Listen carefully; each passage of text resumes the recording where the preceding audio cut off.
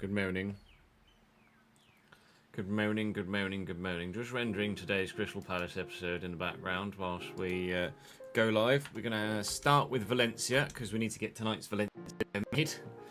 And then we'll end the day with Crystal Palace. We're going to record today's Valencia, we're going to record tomorrow's Valencia, and we're going to record tomorrow's Crystal Palace episode is the plan as it stands. Hopefully that plan goes well. Let me just get a picture of marquee for the thumbnail.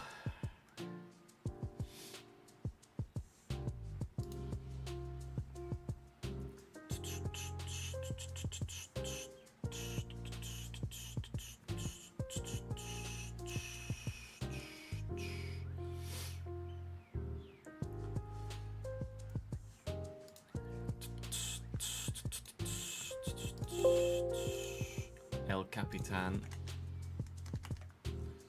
Well, he's not El Capitan. We need to decide who's going to be captain of the Palace side now that he's not here. Don't we, really?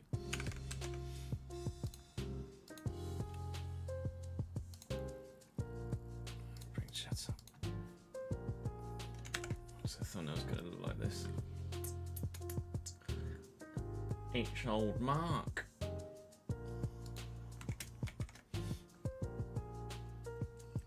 Bing, be-doom. Afternoon, Mike. How are we, sir? No more late night noid. We are so back. For now. We're back today. We're back tomorrow. The weekend is still in question. It depends how Nat is recovering by the time we get to the weekend. Wharton for captain, you reckon? Boba. Afternoon, David. Hey, Scott. Thanks for joining us on YouTube, guys.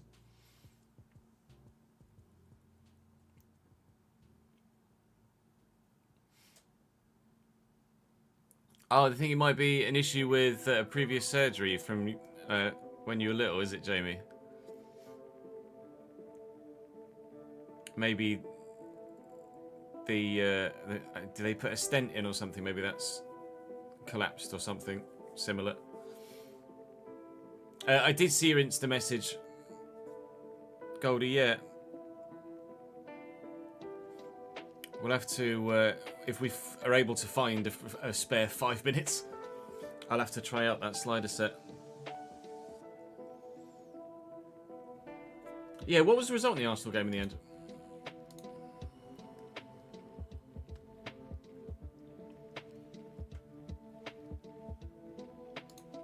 Let me go. Let's see. Oh, it's Rotherham Bradford tonight. Huge.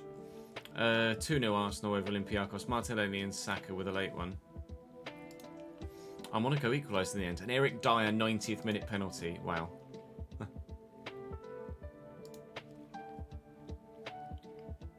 PSG with a 90th minute winner against Barca as well. Weirdly, I didn't see any of the results last night. Appreciate it, JD. Thank you for the support, mate. Alright, that's that video rendered. I can set that to upload. That'll be today's Crystal Palace video that will go live in 2.5 hours. Are you going to load software? Yeah, it's loading. There we go. So we'll end the transfer window with Valencia today. And then we will record Crystal Palace after that is the plan. FC26.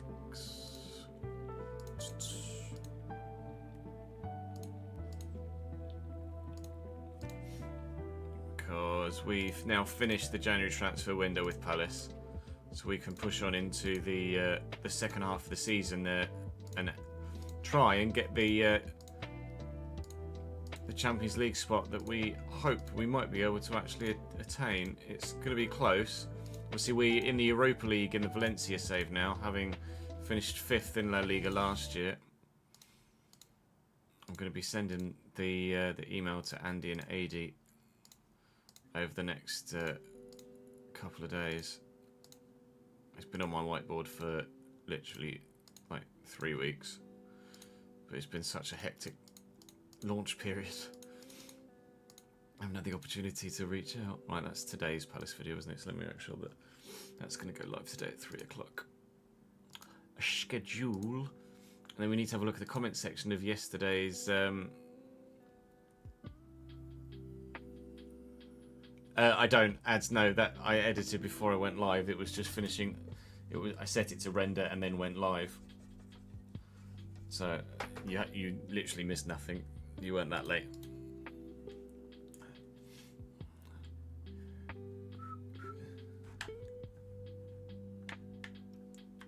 I didn't think I was getting any audio from the thingy for a minute there.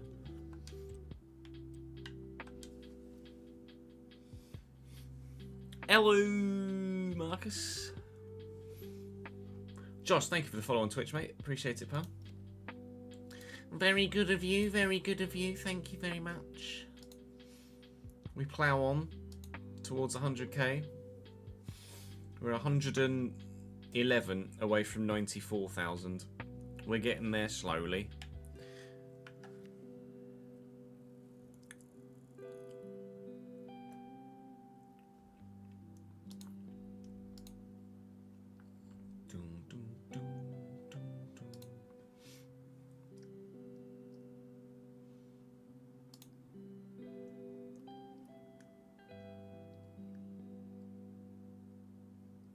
I imagine Steaua Bucuresti and Young Boys would be a decent match, right? They're probably not too dissimilar in terms of quality.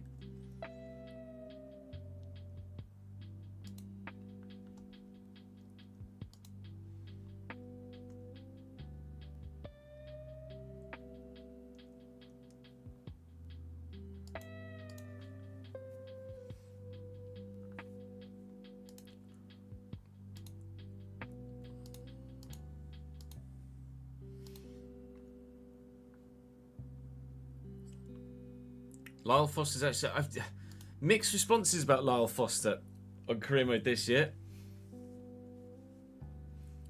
Someone said that they were using Lyle Foster and he was absolute dirt for them. Oh, it was you, Marcus.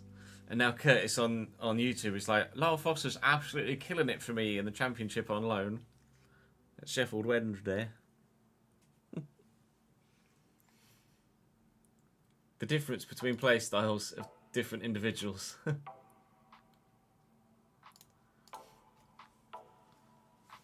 Barış Yilmaz on your West Ham save is incredible. I think we are going to be getting Yilmaz. Seems to be likely, doesn't it, at the minute? Where he plays is up for contention at the minute. Shipped him off to Saudi Arabia as soon as you could. So the comment section of yesterday's Valencia episode sees people saying the following. If I sort by top comments. Oh yeah, jersey numbers.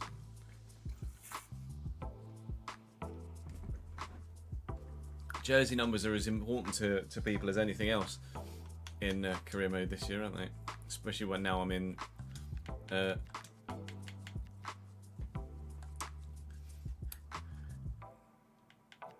Now I'm in Spain.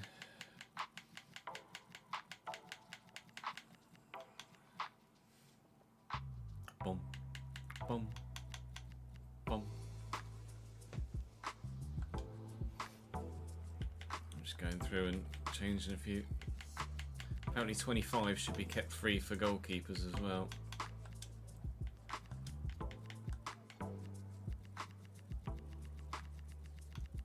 See, our number 9 is now available. Just going through to make sure I've not got anyone that's got too high a squad number now. We don't. So that's that one done. Fatty to Cam, Solis to winger. And Yilmaz for striker. Beltran and Yilmaz, they have to go with Yilmaz. I have to see how Rodrigo Mora, Fermin Lopez or Nico... Rodrigo Mora... Nico Paz, etc. was too expensive, wasn't he? Yilmaz at striker is filthy. Don't sign Nico Paz or Fermin Lopez or Endrick. I wasn't going to sign Fermin Lopez or Endrick anyway. And Paz, yeah, Paz is set for Real, isn't it? Samu Vega, Bernabe, Gabri Vega.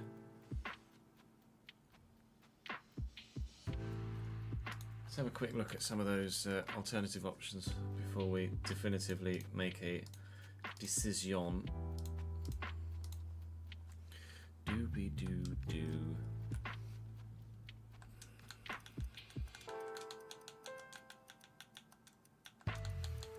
Nico Paz is 82 at the minute, and he's very expensive. He's going to be... who was the other guy? It was Lopez, Paz, and someone else. Rodrigo Mora.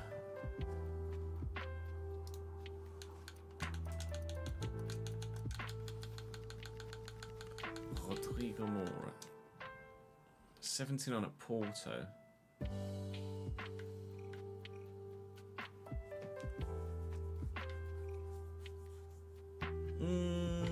He's not there yet. Rodrigo Mora is not quite good enough for me at the moment, I don't think.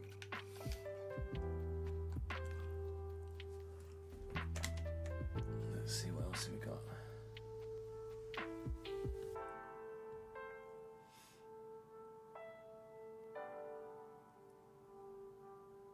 Oh, Gabri Vega was intrigued by. I don't know if Gabri Vega is going to be... Oh, is it Porto? Is that a new signing? Gabri Vega to Porto IRL happened, right? From Saudi. It's definitely a bad shout, I'm afraid, Toby. Sorry, mate. That's a move that happened IRL. Yeah, Gabri Vega I don't think is the one for me at the minute.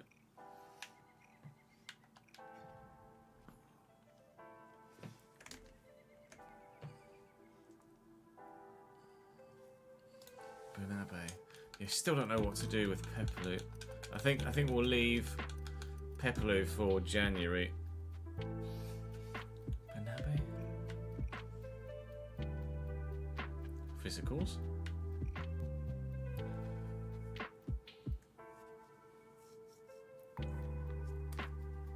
I get the feeling Bernabe...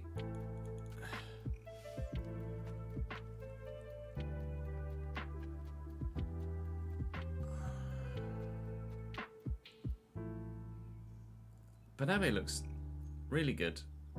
Why is he only 76 rated? It's because he's 71 slide tackle, 71 defensive awareness. And he's got lower heading accuracy. Contract expiring in 11 months as well. Bernabe intrigues me. He's only 5'7", but Bernabe intrigues me.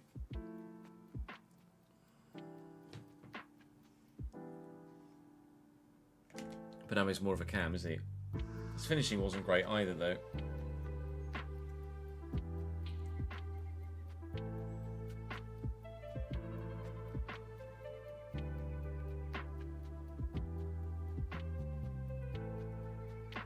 Another mention of Krupi from Stoplake. What's John Duran like this year?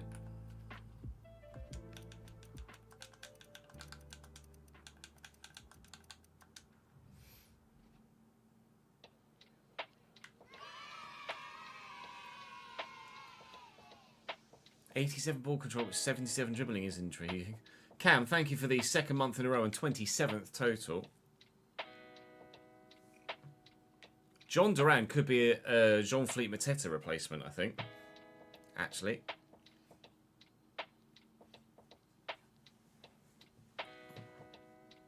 Just purely for content purposes, Dinners.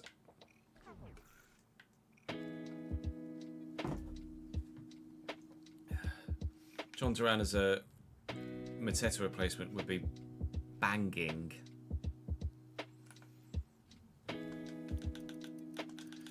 We did play against Haure Gazart. 81 at Bilbao.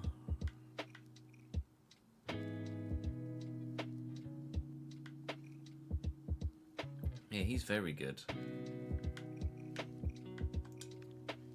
Booby-dooby-doo.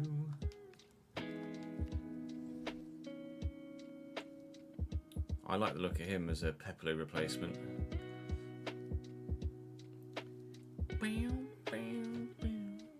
So, if we're gonna get Yilmaz, where do we play him? If I get Yilmaz, do I play him at striker? Or do I play him out wide? So if I play him at striker, we'll leave Fatty out wide and sign a cam. If we play him out wide, we'll move Fatty to cam and sign a striker. There will be a Glory Hunter on FM26, Sam, coming to the channel. So you won't have long to wait for something of that nature, mate.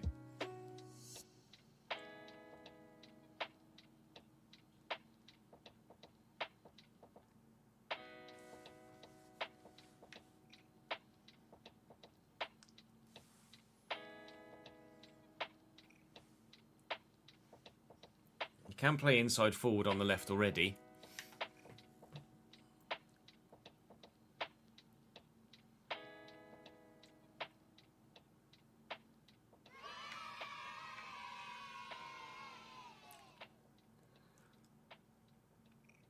I'm a little bit worried about him being a bit OP in any position, really. But oh yeah, what was his composure?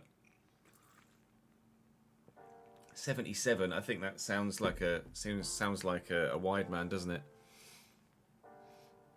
Brandon, thank you for the 15th month, mate.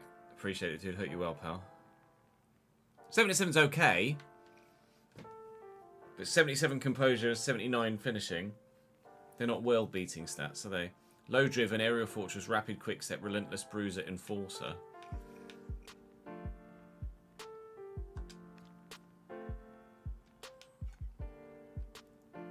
I think we sign Yilmaz out wide and we sign another striker and move Fatty to cam.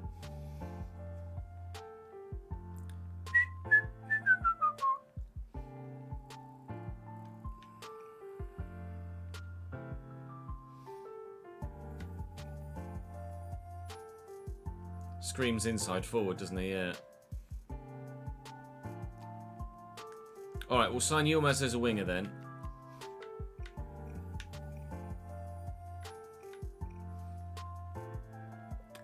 I mean, Solis is more of a striker. With the finishing and the composure. Finesse shot, low driven, incisive pass, rapid quick step. So let me take Damsgaard off, take Sancho off, Bowen, Buonanotte.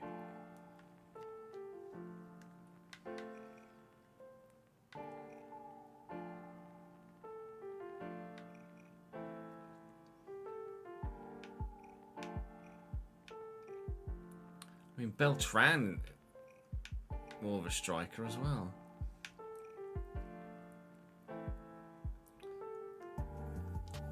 Right, so we'll do Yilmaz on the wing. I had 100 million, right?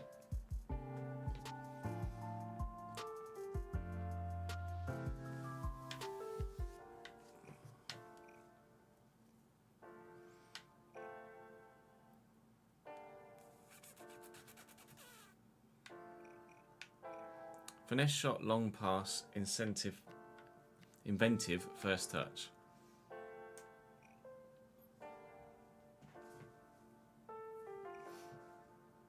Harry Gazart looks like the no-brainer for a Pepelu replacement, doesn't he? That would leave me some money to try and sign a striker. So let's move Fatty to cam. I have to retrain Fatty as a cam, but that's certainly doable, isn't it?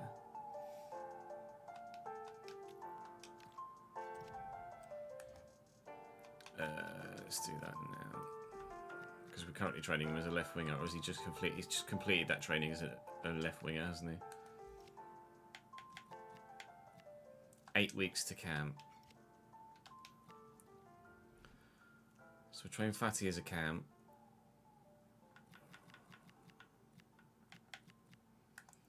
Peppelu's just not worth much. This is the summer window, Dinaz, yes.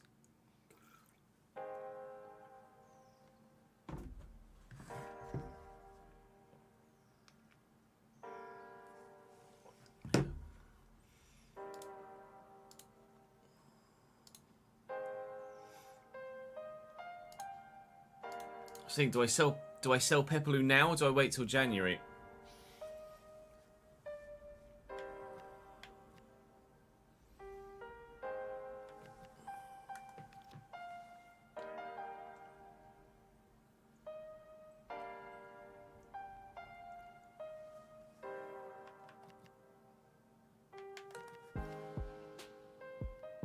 Keep him as a backup and loan out a Greenwich.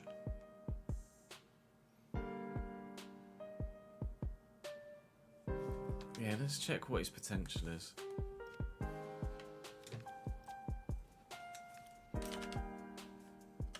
Oh, fucking typing on my PC again.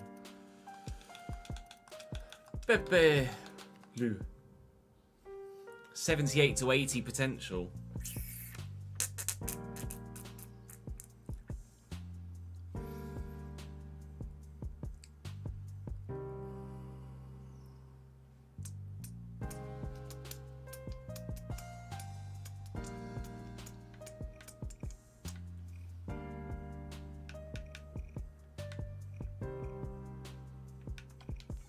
I think we sell Pepelu. It's already there in chat for you, JTF.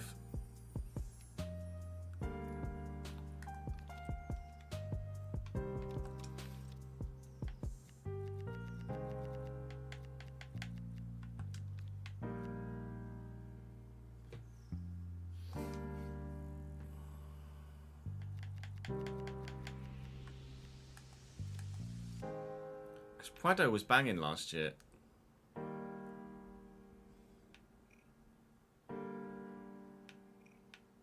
In that left forward, inside forward role. Right, who we get at striker depends on how much we have to spend on Yilmaz, but I don't think we're going to have to spend a massive amount on Yilmaz. Striker, talk to me. Let's have a look in those comment sections for strikers now then.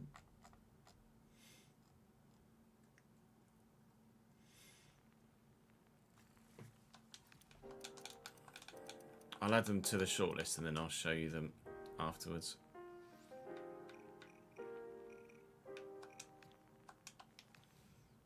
Conrad Harder's only recently moved in real life, hasn't he?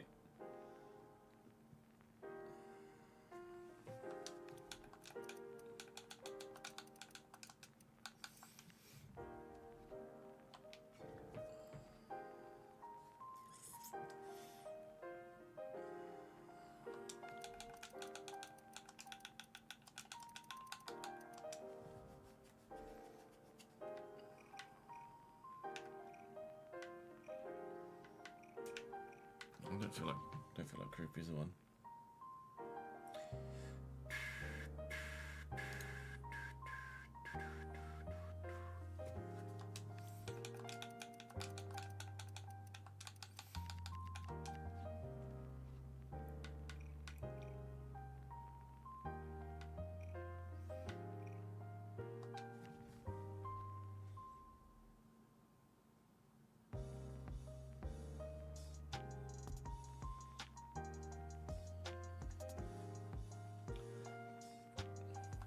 Didn't Akadore move in real life as well recently? Tosu. Didn't Tosu just moved to Wolves?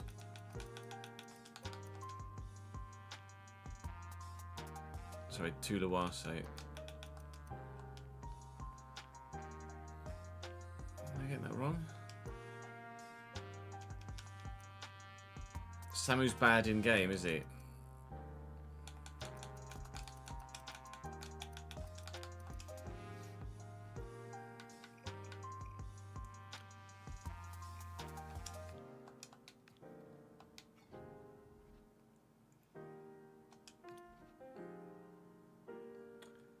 Tulu Walase Arakadare. Oh, there's no first U. Yeah, he's at Wolves. He's only just moved towards IRL, is he? I'm not gonna do that. Gabi Jesus is already in La Liga.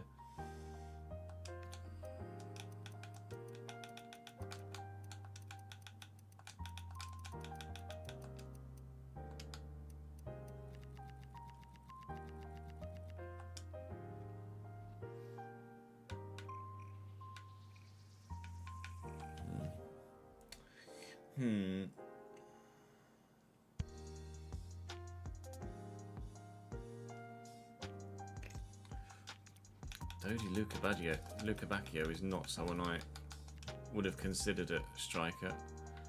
Has he just moved? He's just moved to Benfica though, right? Luca Bacchio.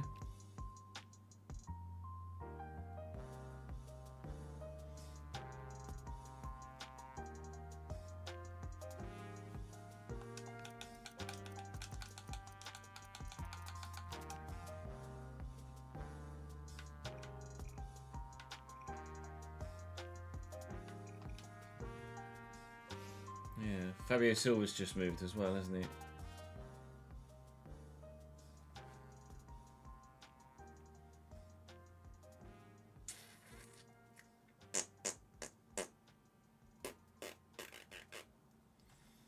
Francisco Camada.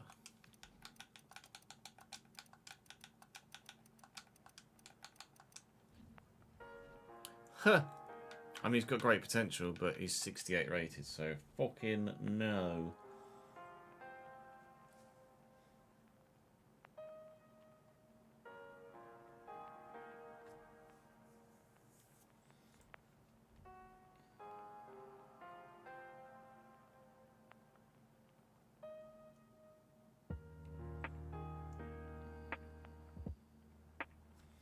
Luis Suarez at Sporting.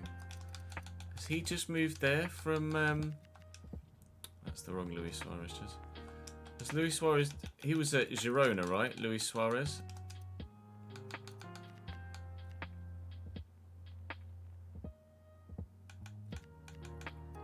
Almeria. He's in La Liga, though.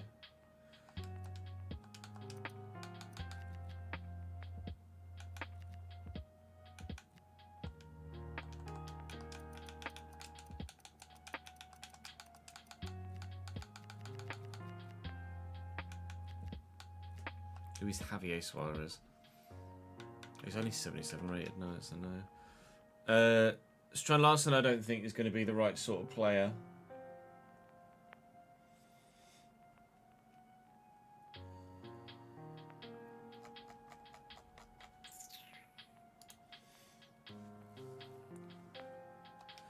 Okay, so currently on the shortlist, I have just Samu and Omega at the minute of those names that we looked at because the others just weren't good enough. Samu's a physical brute, but he's just a bit of a lump.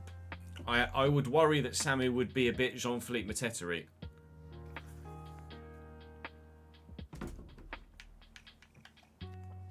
Omega is rapid.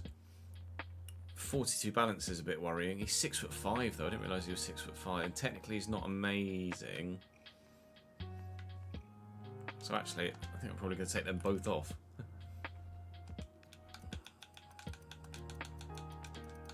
That's it. They signed Suarez as a Gyökeres replacement, didn't they? Mika Beerith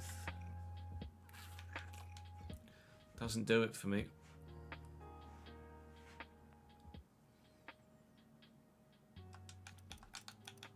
Evan Nielsen is an intriguing one.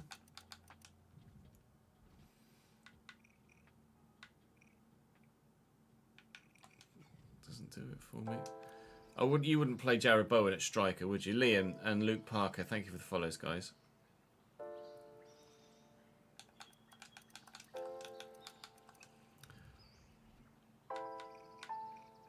He's only 5'9", then Mikatadze.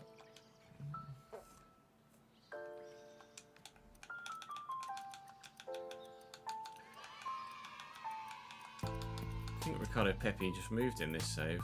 No, he's still at PSV. Thank you for gifting a channel to the sub. Gifting a sub to the channel, Brandon. Zach the Robot, welcome to the gang.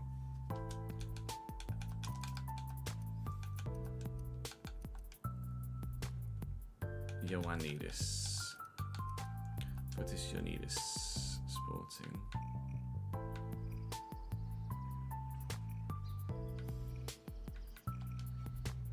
Can we do better? Maximilian Bayer. Does he play for Dortmund? Does Bayer start for Dortmund? Did we sign Bayer somewhere? We signed Bayer at Leeds. Because he always scored against me, so I signed him and then scored with him. Kostoulis has only just moved to Brighton, hasn't he?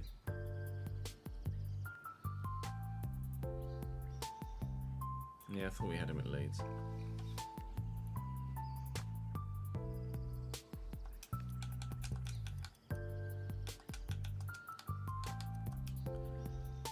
Kostoulis, just not the one.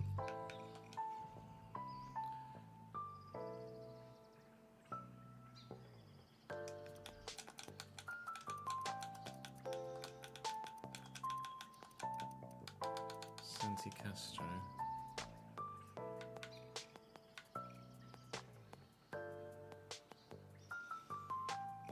There's potential there. 69 composure is a bit of a turn off. Luke, thank you for gifting a sub to the channel. That's very generous of you. You've only been following 3 minutes. Ui Shooter Ew. Weird. Welcome to the gang.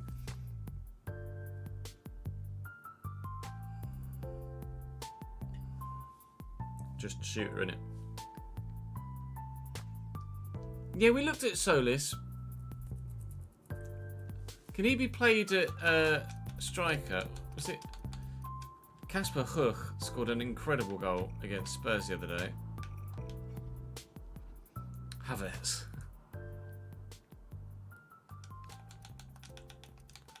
You laugh, but is it Palace? Lamel.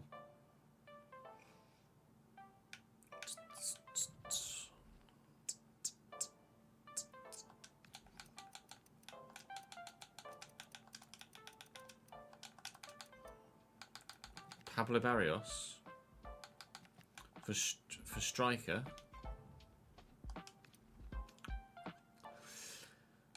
Balogun's an intriguing one. Where is he these days? Did he go to MLS? Oh no, he's still at Monaco.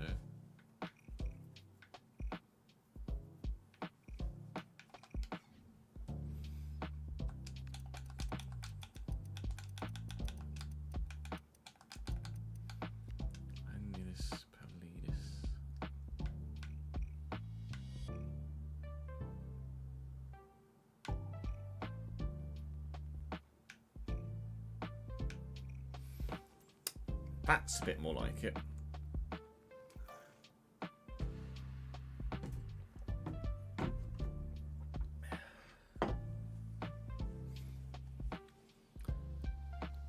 Bonnie.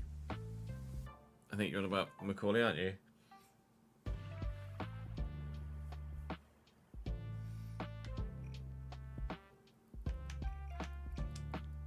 Johan Bonnie.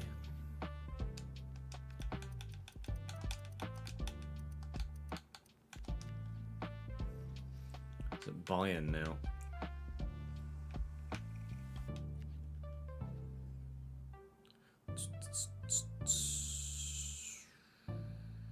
Brad, thank you for the follow, mate. Oh, Dolberg is just the guy that never was, isn't he? Oh, he's just not. When did I exchange their badge, by the way?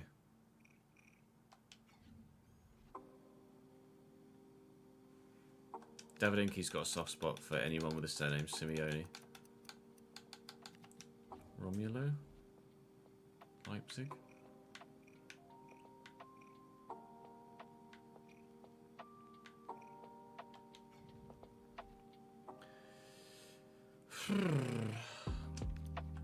Jose Perez is not a bad shout actually, because he's supposed to be pretty fucking good on this game, isn't he? 82 rated.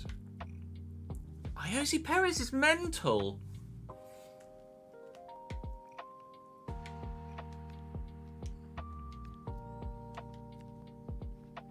I swear they didn't play him against this Villarreal.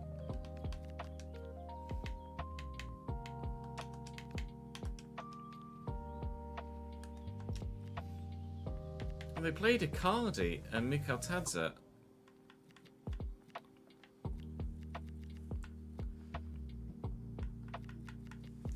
I mean, how long has Jose Perez been at Villarreal? Because that's hard to say no to.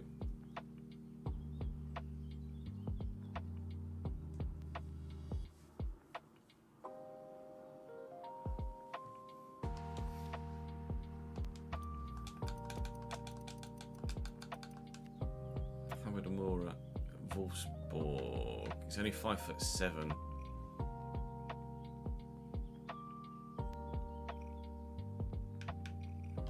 Very good though.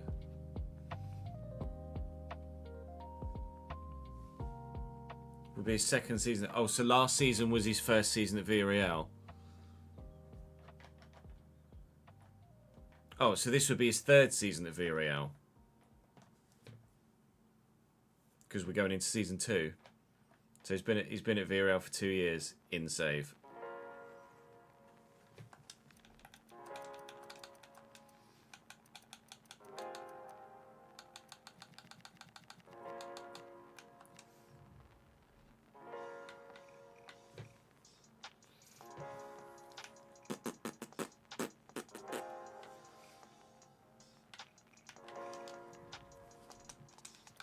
Yeah, Jonathan Burkhardt.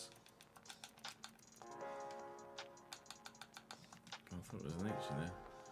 Frankfurt. Oh, I tell you what, when we signed him at Leeds in what, FIFA 20? I didn't realise he was that young then. Burkhardt's nutty.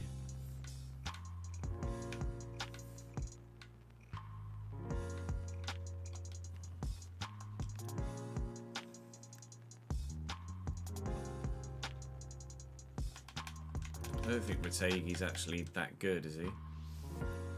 83. His physicals are just rubbish, though. He's not my sort of player.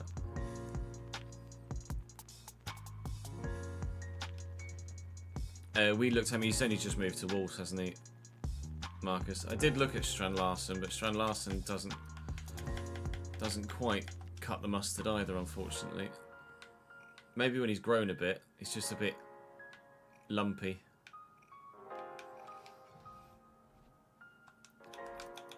Schade.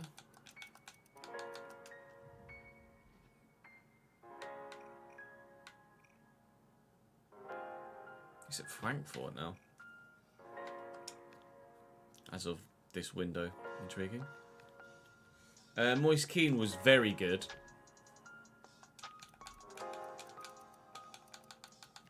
But very expensive at Fiorentina. 53 million.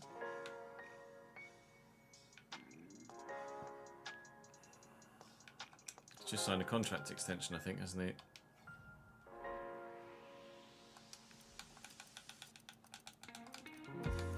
Joshua Zirkzee could be a shout.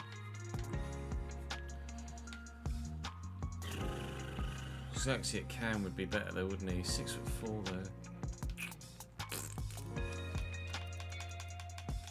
Sirloth was starting for Atleti though, wasn't he? And he's probably a bit lumpy as well.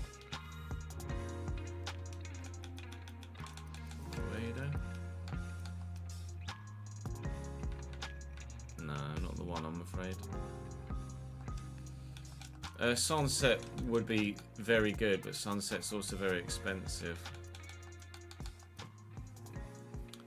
Zirkzee as a cam shadow striker is chef's kiss. Yeah, I'm not surprised.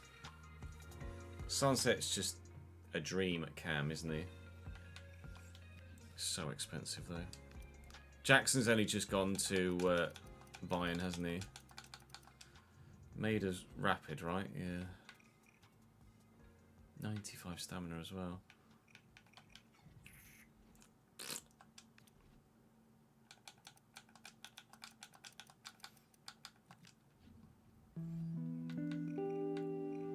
could go Rasmus, but technically he's just not it, is he?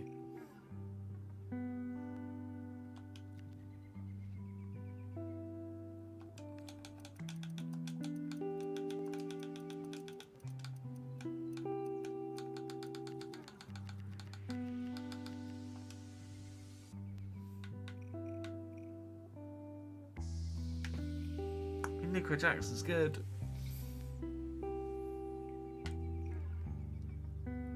Bring it back to La Liga.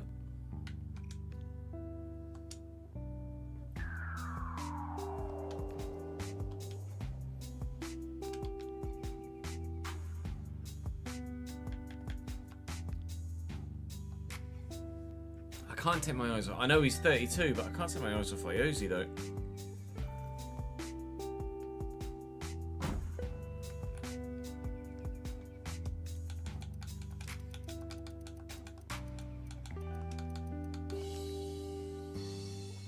Faces at Newcastle in this save. He looks a bit lumpy as well. Victor Roque in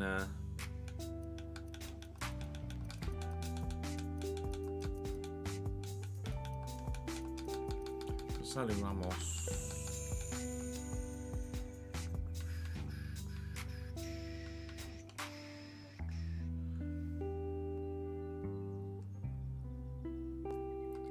Now, I don't want anyone that's just moved in real life this summer.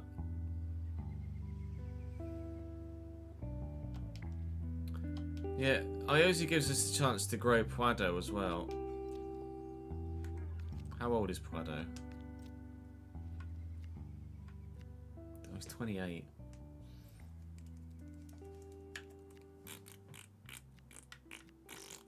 I could sign Iosi and then send my youth scout out looking for strikers. Well, we have it. We have an 87 to 93 potential striker in Max Abate, although he's only 5'2" and 15 at the minute.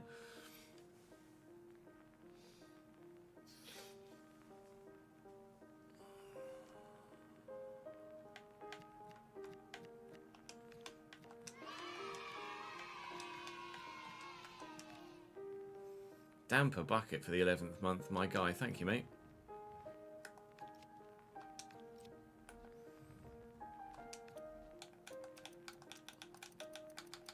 Simone Profundi? Yeah. Lookman's not a bad shout, actually. Ademola Lookman, is he still at Atalanta? He's moved to Juventus. Ademola Lookman would have been a bit insane.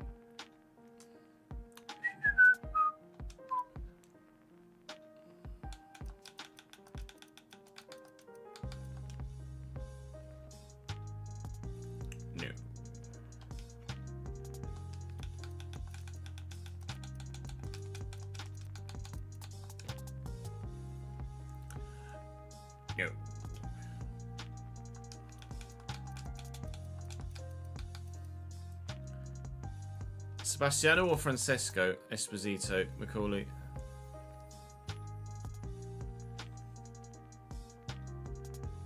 Pio, Francesco Pio. No.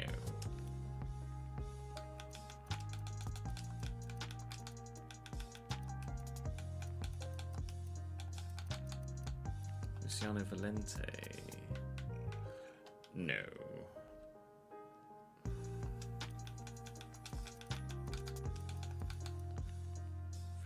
Trincao.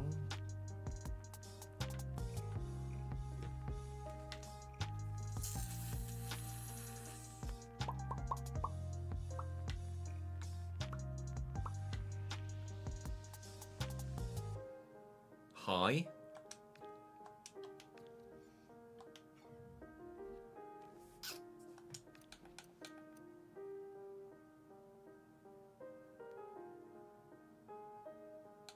Oh, it was a different Antonito Cordero. Oh, no. Yeah, Nunes moved in save in real life, didn't he?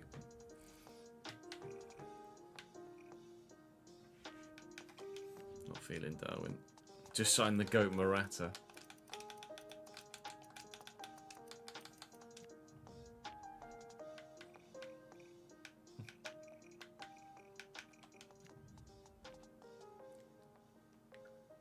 Trincao and Yilmaz would be nuts.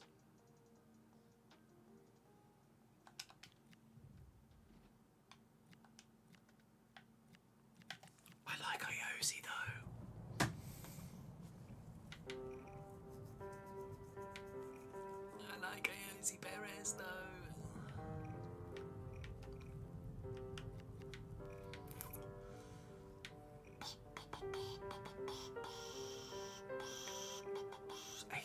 Composure Trin. I mean, it has to be Trincao, really, doesn't it?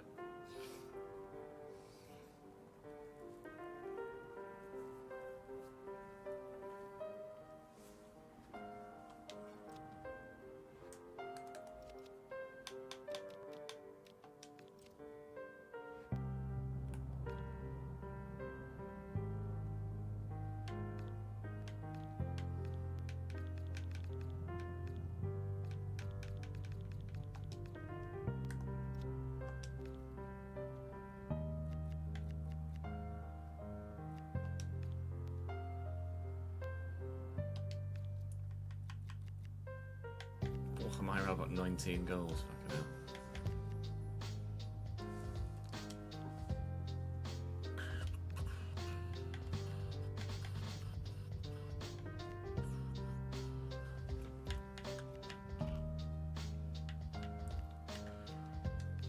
Pretty.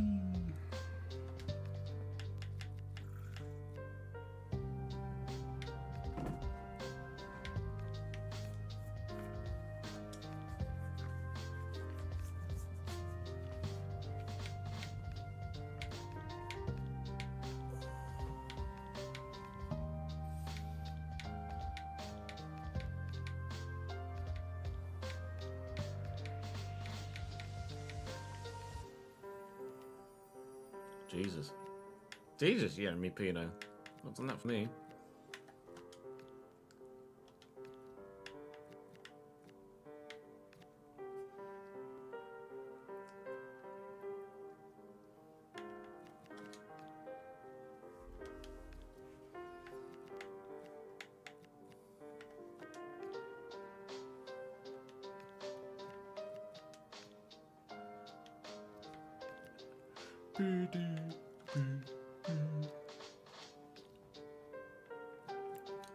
Bayer's playing a lot of football for Dortmund.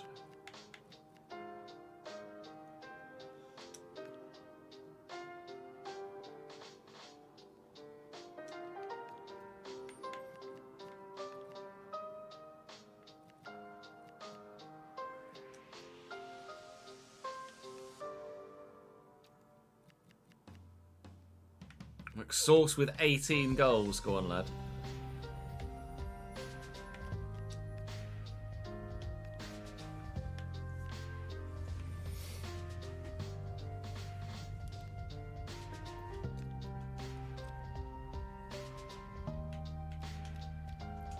What job is available? Vallecano.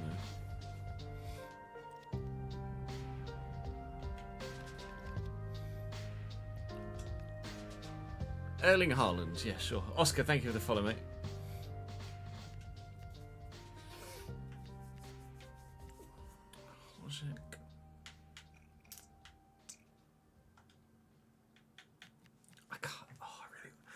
I find myself really wanting it just because it's a left field signing.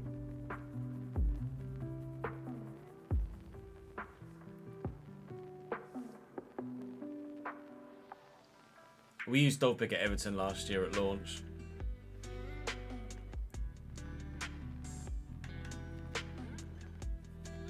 I don't know whether Trincao's a bit too good for us at the minute, if you know what I mean.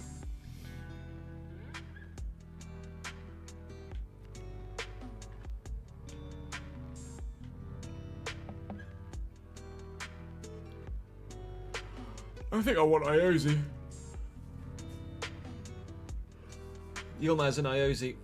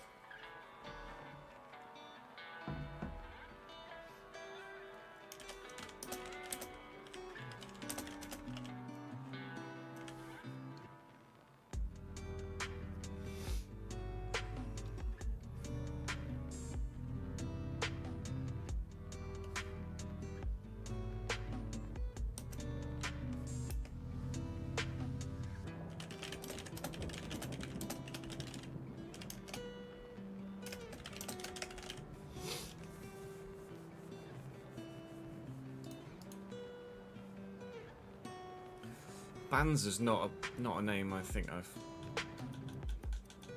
regularly seen. Simon Banza? There's a Palace in this save now.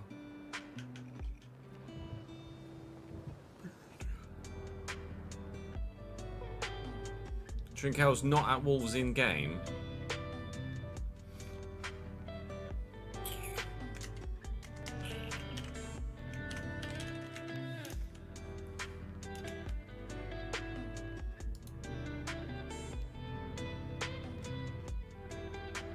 So Wolves have bought Trincão back again then?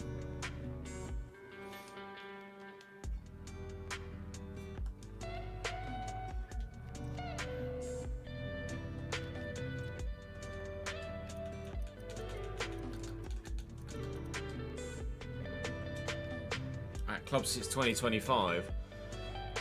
So Wolves, he moved from, well, he's only Wolves on loan from Barcelona. Sporting bought him permanently in 2023, and he's permanently moved to Wolves in this save.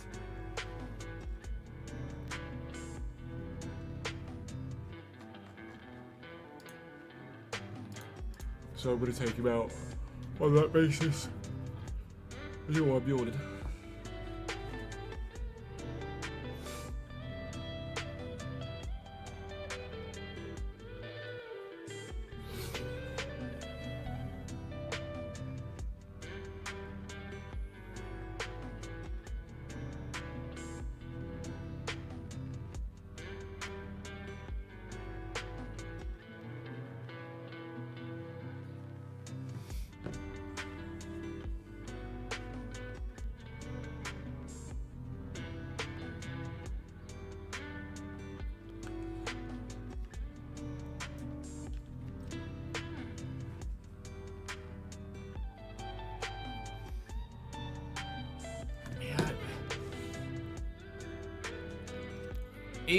Even if he drops to 81, Iozi's still very good.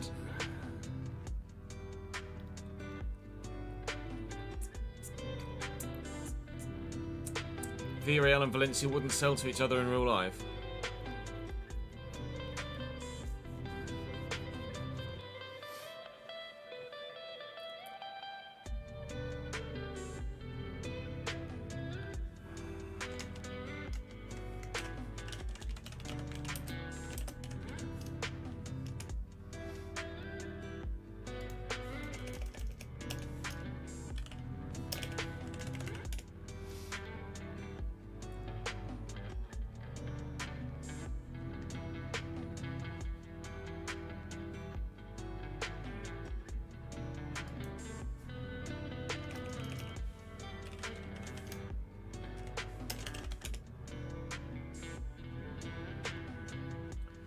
What?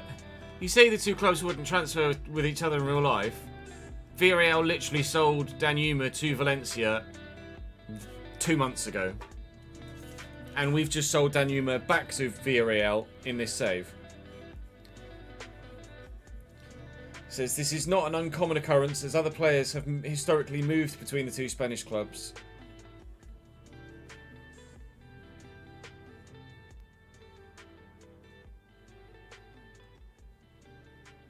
Literally, there's a precedent 2 months ago in real life.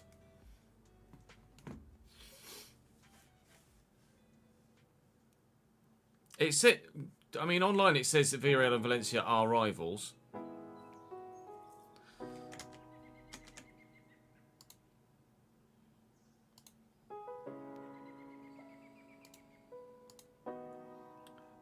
The Derby de la Comunitat.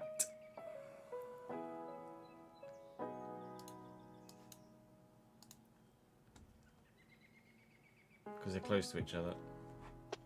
Geographically.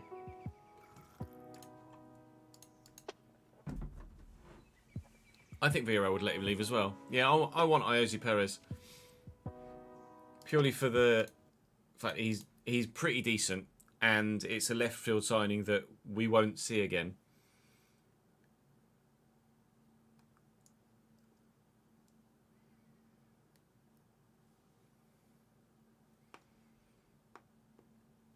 Nothing beats prime FIFA 17 Chez's Chelsea career mode. Ian, thank you for the 13th month, mate.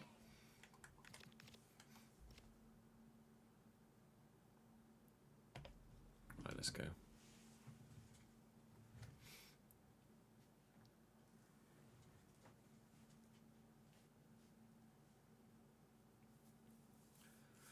Welcome back to the Valencia Career Mode here on FC26. We are looking to make some signings today with our rather large budget. We've signed some players already and spent most of our budget to then have a couple of release clauses triggered and now end up with more money than we started with.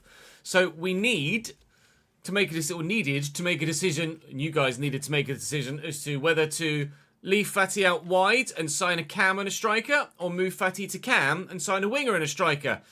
You can probably tell from the way that I'm lined up there that we have made a decision. So Ansu Fati is being currently trained as a cam. That will take 8 weeks. So I'm looking to sign a left winger and a striker. With my current budget of €98 million, we have a bit of strength behind us financially. Barış Yilmaz was by far the most popular option for you guys in the comment section, so he will be the winger that we will be signing. There was a decision to be made as to whether he might be the striker, but with him having only 77 composure and 79 finishing, and having inside forward plus already as a left winger, he's going on the left. So then the decision was, what do we do at striker?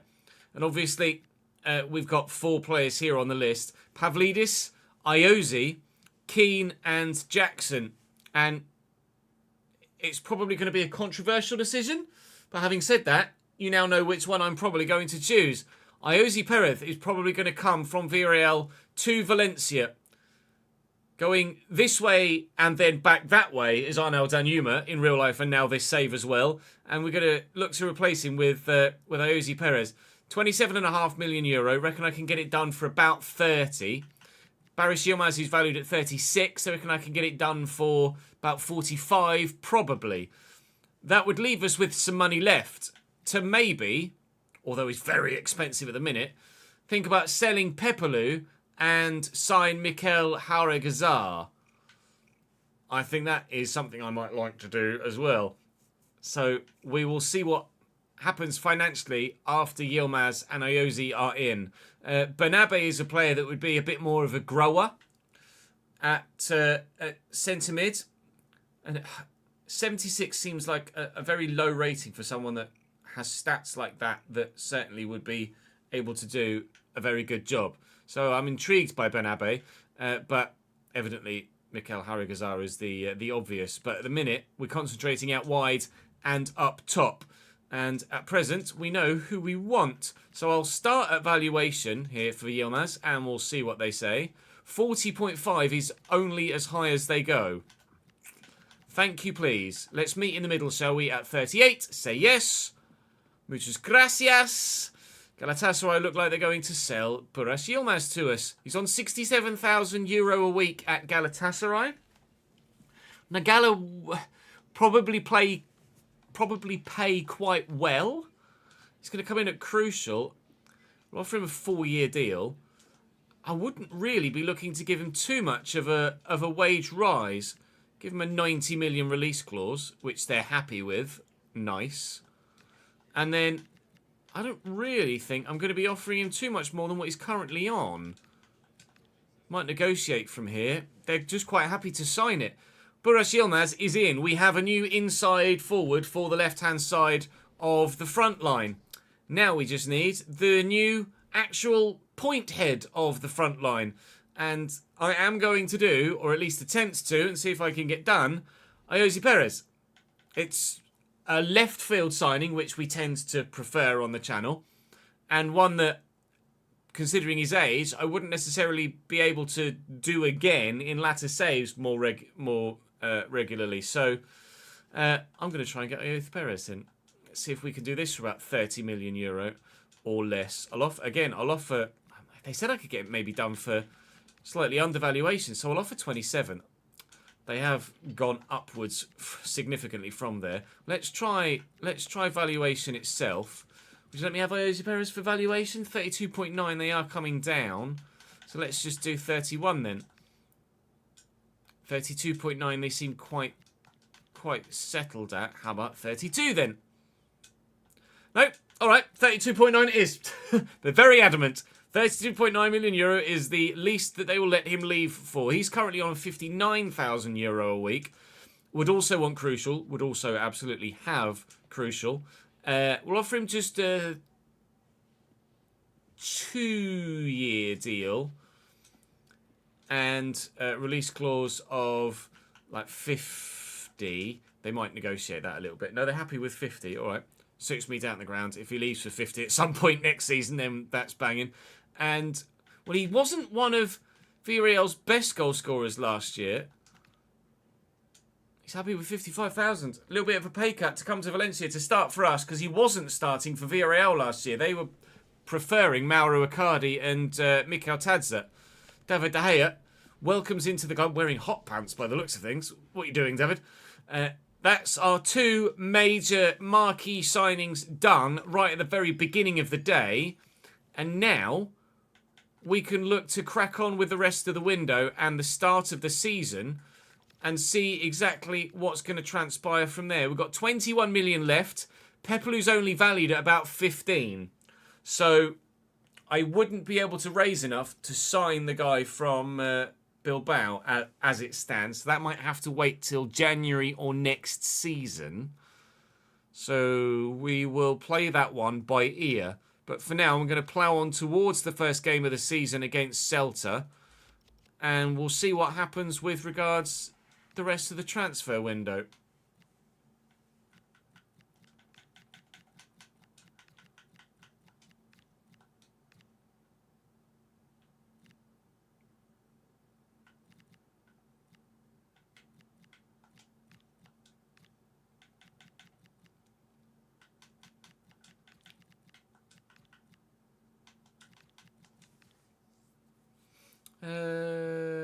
Makes sense to me.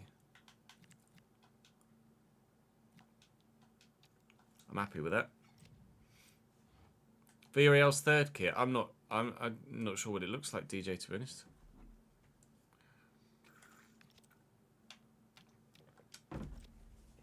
Right, development plans and squad numbers. Ozzy's taken the 9. Yilmaz has taken the number 20. Okay, good. Interest shown by West Ham in Yilmaz. Is there really? It's also seemingly peaked, Yilmaz, but that's fine.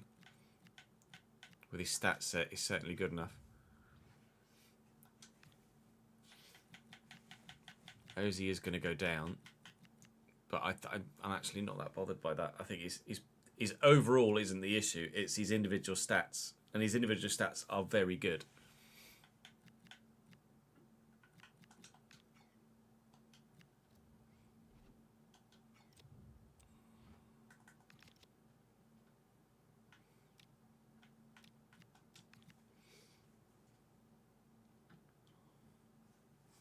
All blackout kit, but it's navy and the badge blends in. And the badge blends in. Oh, nice.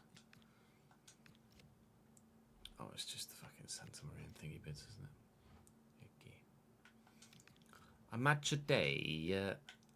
A good Kasim. A Bamos. Iosi. Javiguera brace. 3-0 win over Villa. That's a sign of intent.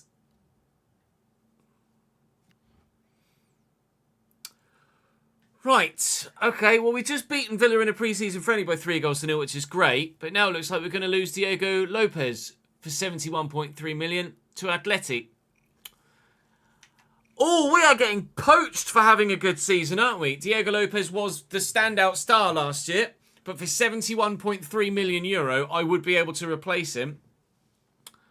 Ah, that does suck, though. But such is life at a Spanish club where release clauses are the norm, and I believe a legal requirement, or a league requirement. That might help free up the money to do a Pepelu deal, though, potentially. So we'll Well, we'll have a look. Did Diego Lopez say something? Hi, boss. I actually had another off lined up, not against staying either. So I'm still open to negotiations. So Lopez is open to negotiations, even though Atleti have come in for him.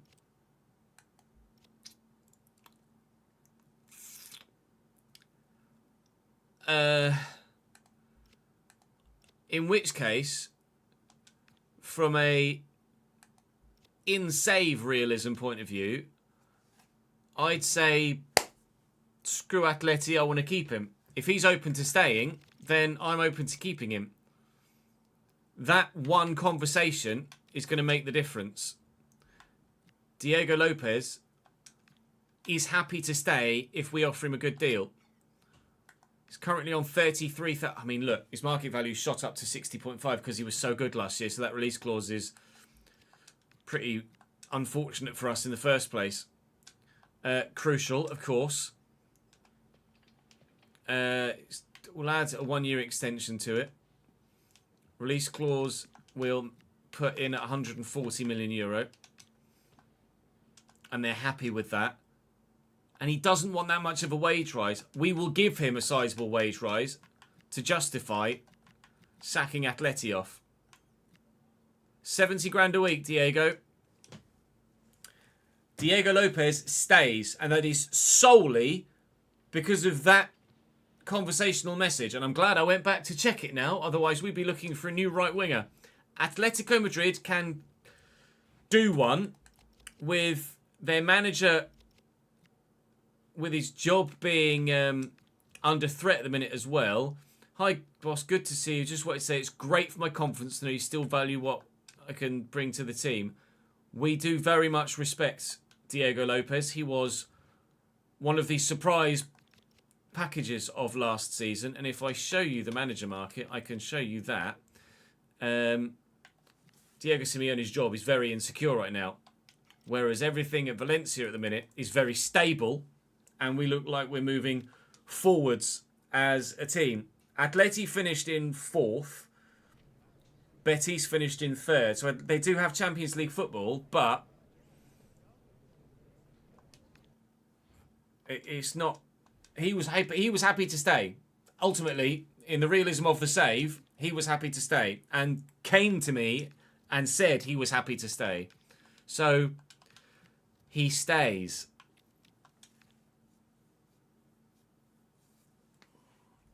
Love that.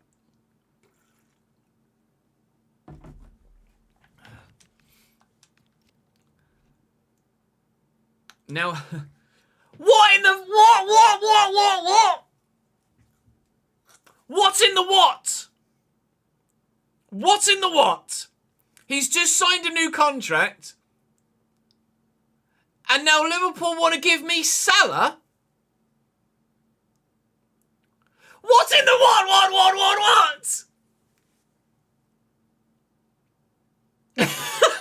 Right.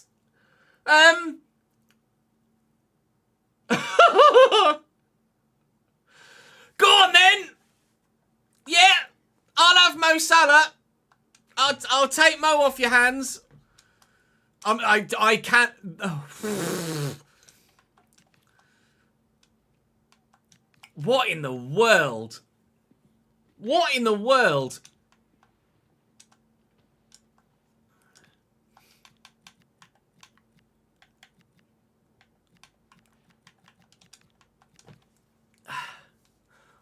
Okay. Well, bye, Diego. I can't turn that down.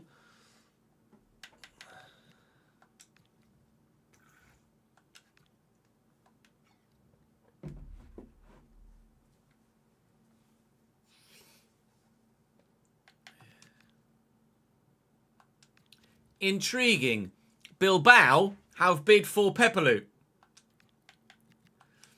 Now they're the club who have the centre mid that I'd also like to have. But I'm pretty sure nothing here is going to allow me to be able to get Haure Gazar in. Yeah, fair enough. I can understand that.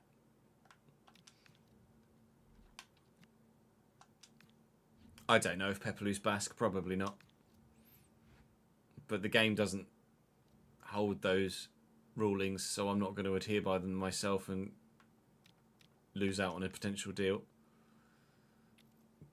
Plan is for Palace later, yes. Stuttgart now bid 19.3 for Pepelou. Well, what have I got left?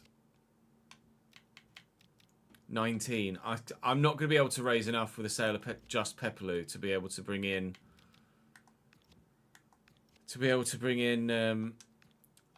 the guy from Bilbao. I think we hold on to Pepelou for one more year and then bring in the guy from Bilbao next year. Unless, of course, we decide that we're going to sign someone even better by that point next year. But quite frankly, I think that guy from Bilbao is going to grow this year and will just get more expensive. But I can't afford to buy him now anyway. So it doesn't matter if he gets more expensive. We'll have next season's budget, which hopefully will be a Champions League level budget. We could maybe have negotiated a bit of a bigger fee for Diego Lopez with Liverpool for Mo Salah. But I mean, it's just Mo Salah, isn't it? In which case, let me take Pepelou off the transfer list. I see the bid from Dortmund there for Javi Guerra, but Javi Guerra is a player I am not looking to sell for really any sort of fee. Let's view offers. 54.8 million. What is his current release clause? He doesn't have one. Well, in which case, I'll reject this from Dortmund, but we should offer Javi Guerra a new deal and add a release clause. He's not looking to negotiate new contracts at the minute. All right. Says he's unhappy with his contract, but he's also not willing to renegotiate one. So I can't put a release clause in there. Fair enough. Lopez, sold. Gone. Lads. We don't know that we've brought in the players we need to strengthen the team. What are you talking about, Jose? Ladies and gentlemen, on the right-hand side, we now have Mo Salah.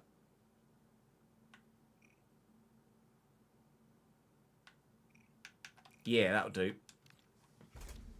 Don't care if he's not got pace anymore. He's friggin' deadly.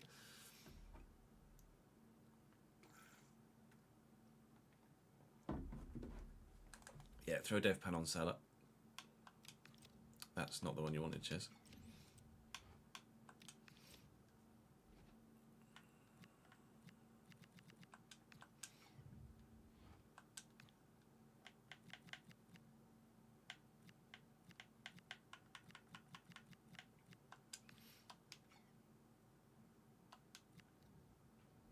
Can Salah take a free kick?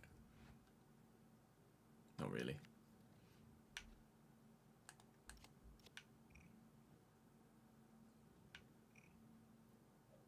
How in the world have we got Mo Salah at Valencia?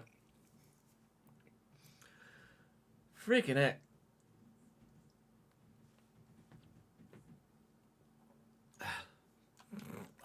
That's outrageous.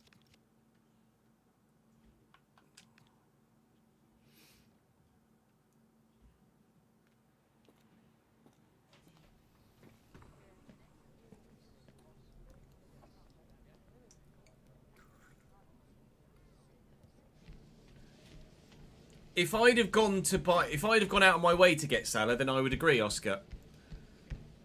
But they offered me him. So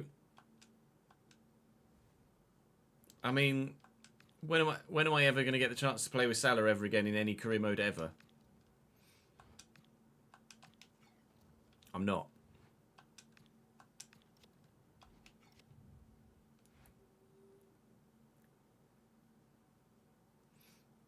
Yeah, I can't reject that.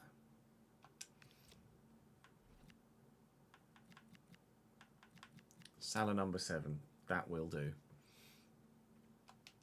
Mo friggin' Salah, lads. What the fuck?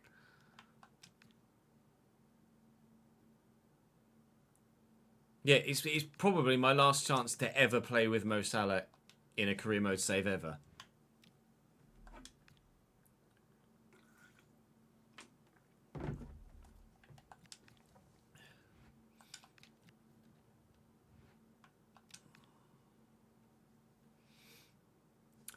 Right, Jose Guy has been approached by Newcastle. We are getting just gutted. 40 million euro. Mr. Barcelona might be on his way. Although, I'm still open to staying. Right, okay. Jose Guy, you're getting a new contract. Mr. Valencia is going to stay. I've recently negotiated a new deal with him. It won't let me. Great. All right. Gaia is not going to stay. I'm going to need a left back. Fucking shite.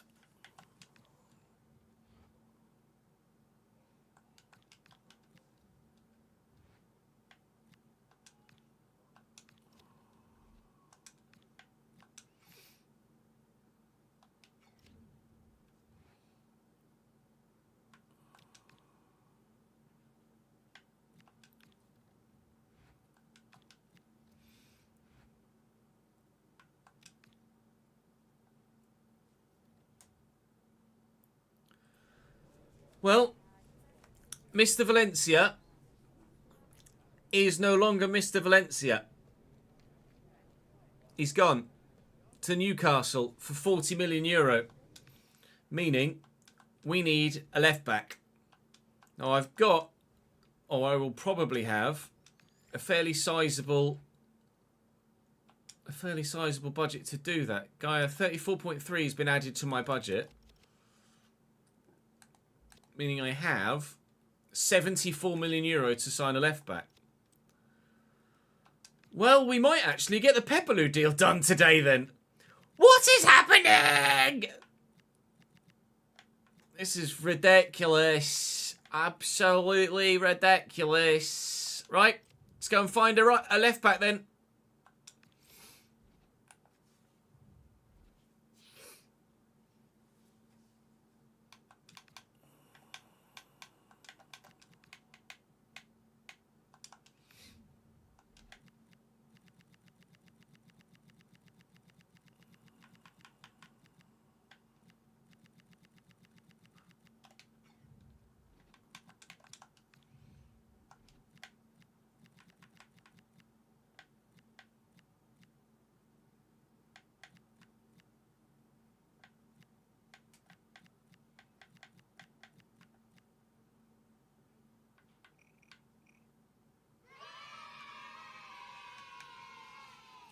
Fusion. Thank you, Joe. Appreciate it, mate. 26 months. My guy. Yippee.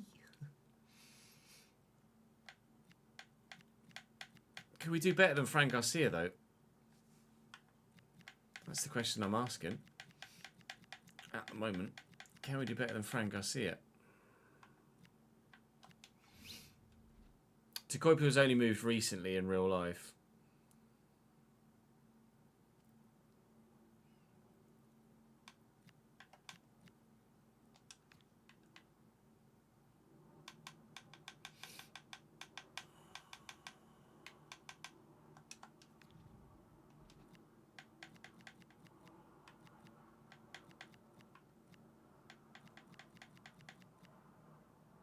De Kuiper's now at Forest. DeMarco at Spuds.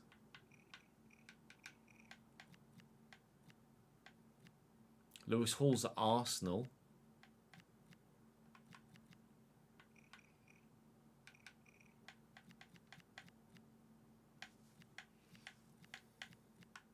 Ferdinand at Brighton.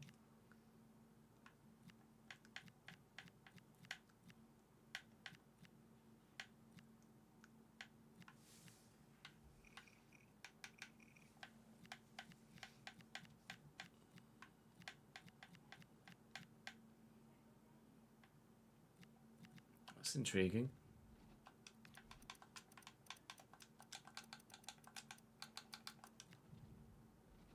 Cuckoo's at Juve.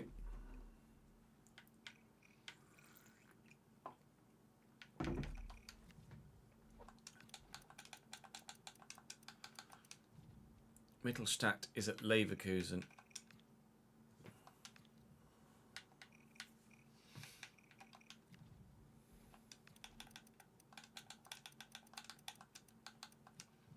Grimaldo is still at Leverkusen. It's not very quick though. No, I don't want Grimaldo. If Cuckoo's already moved in save though, not sure I can do that. Wellington Dano at Miniero. Not sure.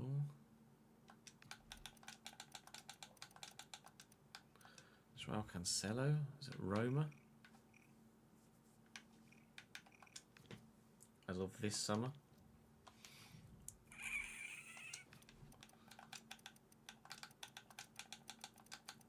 Denzel Dumfries is at Dortmund.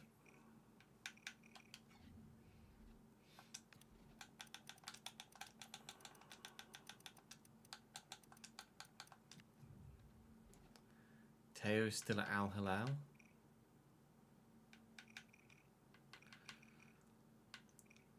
I did say I didn't necessarily want anyone that had just moved in real life though, didn't I?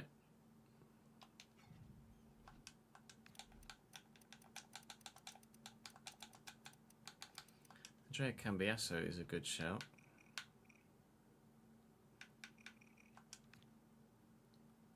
Contract expiring in 10 months, interest shown by Brighton.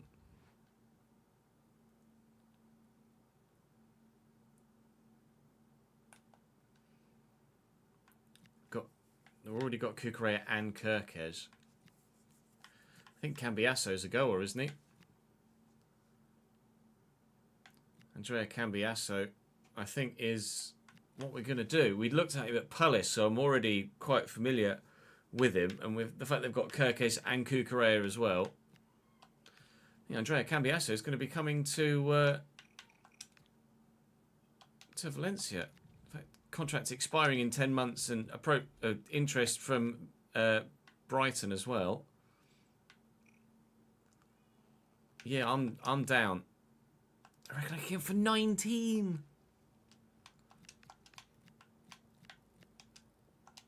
I mean, we might yet get the centre mid from... Done.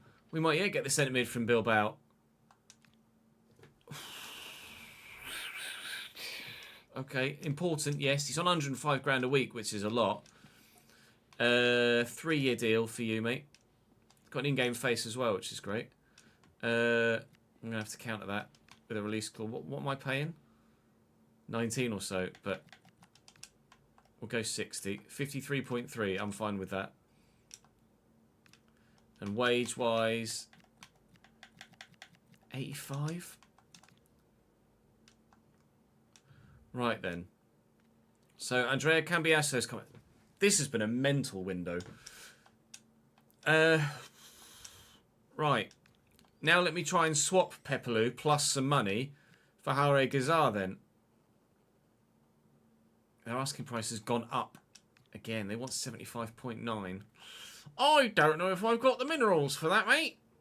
Midfielders. Pepelu valued at 14. Transfer fee 14 plus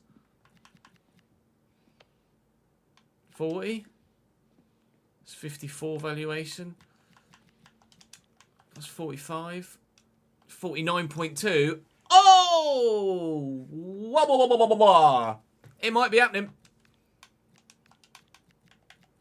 I'm going to try and save as much as I can to be able to afford his wages. But this Valencia side might be becoming potential title challengers this year. And most of it is not through my own doing. Most of it is from other clubs poaching my players, forcing me to make changes.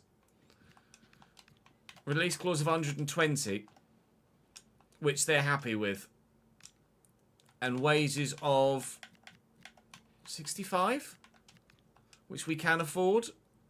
And he's happy to sign. Right, I've spent every single penny now then, I think. Unbelievable, Jeff. Harry Gazar for Pepelu plus 46 million euro. I can't quite cope with how this window is going right now. This is ridiculous. Right, so Harry Gazar's in, as is Fatih, Ayoze, Yilmaz and Salah. Javi Guerra is the only remaining player from my front six. What is life? This is unbelievable. Right. Okay. Correa, Boyomo, Javi Guerra. 3. 3 players remain from last year's starting 11. That's it. Oh. That's intriguing then. What have I got left? 2 million. That should cover any potential contract talks later in the season, as is referring to in chat. Rabber and Santa Maria just aren't going anywhere now, unfortunately, but it is what it is on that front with the bugs. Right, should we go and play Celta Vigo and see how well this team plays?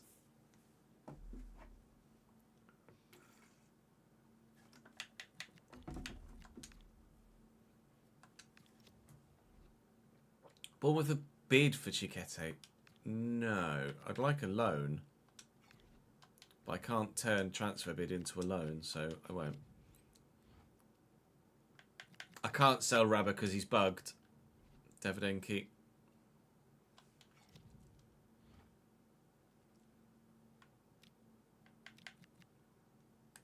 Let's check squad numbers.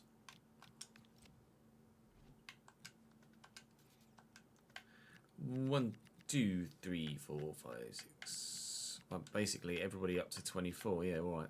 We're sorted. Squad numbers are fine. Bugs with the way that one of... So to fix... They fixed the contract issue with players just leaving when you simulated for too long. But as a result of that, another bug created itself in that some transfer bids for players that have transfer requested now sit at ongoing and you can't do anything with them.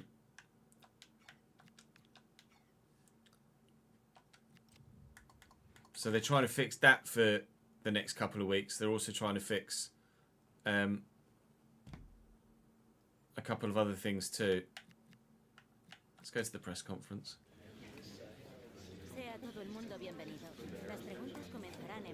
In short, keep checking your notifications every week for player chats. Yes.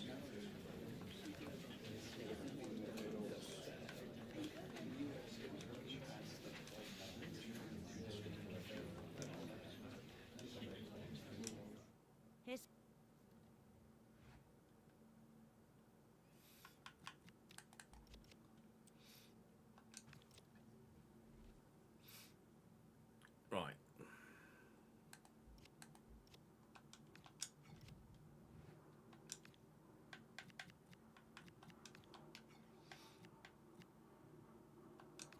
Cambiasso.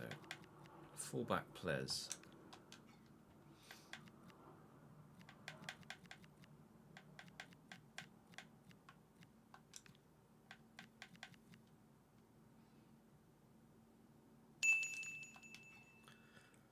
Thank you for the bits. Ashley, I've just started a new career journey, man. You're starting at Sydney FC. Best of luck with it, mate.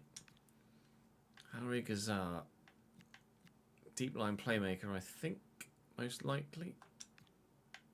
45 weeks. 30 weeks as a playmaker.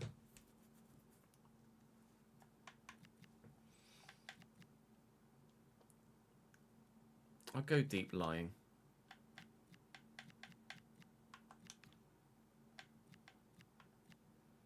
Level up in 4 weeks or 18 weeks. I'll go for 5 with an advance forward. Right.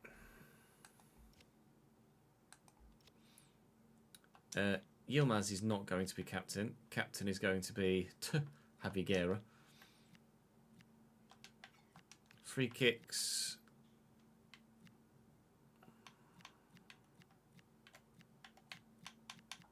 Fatty?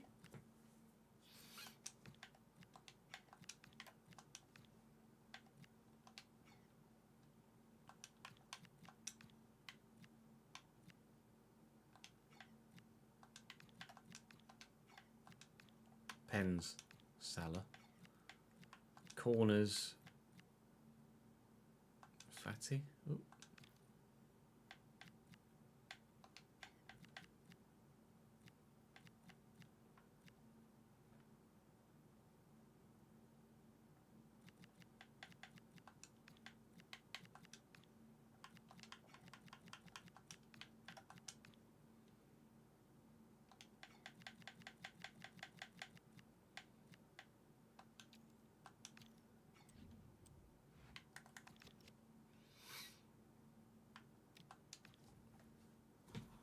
You'd use Salah for corners. Does Salah take corners in real life?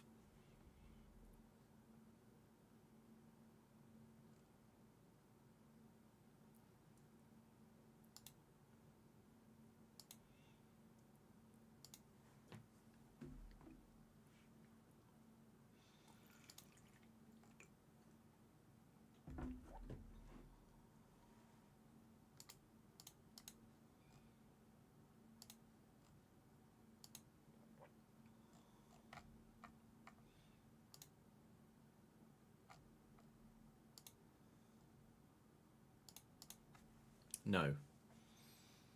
Then Salah doesn't take corners for me. Is Yilmaz right or left-footed? I'm not sure. Holy moly.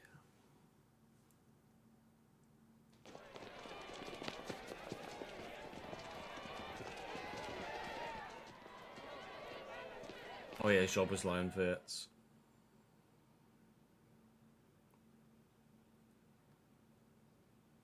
Silence. Silence around the Celta ground. Yilmaz is right-footed, yeah. Estadio Abanca Baleros.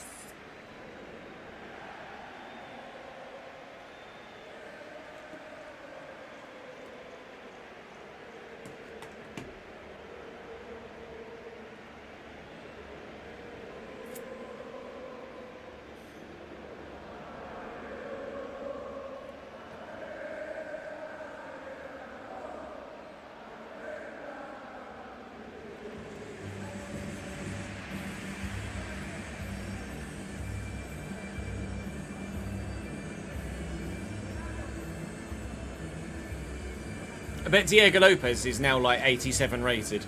Blanco in goal for Celta here. 3-4-3 for them. Nunez, Starfelt, Beltran in the midfield. Iglesias, Borja Iglesias leads the line for them. Intrigued to see how this three-back plays. Uno Nunez is actually a decent centre-back. Marcos Alonso, I didn't notice, actually, in their back line. Well, Mohamed Salah's... It's everybody's debut. Literally, almost everybody in the starting lineup is making their debut right now. And the first man to make a notable introduction is Boyomo, who isn't one of the debutants. We have an unbelievable side now, and we are in contention for, surely, the La Liga title. Ansu Fati scores 3 minutes 46 seconds into his debut. We lead by a goal to nil. We might have some fun this year.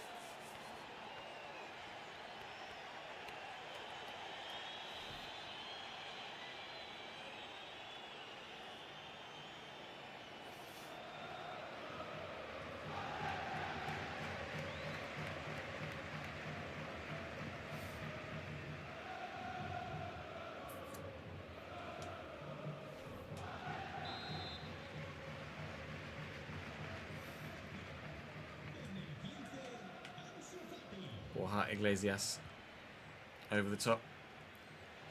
Couldn't quite get to it. Allende. Oh, the dummy. Right, okay. We're going to have a lot of fun this season. But seemingly, so are our opponents. That dummy from Iglesias sold me. properly. I committed with Boyomo, and he's just let it run. It's a great finish too. He did score a very good goal against us last season, Borja Iglesias. David De Gea, no clean sheet on his debut. We're 1-1.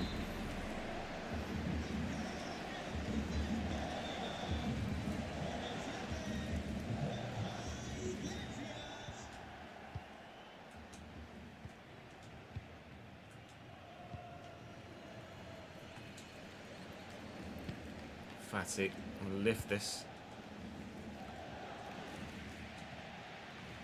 Nicely done. Ansu Fati. Harry Gazar. I mean, there's a bit of space. Ooh, nearly. Moriba. Salah intercepts that. Oh, goodbye. He's not got masses of pace anymore, Mo Salah. Oh! Piss. Win this header. Good. Mariba. Oh, he's done me. Valentin Gomez is there, thankfully. Right. Well, an intriguing start to this second La Liga season. Looking for Ansu Fati in acres of space here. And through there's Ayoze Perez, who surely breaks the keeper's arm with the shot power behind it. A goal on debut! Ayoze Perez makes it 2-1. Good movement. Ansu Fati with a goal and assist on debut. And there's not really much the goalkeeper could have done about that.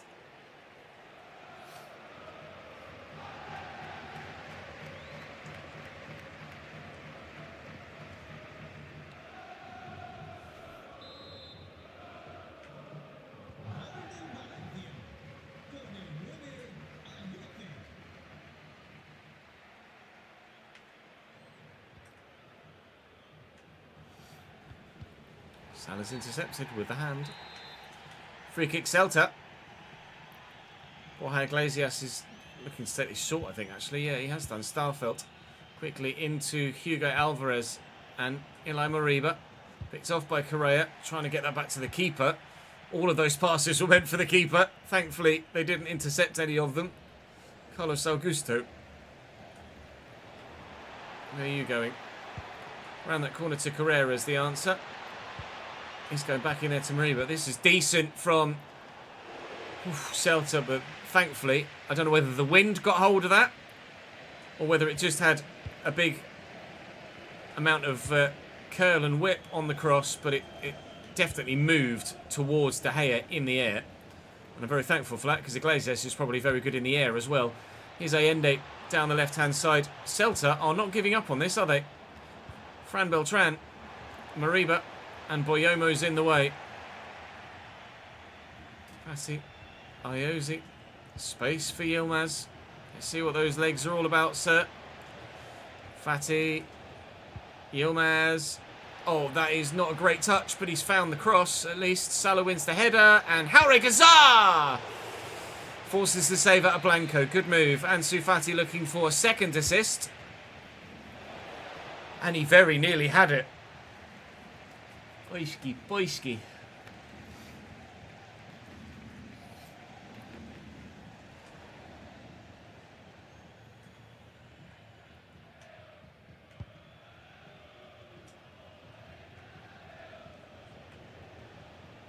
Naviguera. Harry Gazar. Using Correa. Salah drifting. Good touch, as expected. It's Mo Salah. Ansu Fati. Like the idea. Didn't quite get the execution right. Ansu Fati. Like the idea. Didn't quite get the execution right.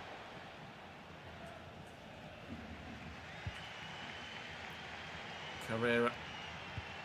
Nicely done. And Moriba. Inside to Fran Beltran. Thank you. Gomez will say tar. Half time. Raju would have kept that one out.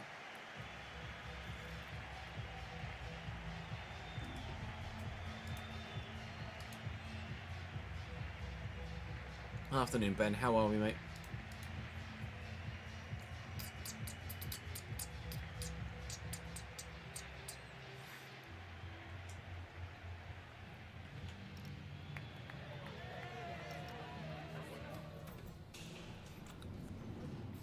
pretty ridiculous, this, isn't it? You're hoping to move to Valencia, are you, Murat? Well, I called you Yilmaz.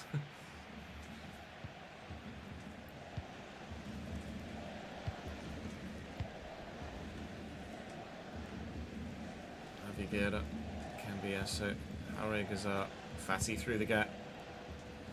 Iosi through the gap. That's like his earlier goal. All over again. What was that? I thought, just power it. He'll surely get it on target. Didn't get it on target, did he? That should have been 3, and, well, you'd like to think game over. But it's not.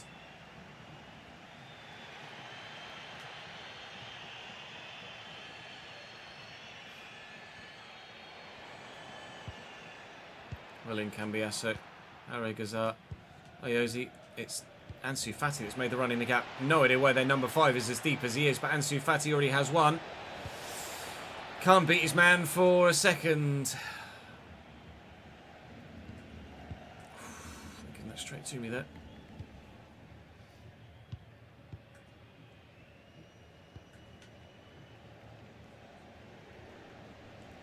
Moriba.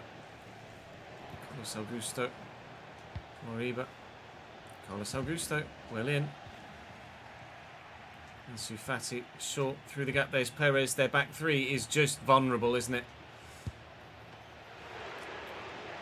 Good defensive work by the middle centre-back to get back at Iosi there. Trying to get Aviguera involved, but took forever to actually change player to him. Allende round the corner. Have to bring Boyomo across it. Fran Beltran has options. Down the wing is Hugo Alvarez. Back to Allende again. Boyomo does well. Lifts it looking for Mo. Just gets it to Aviguera. Ansu Fati loses it for us though. Still only 2-1 despite all the dominance we've had in the game so far. The result still does hang in the balance here. Nice interception, away we go, counter-attack. Aris Yilmaz, I've not really had the opportunity to stretch his legs yet. Let's stretch those legs. Yeah, he's a bit quick. First time cross, not quite good enough.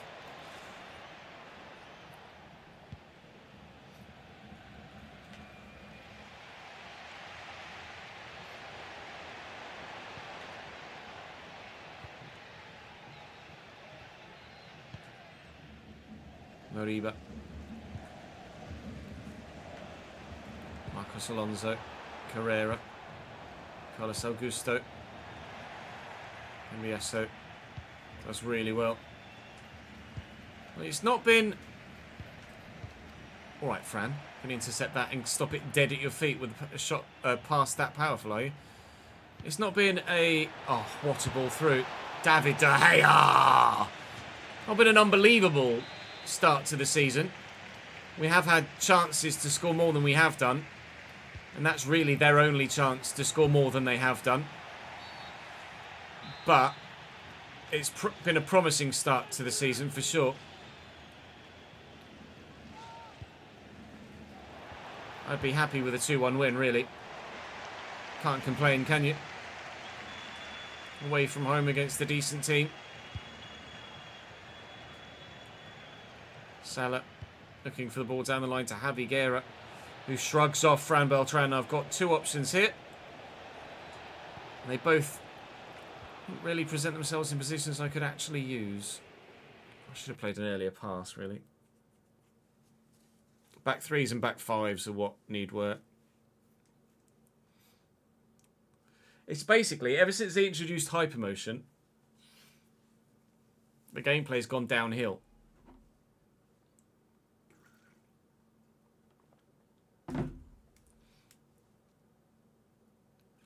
And FCIQ has made it even worse.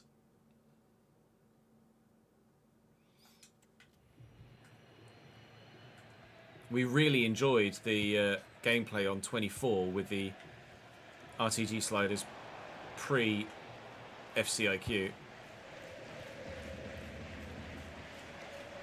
Starfelt through the gap. Fran Beltran with options. Get Aviguera involved here into the 90th minute. All over to Duran. Away, please. Well up, Valentine. And just bring it down and keep it away from them. There we go. A 2-1 win away from home against Celta Vigo is less dramatic than the opening 7 minutes would have suggested. But a win is a win, and we start on the front foot this year.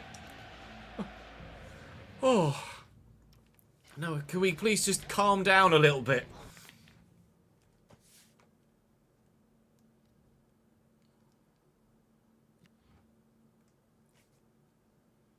New position available for Ansu Fati. He is now a cam. Let's do... I'm not sure what he's actually down as. But we'll do Shadow Striker.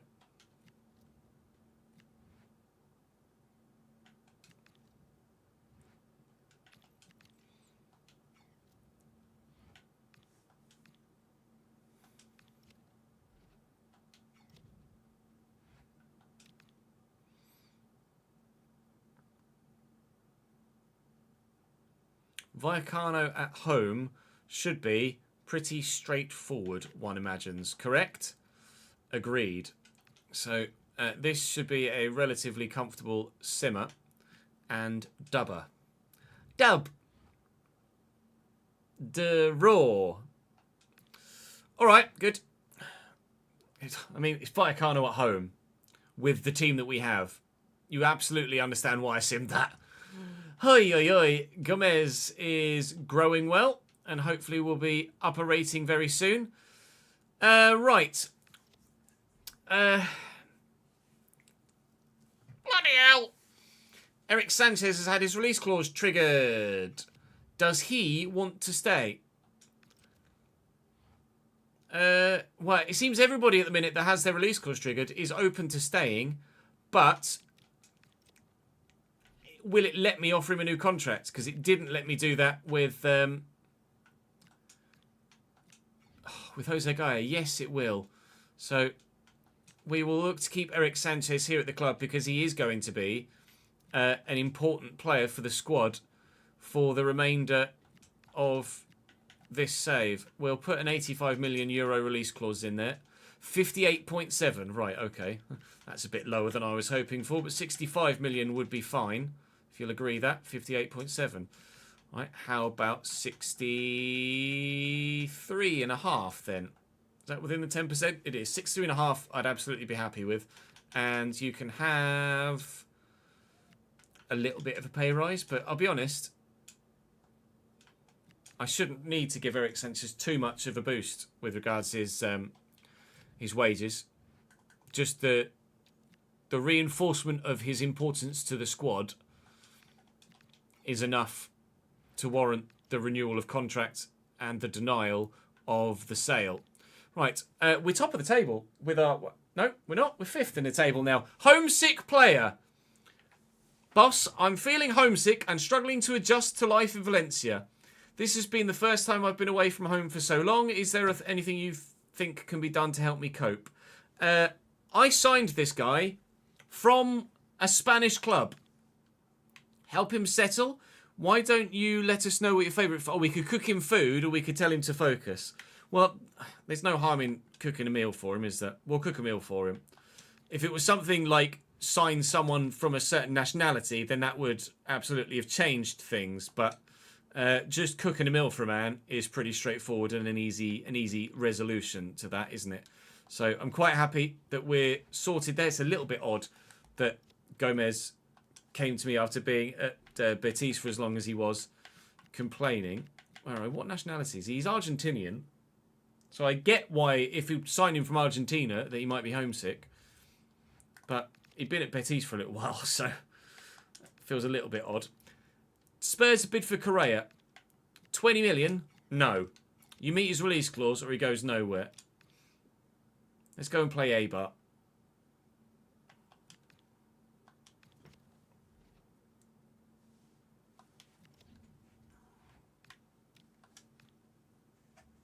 Give him Coripan. What's Coripan? Match against Real Madrid has been rescheduled. That says to me that European ties have been drawn.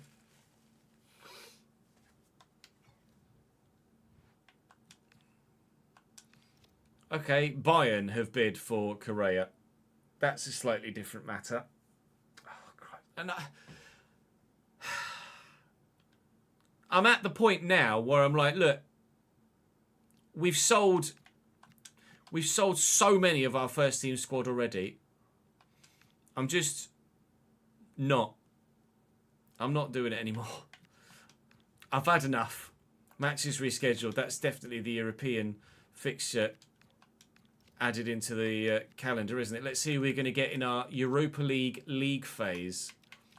Calendar. We have Freiburg. We've Basel. We've FC Twente. Shamrock Rovers. Ferencvaros. And Roma. As well as Crystal Palace and Kilmarnock. That is very much qualifiable, if you ask me. And I'm sure it's very much qualifiable if I asked you as well. Let's go and play Eibar away and then finish the transfer window, shall we? Ordinarily, I probably would have simmed this as well. But given the situation with that rather frustrating Vallecano game, I don't want to take the risk.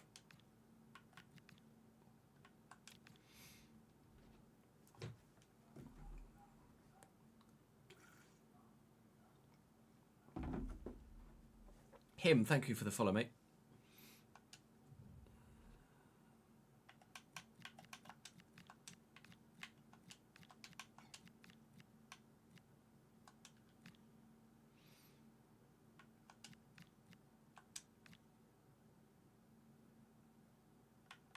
Let's give Puado a game up top.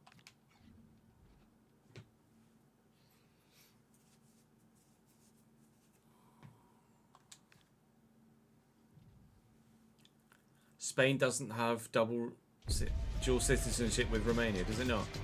Yeah, because you'll have been in Spain long enough to get a passport, wouldn't you, and gain citizenship.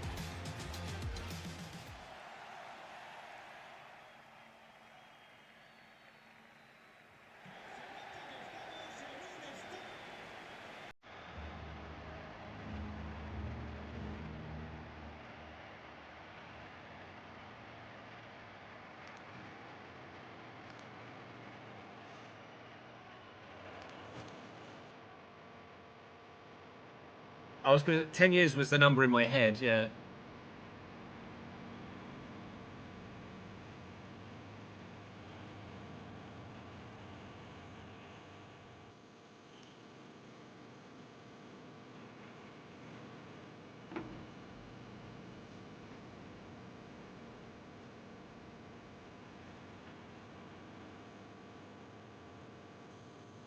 Yeah, I need to have a look at it. We'll finish the recording of this video, Exotic, and then we'll have a look at it.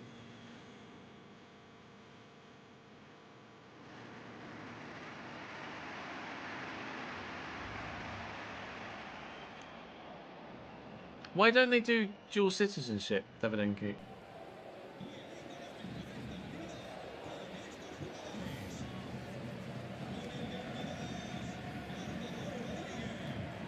Eibar then with him in goal. I'm not going to try and read that quickly. A lot of long names. Villa, that's easy to say. And Arnaif up top for them at striker. The goalkeeper was Jon Maguna Goita. Yep, easy for you to say quickly. We shall call him John. Absolutely John is what he's going to be. Right. A few changes actually to my starting lineup from the first game. Puado starts up top. We've got Sanchez in midfield, Frances at centre back, and Tobias at right back. They're the changes we made from match day 1 and 2.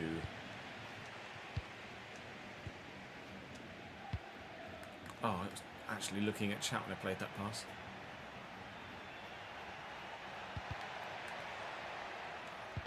Well in, Tobias.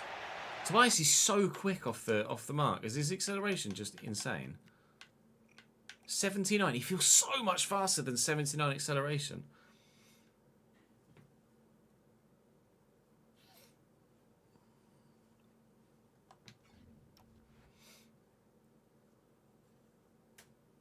Oh, only ex-colonies in Morocco can have dual citizenship. Must be a Spanish thing. I don't know where Eibar is in Spain, to be honest. Mike? Salah. back there to Tobias. Sanchez, drill it. Movement from Salah's good. Pass from Puado isn't.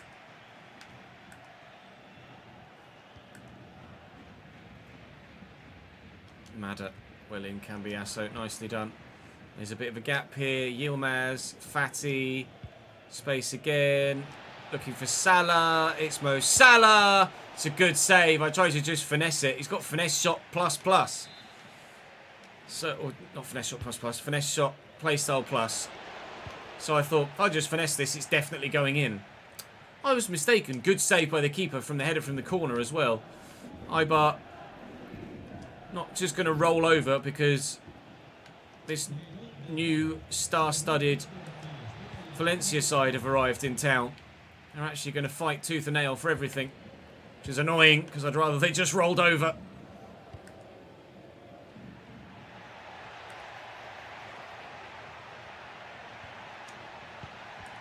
Good. That's gone well. It could have gone worse, though, so chill.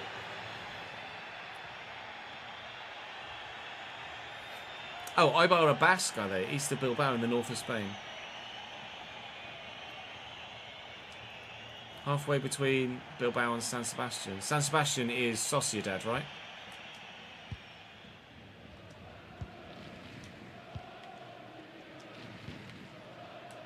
Tobias. Salah.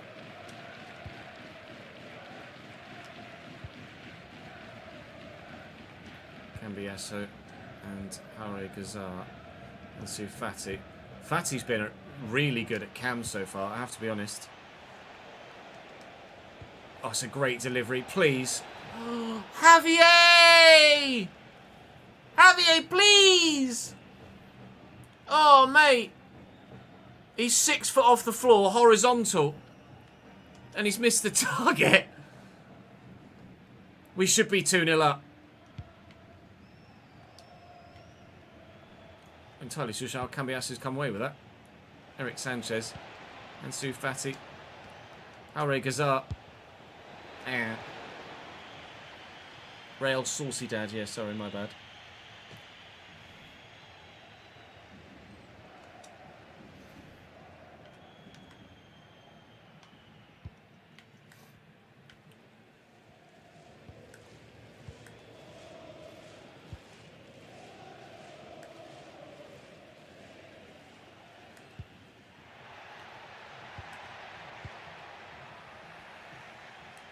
Tobias.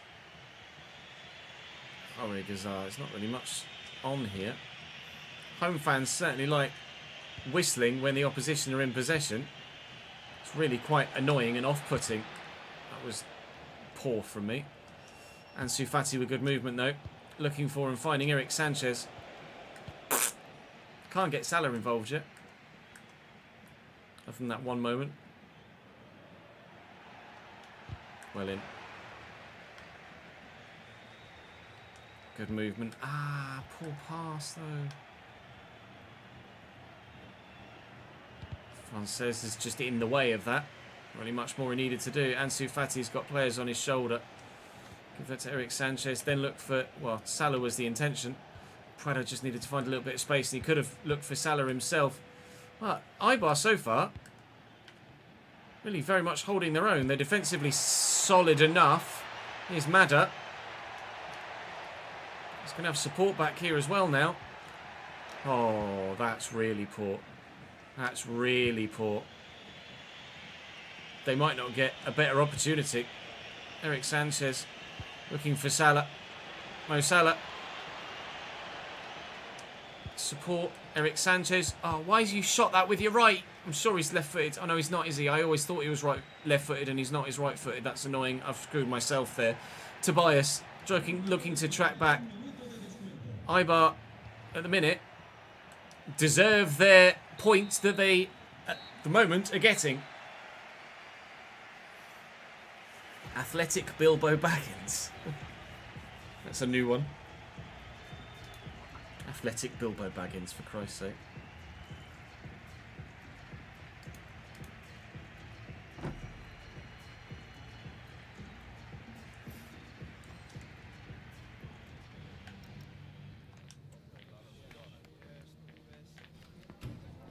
Gomez is unhappy despite the fact we cooked him his favourite meal. It's a bit disrespectful.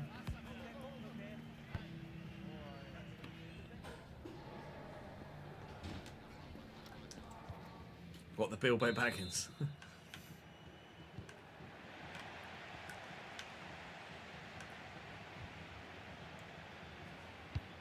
Thank you, William Prado.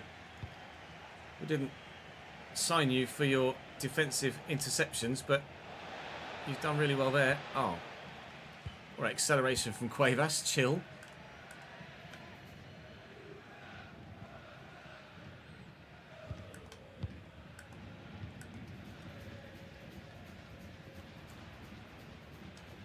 Man, it must be a bad cook.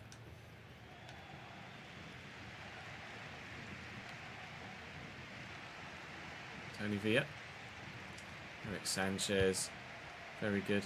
Salah. Let's work it. Fatty's movement's really good. He's always looking for space. I love that. It's the thing that stood out about him most so far. Prado looking for Salah. Onside, I think. Mo Salah squaring it across. And, well, John just had to stand there in the end. Fatty nearly got an assist from a corner earlier in the game. Does have an assist from a corner now. Valentin Gomez celebrates his favourite meal with a goal. His first for the club, the first of the game, and hopefully more to come. 1-0.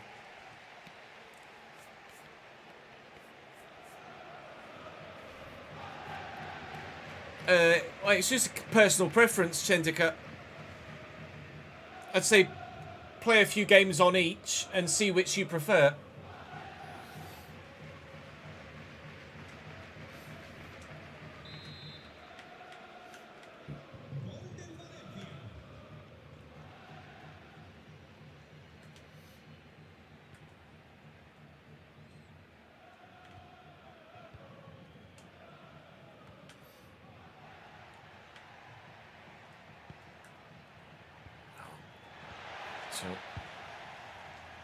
Eric Sanchez to Salah. Salah with the 1-2. Away-ish. He's not as rapid as he once was. How's his finessing? Not going to find out, not yet. Give it time. We will have that opportunity to score the unbelievable Mo Salah goal, I'm sure.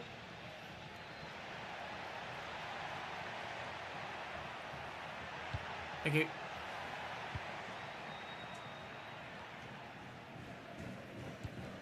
Fatty found. Salah's in again. Cuevas is annoying.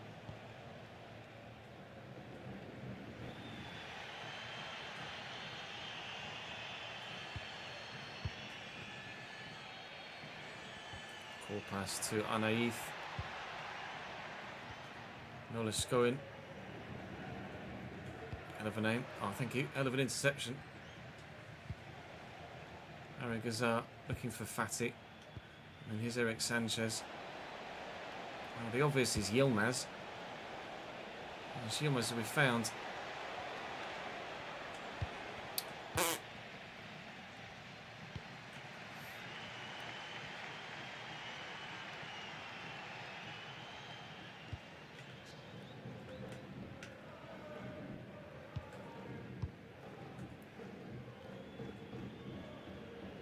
Cuevas.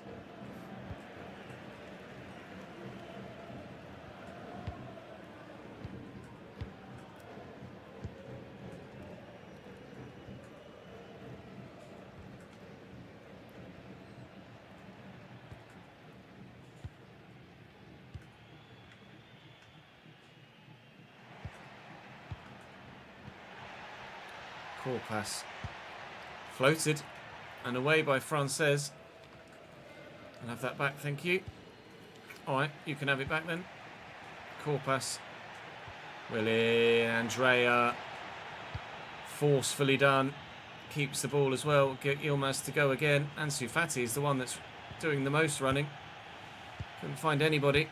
Didn't see the time actually. Probably should have just looked after possession a little bit better than that. Call pass with the ball through. This is building nicely for Eibar. And Frances on debut. Makes a very important interception, and now we will look after the ball, and we will get the 1-0 win, he says. As immediately we have that intercepted. Well, in the 2 played games, we get 2 victories. But we are going to have to play better when we play the big boys if we're to guarantee victories in those games as well. 7 points to start the season is good enough. We would have liked 9, obviously, with Vallecano being the one simmer at home, and certainly should have gone better than it did. But, well, it's Barcelona next, so, yeah, we will find out how we get on against the big boys immediately in the next episode. Frances celebrates his debut and clean sheet by being a plus, and we'll go to deadline day and see if there's anything left to happen on this absolutely ridiculous day of days.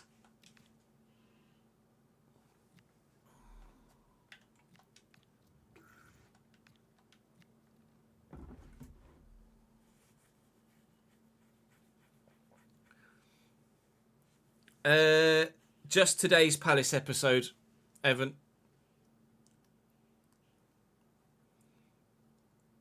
So the Palace episode that goes live in 25 minutes is as far ahead as we are. We'll be recording tomorrow's later today. Adi, have you got a second account, or did you rename your account again? You just rename it again. Now you're EADFC. Are you in the game? Well, actually, technically you are. Oh, it's his first time chatter, does it? It's a new one. Did you forget the login for the old one? Blame my son. Oh.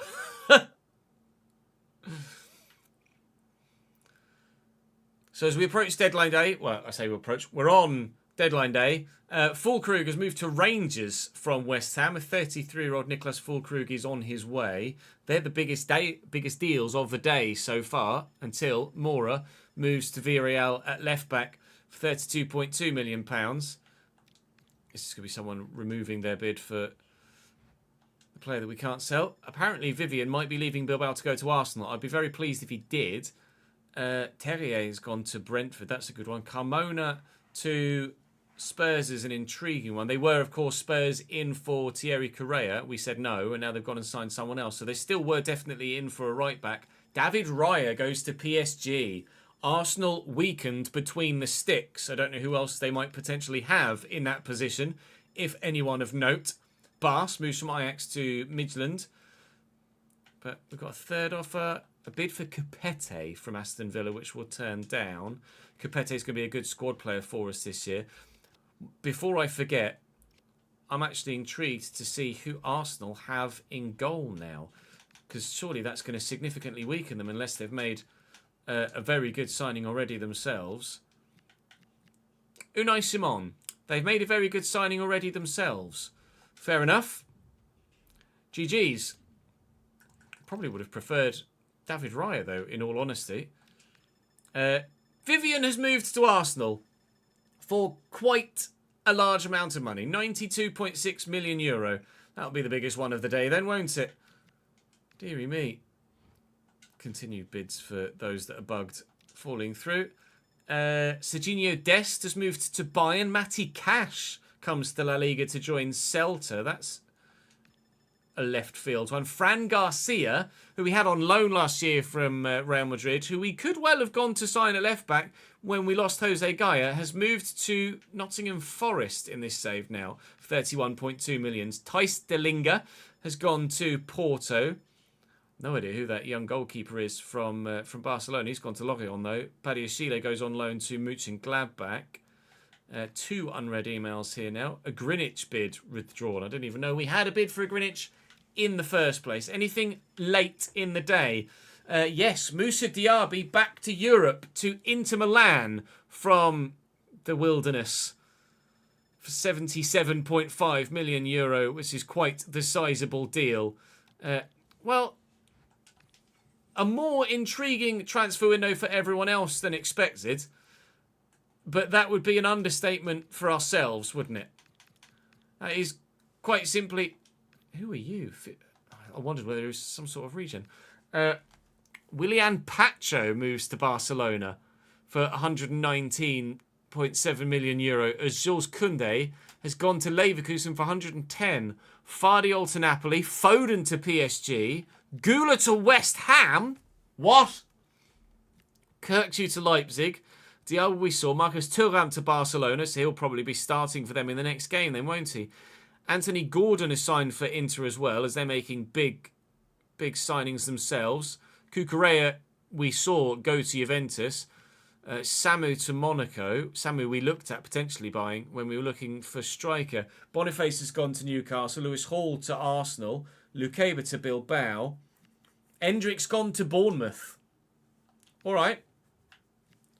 Bayer to Fulham. Maybe I should have signed Bayer then. He scored like 17, 18 goals for Dortmund in the Bundesliga last year. So I said, well, we won't sign him then because he's first team at Dortmund. Now he's gone to Fulham.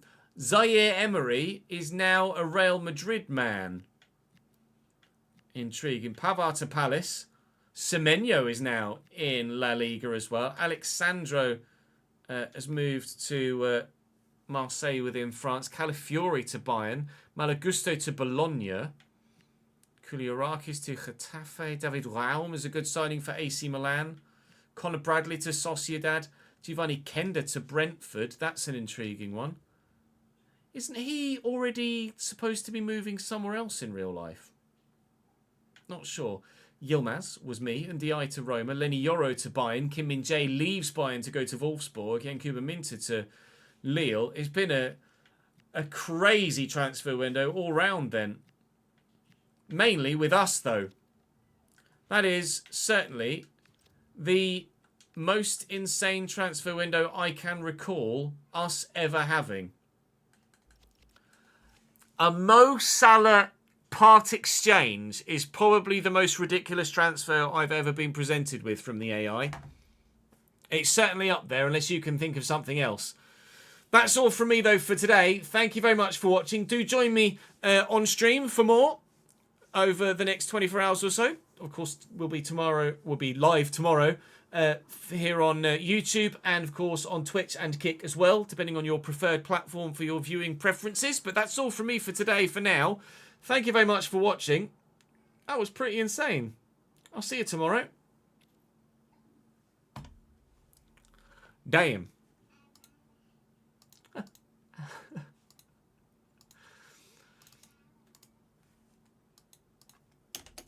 Valencia S22. I don't know whether the mic picked that up. I just heard a ba ba ba ba ba next to me. Someone's having fun moving shoes around, I think. Ba ba ba ba ba. You've got a red warning for you. I thought he was supposed to be at Chelsea. I didn't want to say Chelsea out loud in case I was horrendously wrong, but Chelsea was what I thought. Red warning for high wind speeds. We've got that here tomorrow as well. It's not necessarily a red warning though. I don't think. Maybe just an amber. Wind speeds of up to about 50 miles an hour here for us either tomorrow or Saturday. We are going to have to quickly edit that on stream, I'm afraid, because that is tonight's video.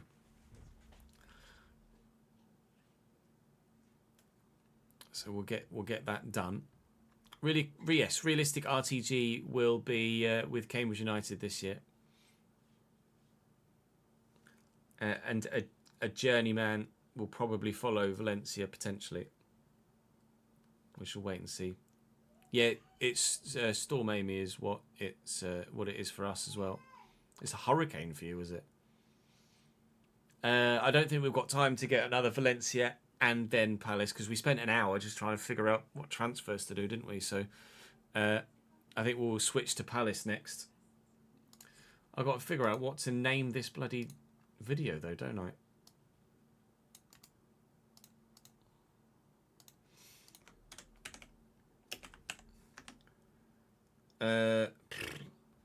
One of the world's best. Part exchanging, one of the world's best. Transfer window.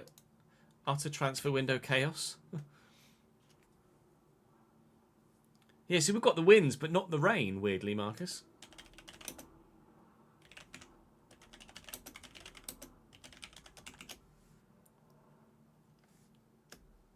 Pure cinema. It was.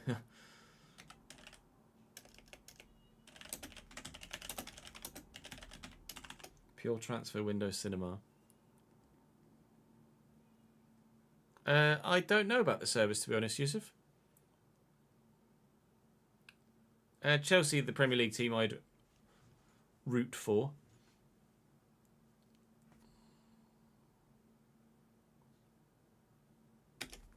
I'll just use Salah as the thumbnail.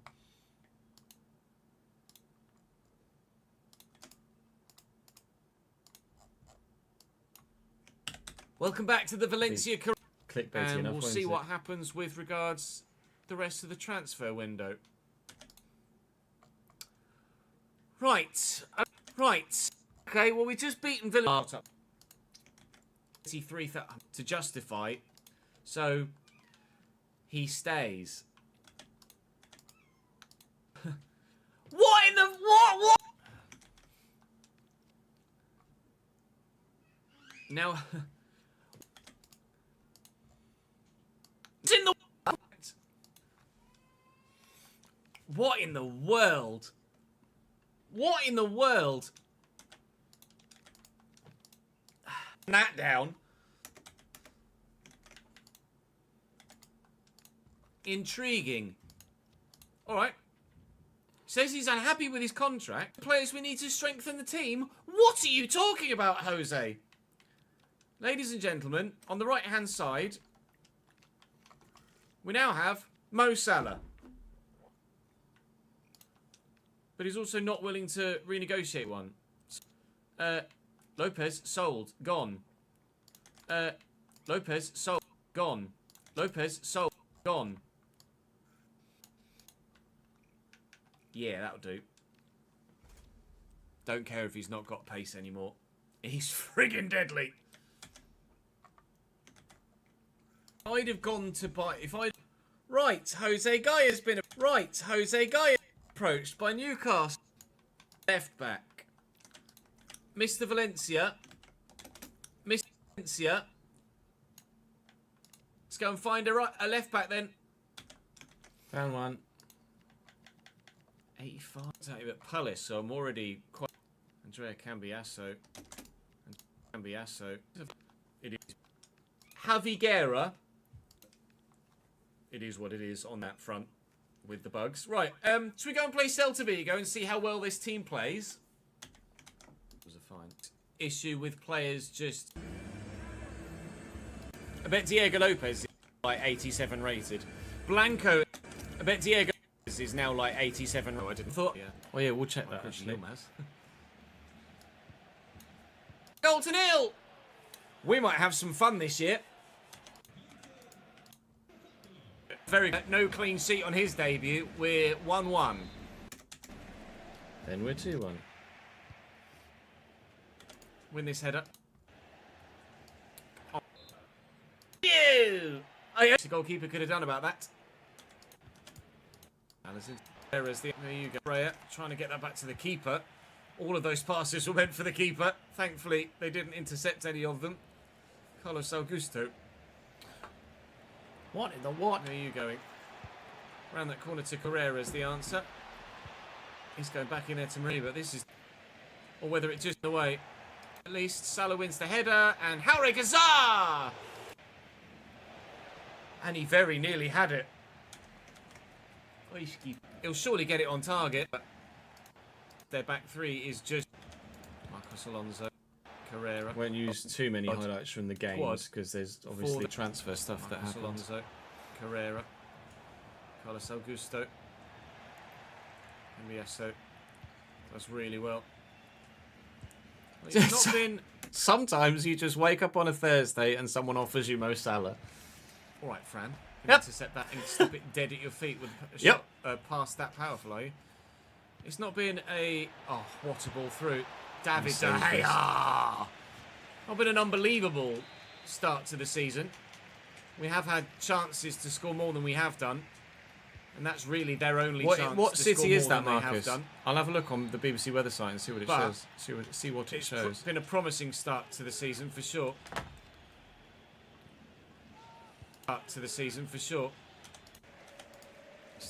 Through the gap. Start on the front foot this year. Oh. No, can we please just calm down a little bit? Vallecano home should be... Just calm down a little bit.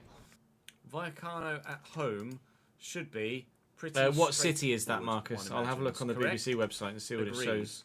So, that's staying, but the squad have... What? No, we're not. We're 5th in the table now. Homesick player. You meet his release clause or he goes nowhere. Okay, Bayern have bid for Correa. Rather frustrating Vallecano game. I don't... Eibar then with him. Day 1 and 2. Horton. I'll have a look. Pure curiosity. Madder. Well in camp. It's a good save over because... Which is annoying because I'd rather they just rolled over. And he's missed the target. We should be 2-0 up. Frances is just Sanchez. Then here's Madder. Sanchez. Oh, why is there points that they, at the moment, are getting? Tony Villa. Eric Sanchez. It's usually someone offering me Garnacho and I don't answer the door, yeah. Let's work it. Fatty's movement's really good. Predictable. He's always unpredictable. looking for space. I love that. And Thing understandable. that stood out about it. Well, John just had to corner now. Come. 1-0! Vamos. Call pass. See through. Did I put a... Call pass. I don't think I Floated. actually edited the And thing away to by say what it was, Frances. did I? No. I'll have that back, thank you. Alright, you can have it back then. Call pass. Willie, Andrea. Forcefully done. Keeps the ball as well. Thank Good God, goal, because nice he to was go always again. shit Ansu at- Fati's the one that's doing the most running. Couldn't find anybody. Absolutely ridiculous day of days. So as we approach deadline day, well, I say we approach. So as we approach day, well, I say we approach. We're on. I forget. Thank you very much for watching. That was pretty insane. I'll see you tomorrow. I won't say no, Toxic Wizard. I don't have any current plans unless they make it to the Premier League.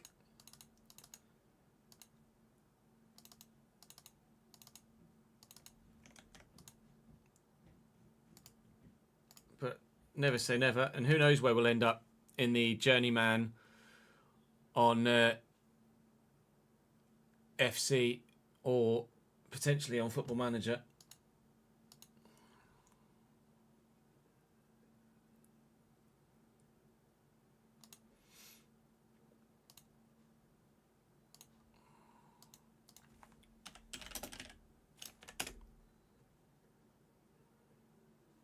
Is it pure cinema or is it absolute cinema? Isn't that the? Is it absolute cinema? Isn't that the meme? Absolute cinema.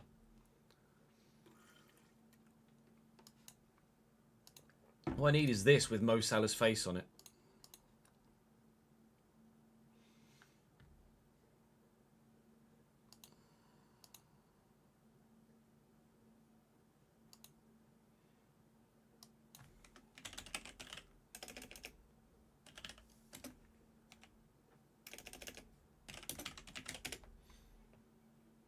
Oh my God.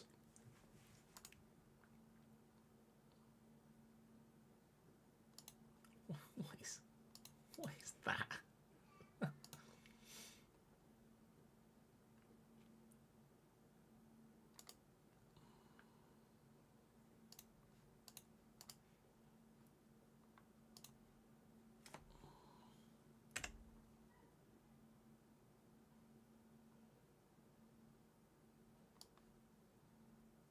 I'm not going to be able to fit Absolute Cinema in, I don't think, on the thumbnail, but I want to make sure that Salah's in it. So let's do that.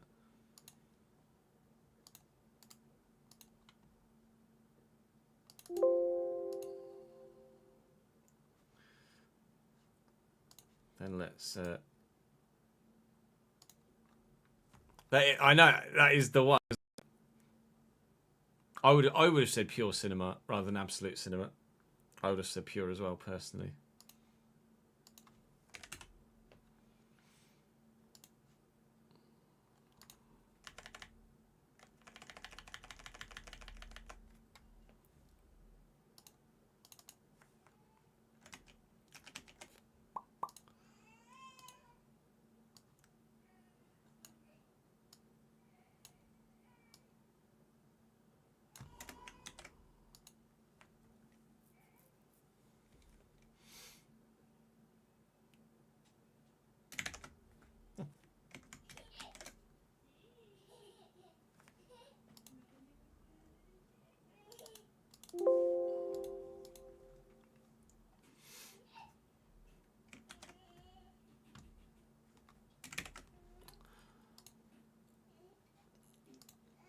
we're going to...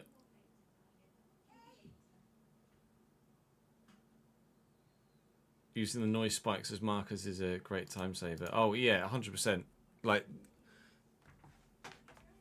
it really helps just picking out the moments. Mainly boring corporate videos. We were gonna look at someone just to see how good they were. Who was it? You remember? I was like, oh, I'll look at him. You remember who it was? My brain has died. I was like, oh, I was interested.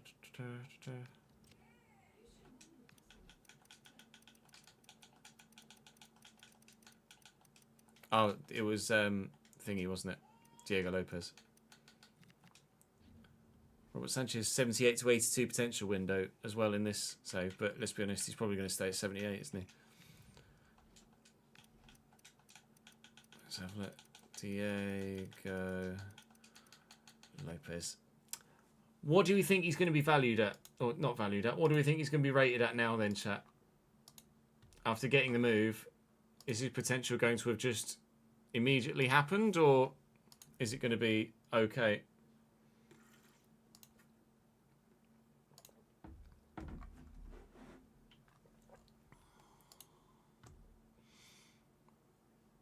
Oh, Jamie's just sent me a picture, or sorry, he sent me a picture a couple of hours ago of his Valencia team. Let me open image in new tab. That's Jamie's Valencia team. Duro 87, Lopez 90, Esteval 85, Turam, Guerra 87, Nico Paz 86, El Halali, Asensio, Kubasi, Garcia, Pena. Mr. Valencia still there. Baron Achea. He kept Almeida. I couldn't get rid of him quickly enough.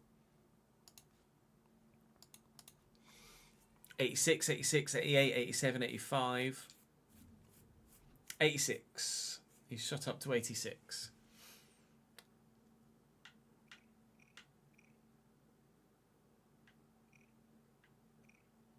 Valued at 88 million now. Can't sell Mr. Valencia.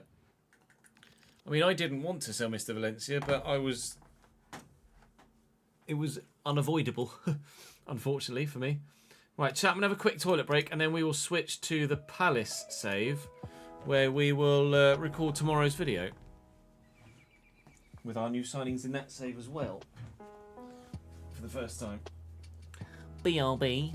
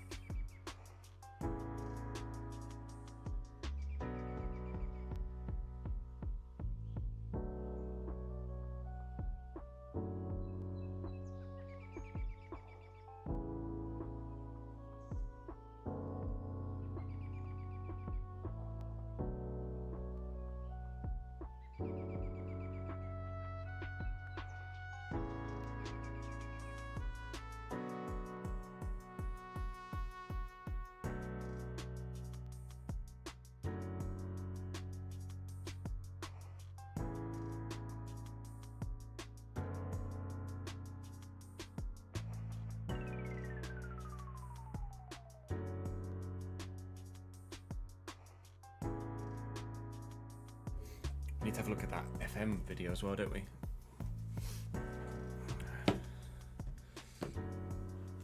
Was it Tactics? Was it Tactics they did a video for? Is it a big video or is it... I've not ever played Football Life, no. Something to do with tactics. Let's have a leak. Let's have a cheeky butchers.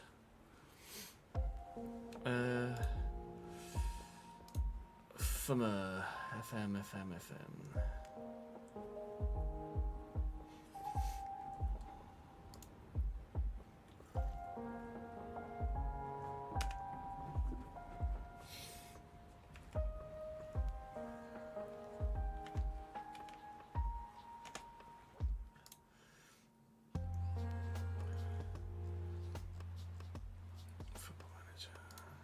Oh, it's only a 26 minutes, only a 26-second clip.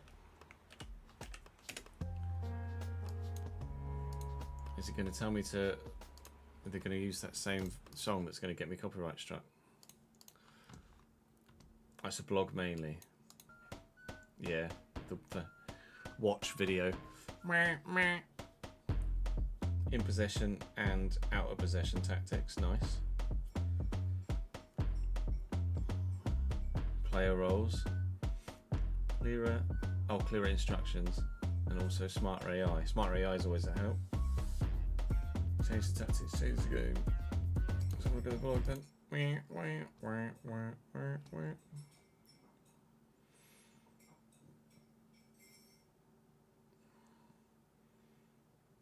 clear a picture of your team.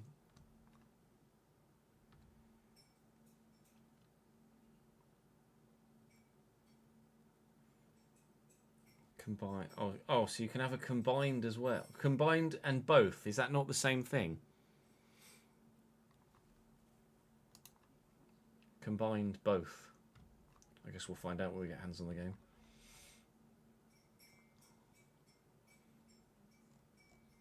Visualizer. Oh, so you get to see where they are on the pitch. Oh, okay. So in possession, they look like that. No, they start like that. No, that would be out of possession. That would be a mistake there. That should be say out of possession, shouldn't it? So out of possession, they look like that, but in possession, they look like that, with the inside or inverted wing back. Now that is a low block, if ever I saw one.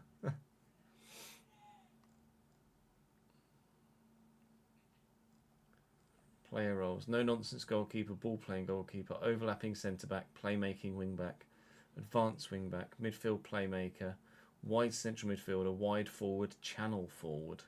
Channel forward I feel like I'm going to use a lot. In like an Ollie Watkins-esque fashion. Frankie, thank you for the 58th month, mate.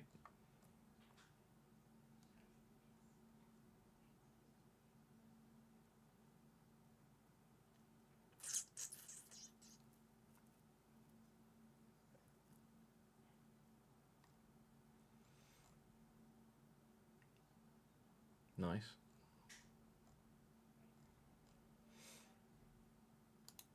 Hopefully it works well. Like I say, I'm going to need to get hands-on, really, to know for sure.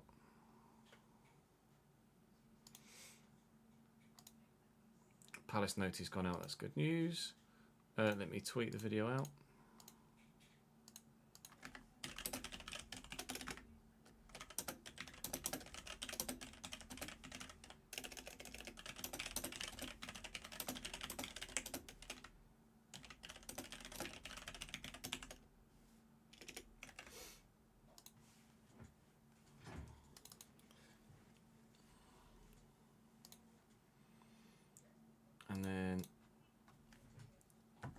We need to swap from here to PC now, don't we? Finally, I can turn the central heating box of the Xbox off. Oh, I think we all do, Hawks. I think everyone wishes that FC was as in-depth as FM.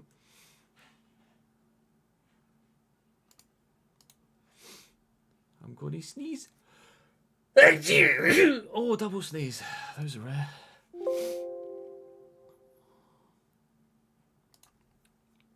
What is football life?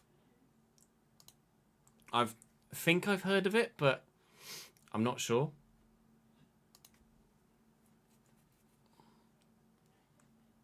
I'll load up the PC version. There we go. And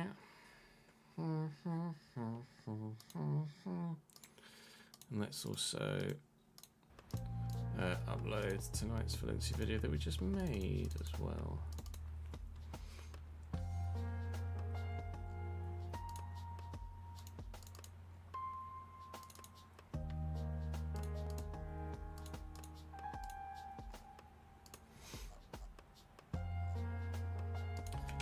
FC26.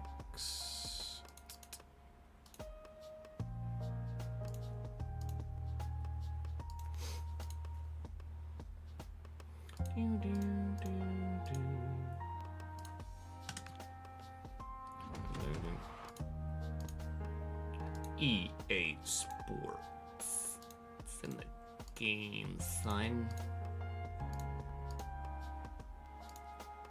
Just popping adverts in tonight's Valencia video so I can pay the bills.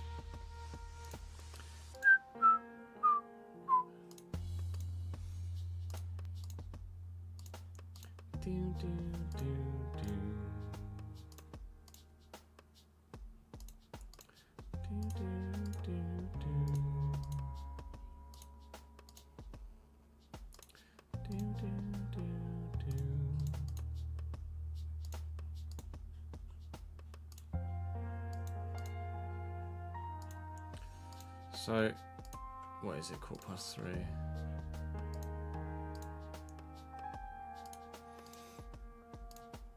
Yeah, we'll go till about 5:30 today.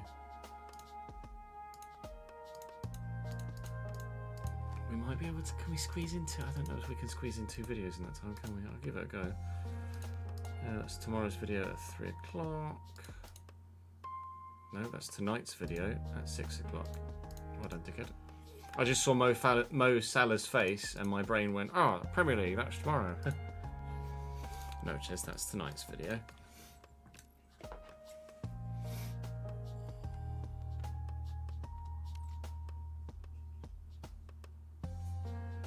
Like a true RTG would be taking a team from the National League to the Prem and eventually Europe.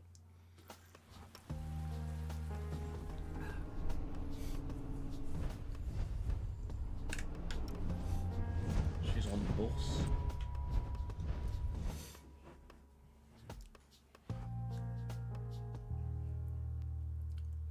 Yeah, I'd agree so far that 26 is the best. 26 so far is the best FC.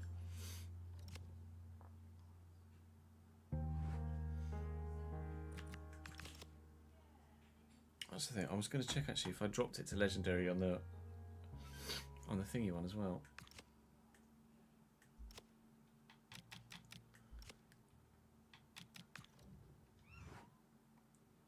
Because we've done that here, haven't we?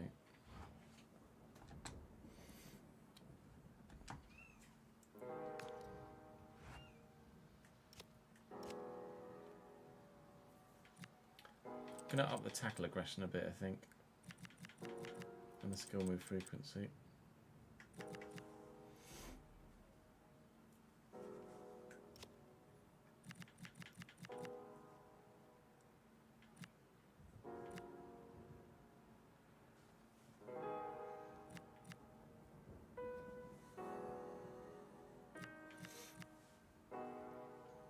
Gonna lower the pass error for the AI.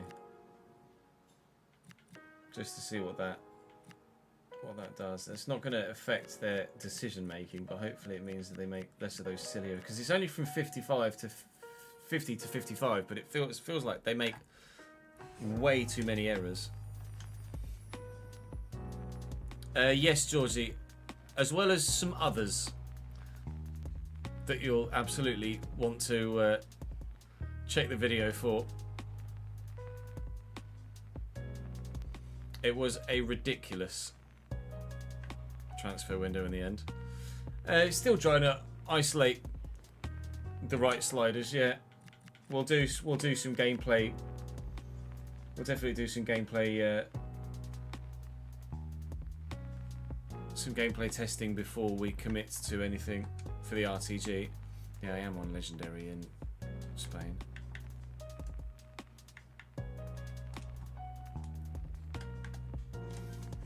La Liga feels like it's harder than the Premier League at the minute.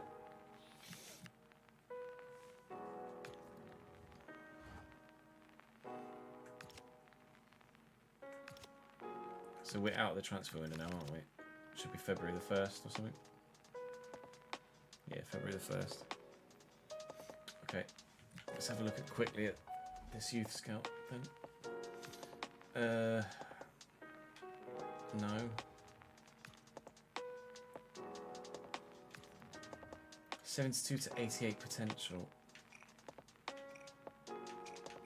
Maybe.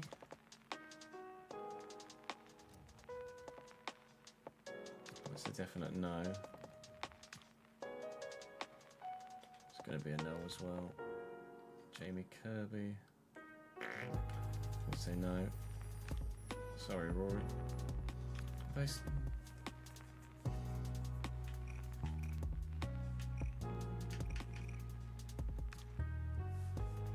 Out of curiosity, I want to see what his technicals look like.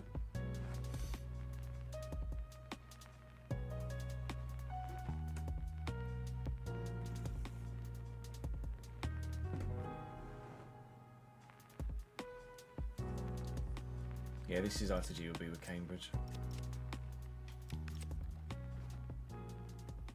George Cook.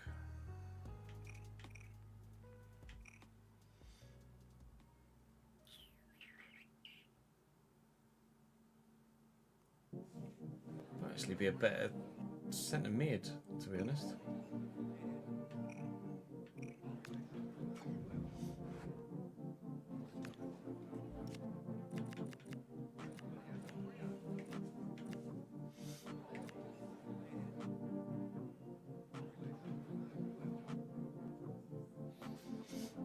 CDM.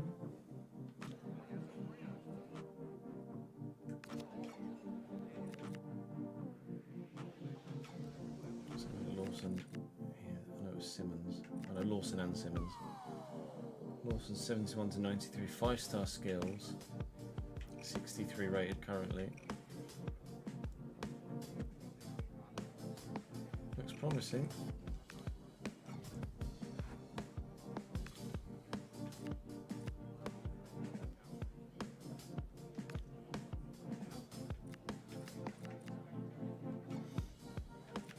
And Simmons was the one we weren't sure about, but what's his technicals? He's very quick. Dribbling, curve, ball control, short passing. I mean, he's all right, but I'm going to release him.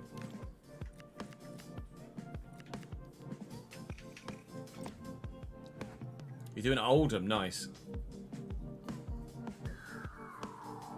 Return to glory with Leverkusen, nice. Both good options, I think.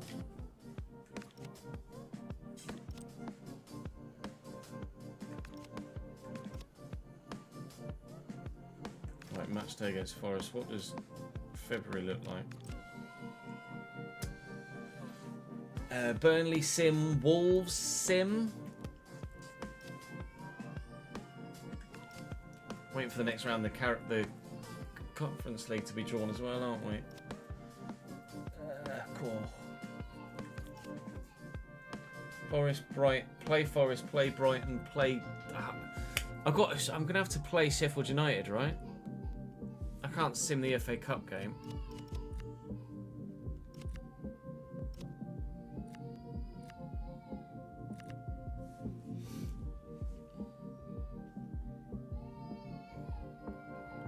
Been trying to build Man United, yeah. Oh, fuck's sake.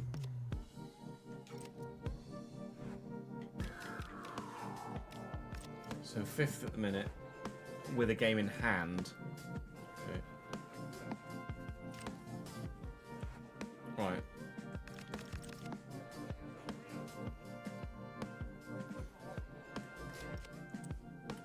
First episode with the new sliders as well, isn't with the new sliders, with the new players, isn't it? So Malagusto, Diamande.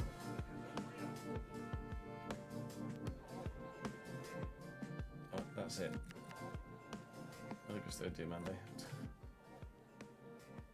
And we signed Carl Darlow as well, didn't we? Lol.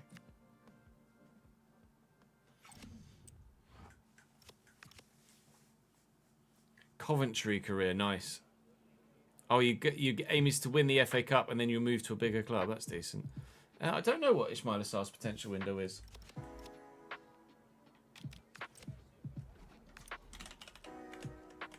Have a look. 80 to 83 apparently. He's 80 at the minute. He's having a very good season.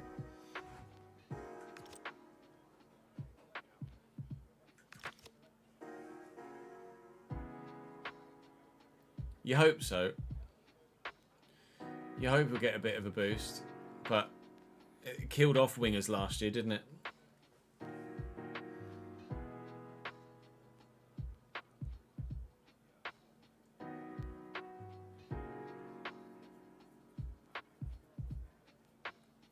They've been showing Champions League highlights on BT Sport all day, like the Liverpool comeback against Barcelona, etc. They're just showing the Ajax Spurs 2018-19.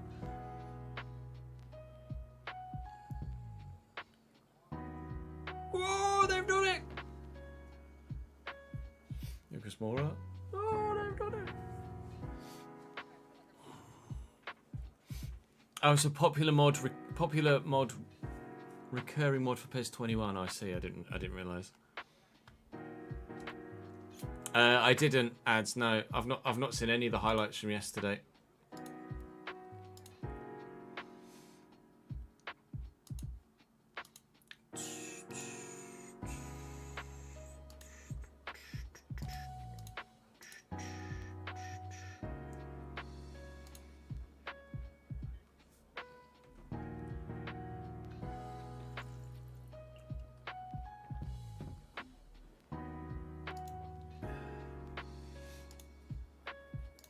Oh, someone said that bug we had with Sportiello's loan was in last year's game as well, but I don't remember it. Tottenham now can't even beat Bodo Glimt. Yeah. Unbelievable, Jeff.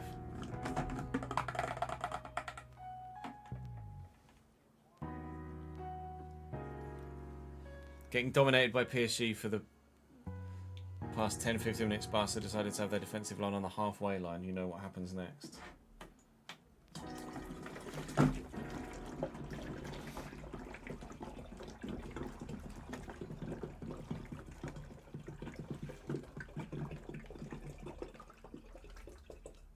I saw Gonzalo Ramos scored a 90th minute winner.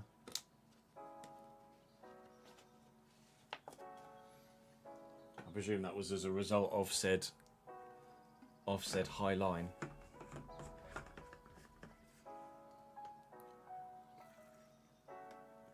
Oh, no, I didn't. What was the city again, Marcus? Was it Horton or something like that?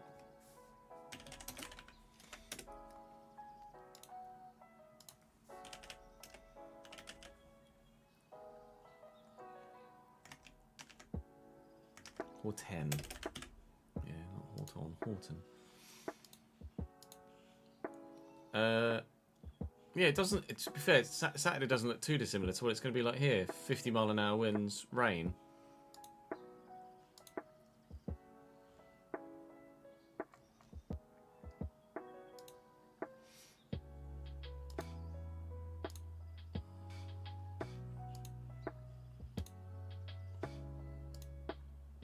We're going to get it Friday evening into Saturday lunchtime.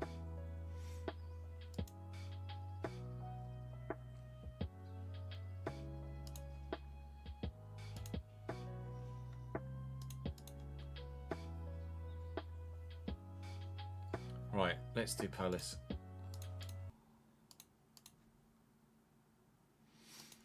Definitely good days to be inside for sure.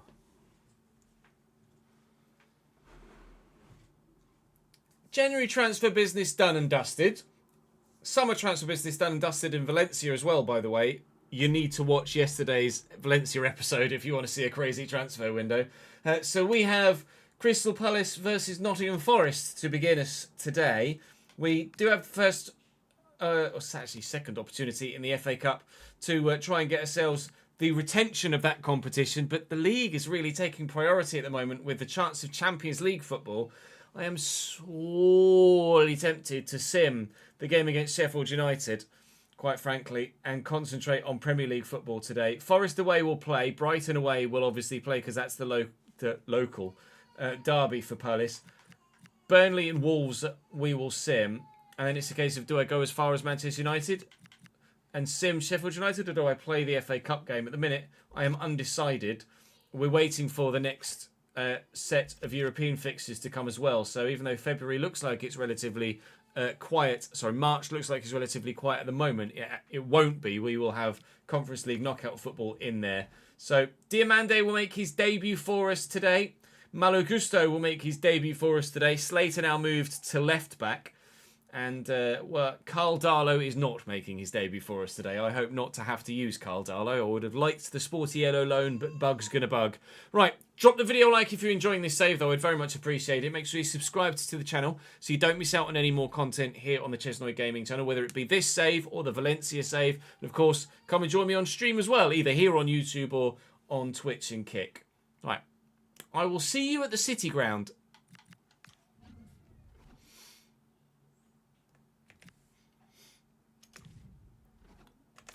Yeah, the CBS crew are very good, aren't they? Window. Retired Chris Wood, probably. Hudson Odoi. Dominguez, Anderson, Gibbs White, Milenkovic. Bolly out.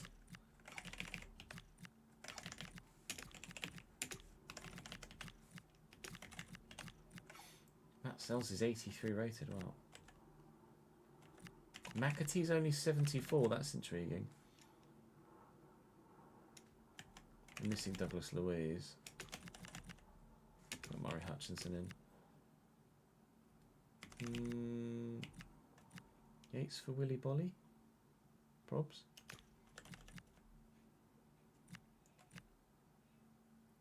Alright. I'm not actually changing that much about their team, to be honest.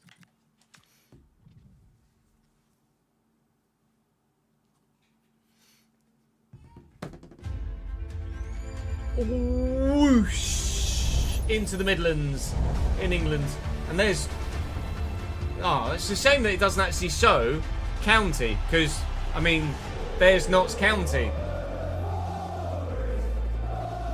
so it's clearly just Premier League teams that are shown on the graphic then, which is a shame for moments like that when you can quite clearly see the other ground, the other side of the river.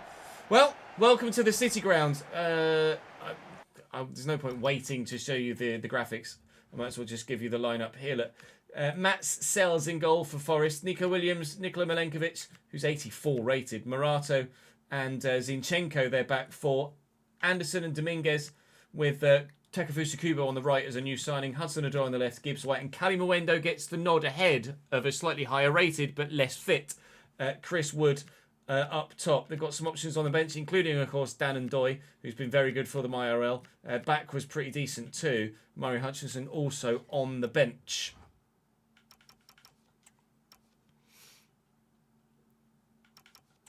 We can have a look after this game if you want, Lewis.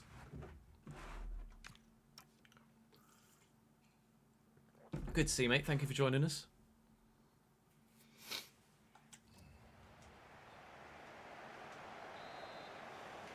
Coming in. He's fucking do it. He's fucking do it.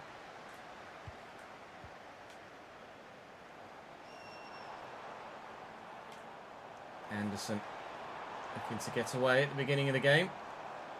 And doing so till he ran into the youngster Slater. Gusto, Jones, Gusto, Sarr. And Jones. Sarr's going again. And up against Zinchenko, he might have a bit of a field day. Even Curtis Jones is probably a bit faster than Alexander Zinchenko. Edge of the box is where I see the man. it was actually intended for Quinton Timber, who gets back to get his head on that. We could still build again. Curtis Jones, Timber, bit of space for Wharton. On that left, comfortable in the end for Matt Sells, unfortunately. Well up Lacroix. Jones quickly to Wharton again. One way, then the other. Uche. Oh, it's a great ball. Ismail Assar. He is deadly at the minute. Absolutely unplayable, Ismail Assar. Can't help himself but put the ball into the back of the net. Great movement from him there as well to spin in behind the gap between defence and the goal. And well, at the minute, he's just deadly in between the sticks in the 6-yard box or 18-yard box. Look at this, the movement to back away. A lovely ball over by Uche as well. Top goal that, 1-0.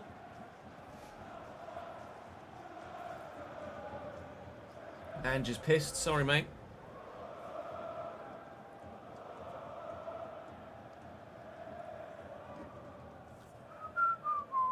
Just put Sky Sports F1 on now. Crystal Palace goal. Number 7 is Milosa. Morgan Gibbs-White. Nice little flick to Dominguez. Gibbs-White again. Hudson-Odoi. Intercepted by Timber. Intercepted by Takafusa Kubo with a lovely turn. And the effort is neither here nor there in the end. Worth a go, but I'm sure his teammates would have preferred him to have passed it. I do like that Forest home kit this year, by the way. I think it looks really nice with that pinstripe. It doesn't look as good in game as it does in real life, weirdly. It looks much better in real life than it does in game.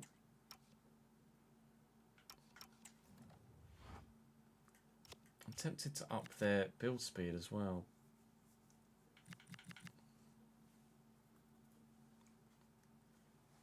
Up the dribble. See, the dribble frequency doesn't actually correspond with dribbling, does it?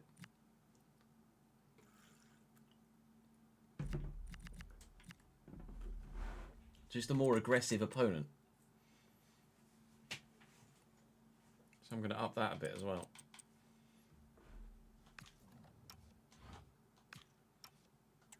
See if that changes anything. If they do dribble it more, like genuinely just stop passing it, then I'll lower it back down again. Hudson-Odoi into Dominguez. Step over, nicely done. Bit of space in the middle as well here for a teammate. Wants to find someone. She does, and then they lose it immediately. Can't do anything about their ability to retain possession with the sliders, unfortunately. Gusto, Jones. Saar was the go-to, but it's a nice interception by Zinchenko. You expect him to be positioned well enough with the experience that he has. Here's Gibbs-White. Out to Callum Hudson-Odoi. Into the box, lovely cutback. And looking to, well, do the Callum Hudson-Odoi special. The cut inside and finesse whipper works beautifully for Nottingham Forest. And in the 27th minute, the home side have themselves just as impressive an equaliser as the goal was for us to go in front in the first place. That is top draw from Callum Hudson-Odoi. I thought I'd positioned the defender well. Actually, Malagusto had gone just beyond the ball. Former Chelsea player and former Chelsea player. It's a goal for Forest. All right, good. The dribble one can cause them to pass it about too much. As in, if you put it too high.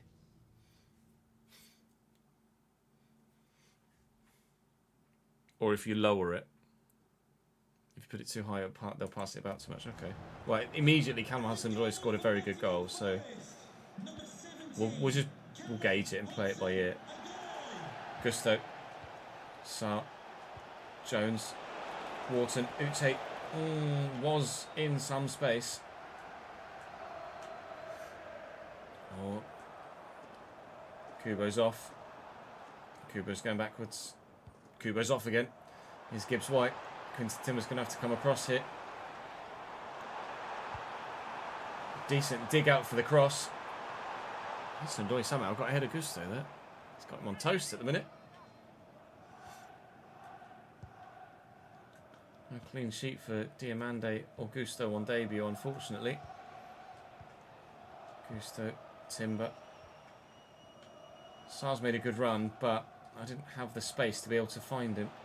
Wharton. I used the left back, I thought in my head. Gibbs White. Nicely to Kubo. Anderson. Kubo again. Nice tackle. Just out-muscled him. Jeremy Pino gets away from the man and has space to get into. We are training his pace to try and get him to be quicker. Uche's a bit slow to get in the box there, annoyingly. But if we can get ahead of the defender there with Ismail Assar, we can have the chance. And boy, did we ever. Brilliant header from the winger. And a whisker away from a second. Looking for Uche. It's more hopeful than anything else. Can we win this with Slater? No. Well, yes, actually. Oh, my God. We could. We could. We could. We have taken the lead again before half-time.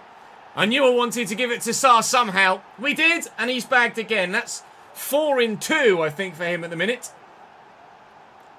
Absolutely on fire, the man. Inside forwards are just OP. At the minute. I don't think I can see it any other way.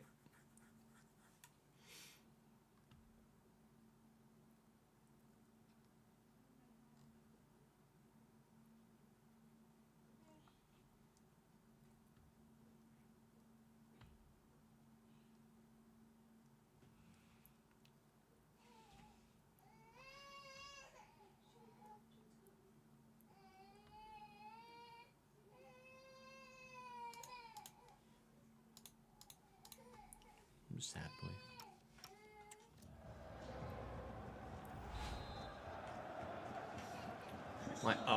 Might up user shot error as well slightly. Sarr only has 80 finishing and that flew right into the top corner. Just things I'm thinking of, slider wise. Yeah, all good, thank you, Liam. How are you, pal?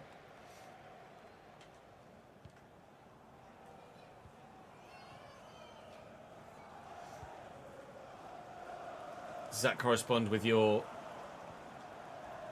research as well, lads? Gusto, Jones, that's loose. Yeah. Hudson-Odoi. It's all over Malo Gusto today. Thankfully, on this occasion, the Frenchman's done enough. That's going to squeeze through the gap to Timber nicely. That was meant for be a 1-2. Hudson-Odoi is playing so well in this one.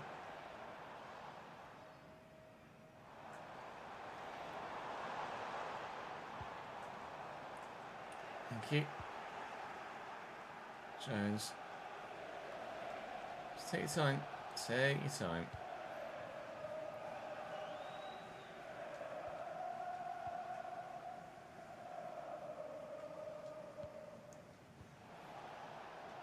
Taking my time is seemingly working in... Yeah, we'll do loads of gameplay testing when we are about to start the RTG, like before we begin it. We'll do lots of gameplay testing. Slater, forward to Jeremy Pino, looking for Wharton. Jeremy's gone again. It's great movement. And it's going to find Uche. And it's a good save by Sells. Was relatively straightforward for the keeper, but brilliantly worked. All thanks to the movement of Jeremy Pino out on that left-hand side. It's Curtis Jones. I'll try and get that round the corner to Uche again, but I can't quite do it. 25 to go. Forest yet really to have a massive impact in this second half. Now watch them score. Diamande, that is vitally important because Takefusa Kubo was getting free on the other side. Just as important as the movement of Jeremy Pino for that chance we created a moment ago was the defensive movement of Diamande there. Credit where it's due. Good defending is often quite difficult to actually show in content, but that was absolutely great defending. Lacroix's won that header well. Jones spinning, but I'm not going to get away from Dominguez. Time to make changes, I think. Let's do Yashari.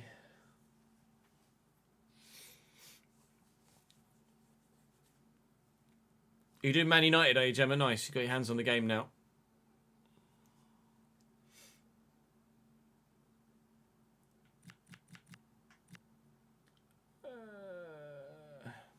Eddie Nketiah's finding it hard to get a game now, isn't he? Bless him.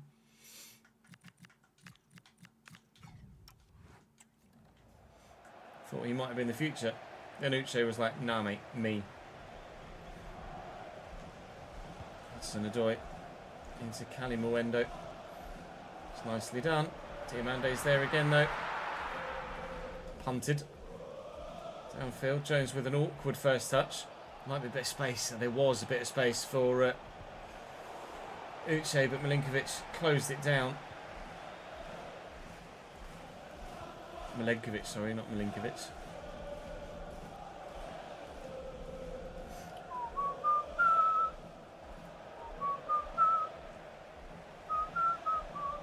Okay. My guy just ran from the bench.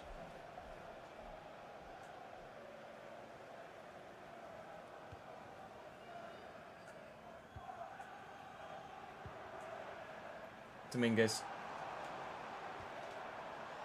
Here's Elliot Anderson. That's a nice turn. Dominguez has done the same. Yashari's off the bench here for us in midfield now to try and help us shore up. You can hear the home fans roaring as the ball's coming across there. Diamande's up. Brilliant save. That's one of the best we've seen all season. Takefusa Kubo gets that. We're not going to see a replay of it. I think I need to see that again just to really highlight how good a save that genuinely was. The crowd were roaring brilliantly as Bakwa was getting some space down the line. And then initially we win the header. It's going to fall to Kubo. And you can't... I wonder if you could get the angle here. He's struck down and into the ground at pace. And the fact that Henderson, whilst unsighted as well behind two defenders, has gotten to this is pretty remarkable, really. Let's play it at full speed. I don't quite know how he's made that save. He's seen that very late. Dino is quite the goalkeeper, we're finding out in this save, isn't he? Very much so. As to be fair, Palace fans already know IRL. Now he's made a mistake. And he's made up for it. Praise the man, and he makes a mistake. Diamande's taken Mark Gahey's former number 6. Was Murato in a Forest number 4. Heads wide. Hey, Tawonga.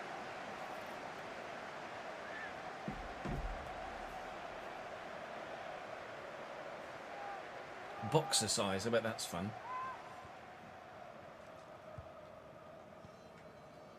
The amount of cardio conditioning you need for boxing is ridiculous. It's so tiring.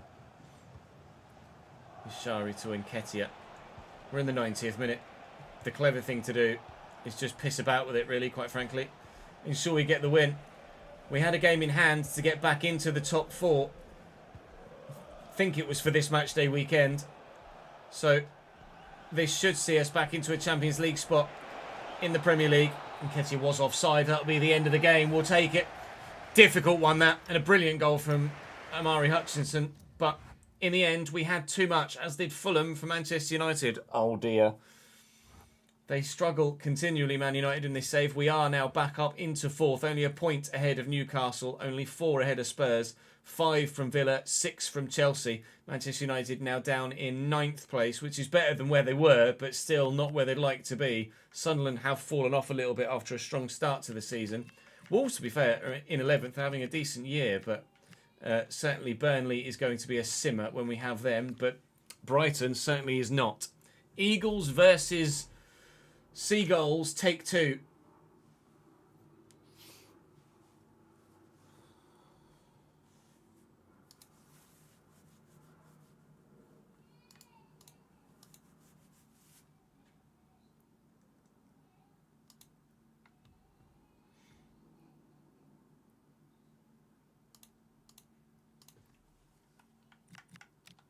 Do you make any changes for Brighton? Let's have a look at their team.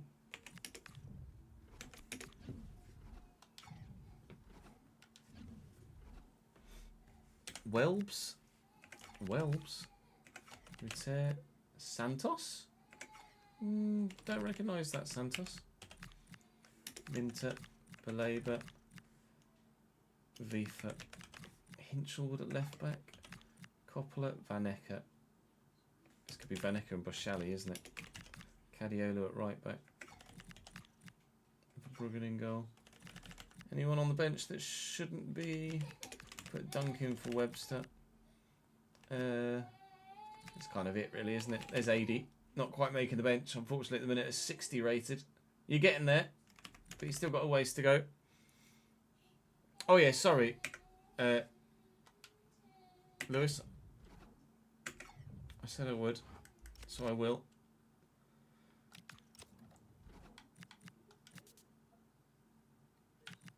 This is you, 20 rated. It's 59 rated at 20 years of age. At Sunderland. 87 agility and 88 balance is pretty next level, really. Loan me out, bring me back in to destroy Palace. 70 dribbling, 70 short passing. I don't imagine you've played much at the minute. Right, I need to... What I'd like to do is remove the real life players that are on the list that we don't need anymore, like Wan-Bissaka. I mean, Gazer. I hope doing this would put them there, but it hasn't. There's a couple other fullbacks, wasn't there? Here we go. Cambiasso.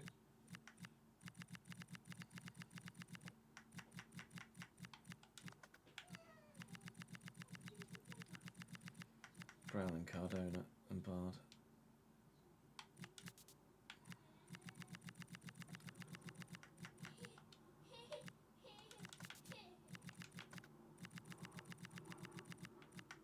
There we go. Mustafa we're going to sign next year because he's a real life Palace player. Ballon d'Or in 2 years, yeah, maybe. I don't think. I don't think. What ball's it going to give us? Good. Oh, what? There is there no Premier League?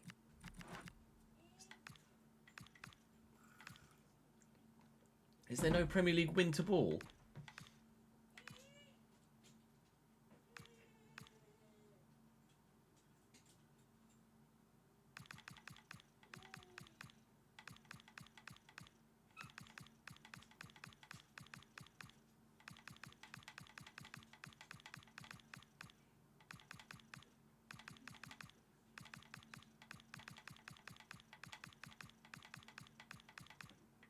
Mate, Mitre 95 Ultimax. Damn. You don't think Nike's announced or revealed it? Well.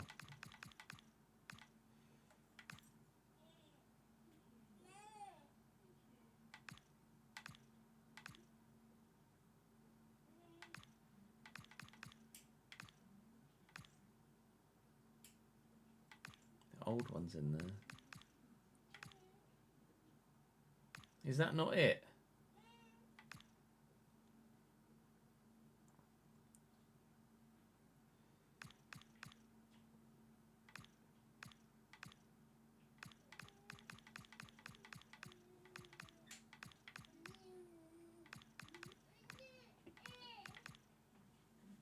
Oh, it's Puma now. Yeah, that's Puma, isn't it? That's the La Liga one. Yeah, there is no Prem. There is no Prem winter ball.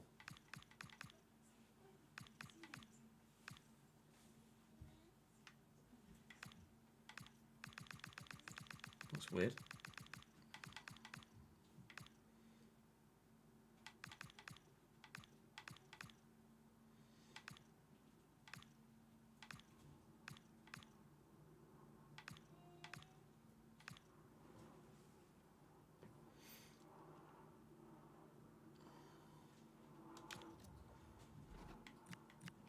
I'll leave it at default.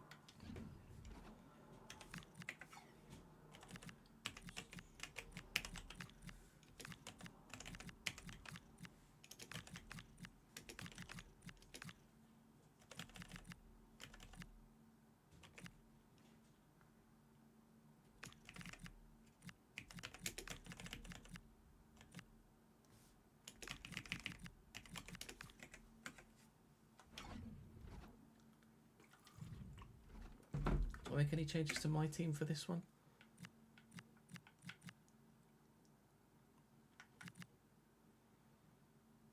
I mean, I don't think so.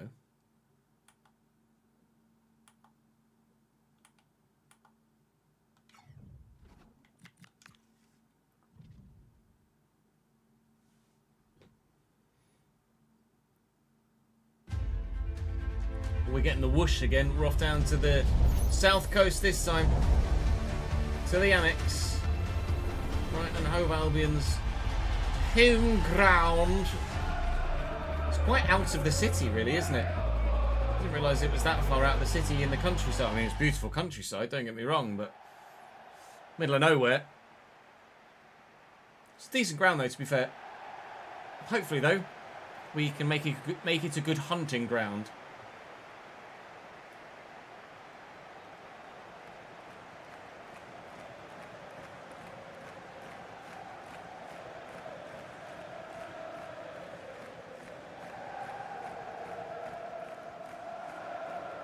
Is that what it says, is it, Daniel, now?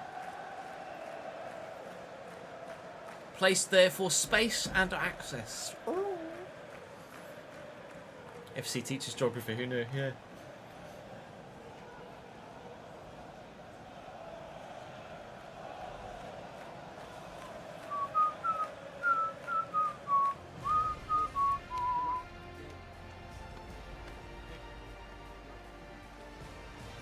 West Ham have bubbles, Brighton should have birds.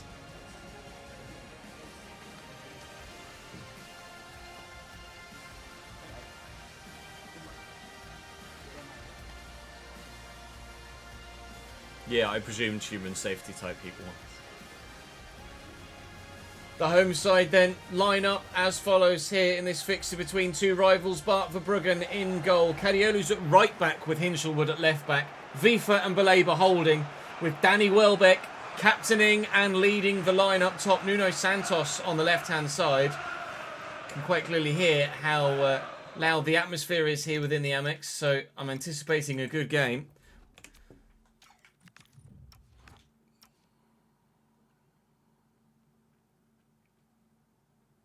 Sully and Sally.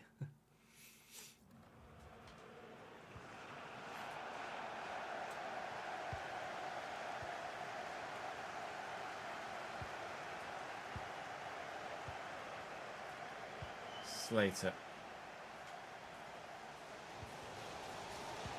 1-2. Hard to work the ball around here at the minute, Brighton. Quite congested, essentially, so let's go out wide. What can we do? Sarr against Hinshelwood should be pretty one-sided as a battle, shouldn't it? Never mind. A ball.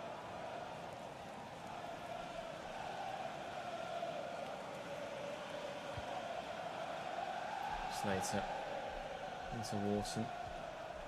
Lovely ball to Yeremy Pino. He's completely sent the defender. Can't send Yankuba Minter though. Hinshelwood has won that very well. Oh my god, and Ruter's run that very well. Brighton are up for this. Slater. Can't find his man. Yankuba Minter. Slater's the fastest man we have at the club, I think, outside of Ismail Assar. Certainly the fastest defender I've got. Yankuba Minter still getting the better of him on that occasion, just. He's Welbeck. Yeah, Wells. Oh, it's not a foul. Welbeck just needs to get on the weight. So they're going to take it quickly. They're not. Who's their free kick taker? Nuno Santos, apparently. Can he take him? We're about to find out. We're not going to find out. That's weird. Hinshelwood, Nuno from open play.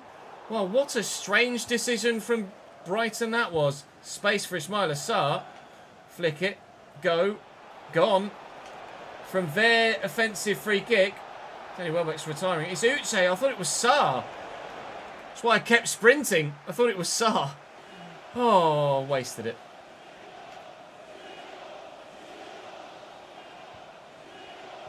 Seagulls, seagulls, seagulls, seagulls. Shut your face. Nuno Santos getting away from Quinton Timber.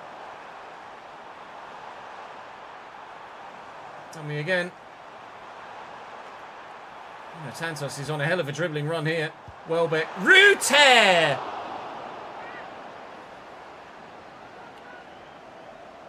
Not far wide at all.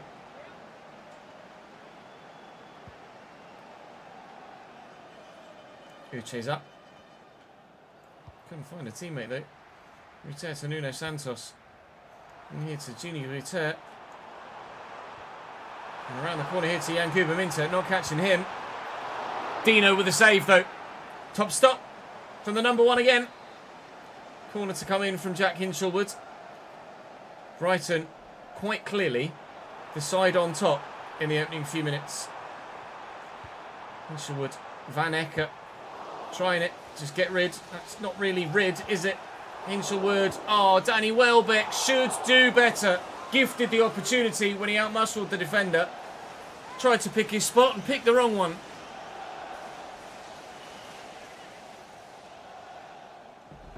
Objo, thank you for the follow on Twitch as well, mate. Appreciate it, pal.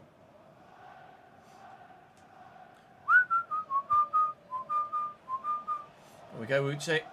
Well up. He's always going to win that one against Baleba. Wharton used the left back. It's not the frigging left back. It's not the first time he's done that for me today as well.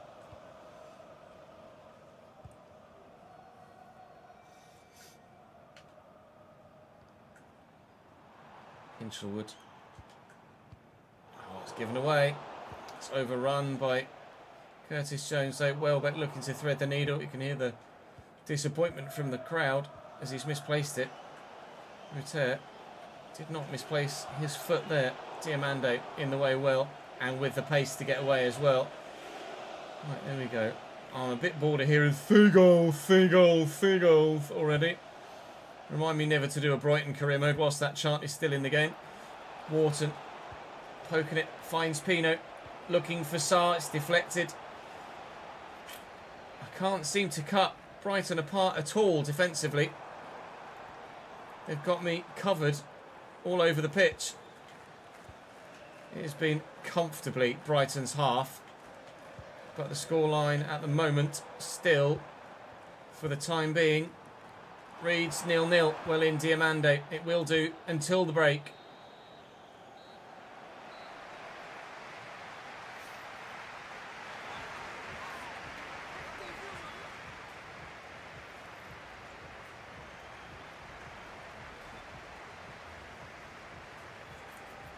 Yeah, the CPFC isn't as obnoxious as it has been in previous years now. So I'm happy to do a Palace save.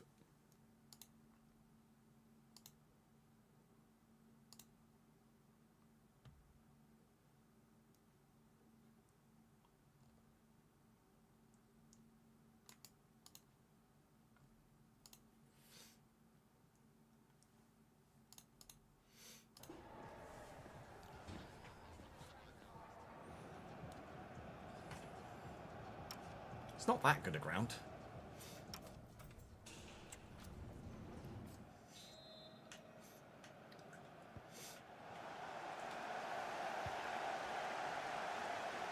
Nuno Santos and Hinchelwood and Vifa. Brighton are playing really well today. But will they get the result they want? Looking for Uche. Wharton's here. Pino's going to be over there. We've drawn Cadiolo out of position. Pino, Uche, can't find the space. Morgan Rogers at the double for Aston Villa in their game. At the minute, nobody's doing anything even once in this one. So maybe a chance there with Uche, but I overran it.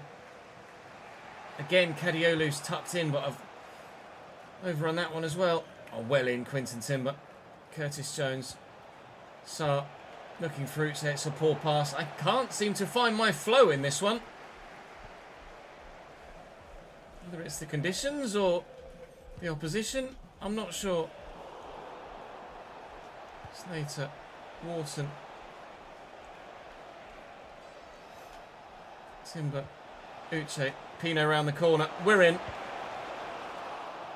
And we should have scored. Oh, Jeremy. Jeremy, you've got to bury that, mate. There was no cheering, despite Jack subscribing for the 5th month in a row and 10th total on Twitch. Thank you very much for that, my man. Would have loved to have celebrated it with a goal, but we haven't. Gusto's won that back, though. We could celebrate a goal sooner rather than later. Ismail Assar's been the go-to of late. Not yet. Change is needed.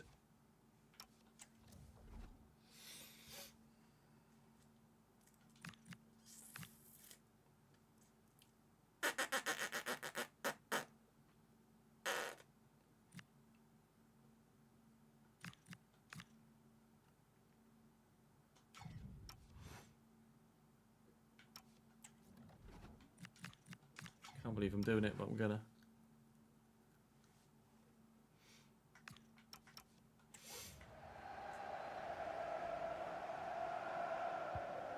It's a message for Javier Santiago. They're taking his first game here today. So welcome, Javier, and I hope you have a fantastic game. Timber, Uche. Go back here before then going out there. Which I hoped would work. Spoiler alert, it didn't. Timber.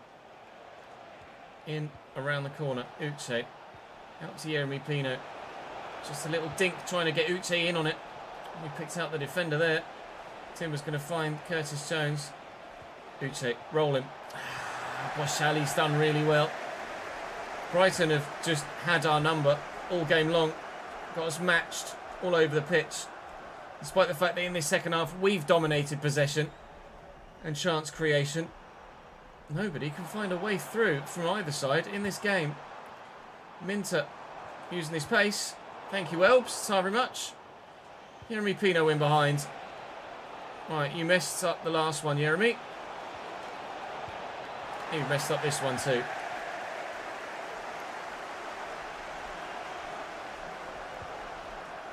I might have caught him a little bit late there. Just a little bit.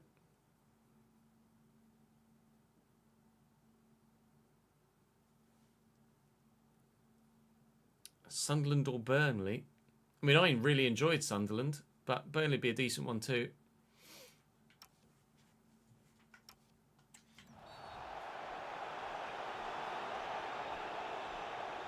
Wow, I absolutely nailed him well after the ball had gone. And the ref's just given me a telling off. I'll take it. Could comfortably have been a red there.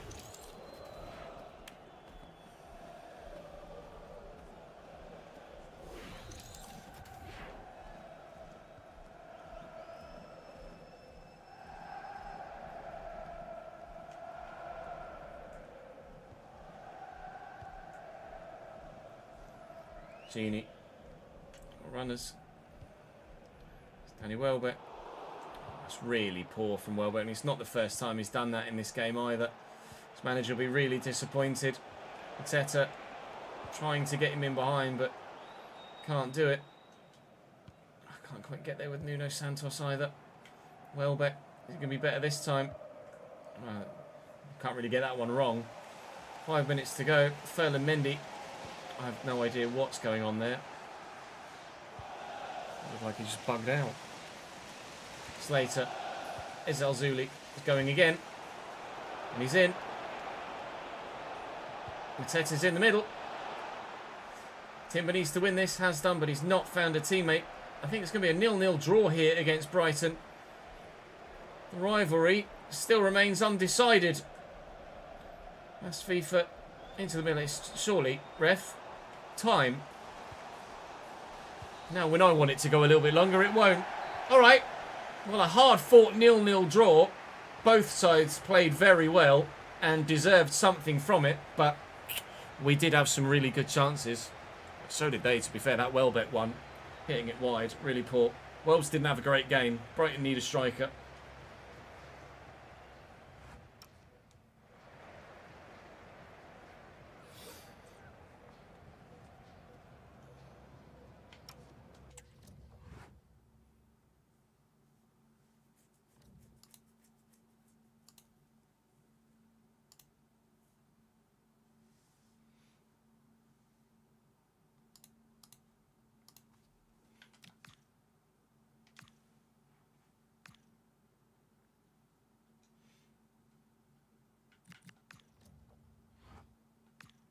Ah, good.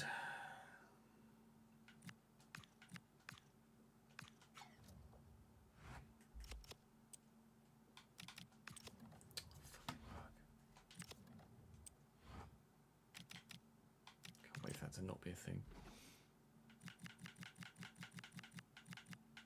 Transfer request.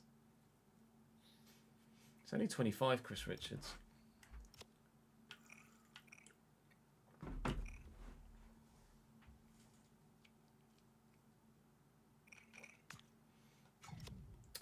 Not development plan. I thought we'd done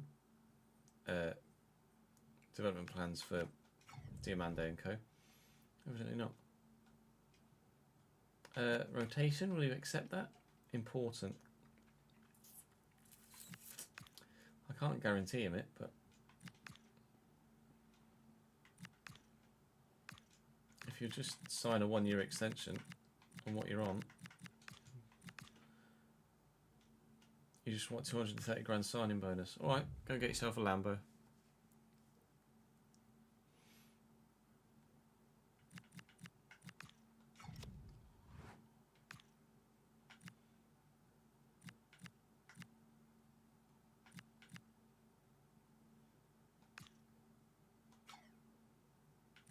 Says I mean Melo Gusto.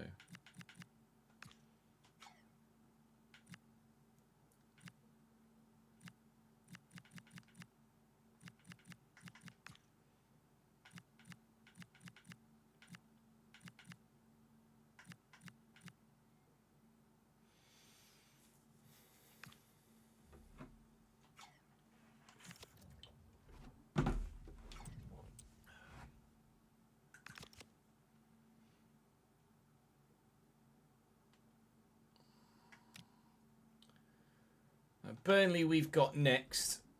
This one should be... I always say that and then end up regretting it. A pretty straightforward one.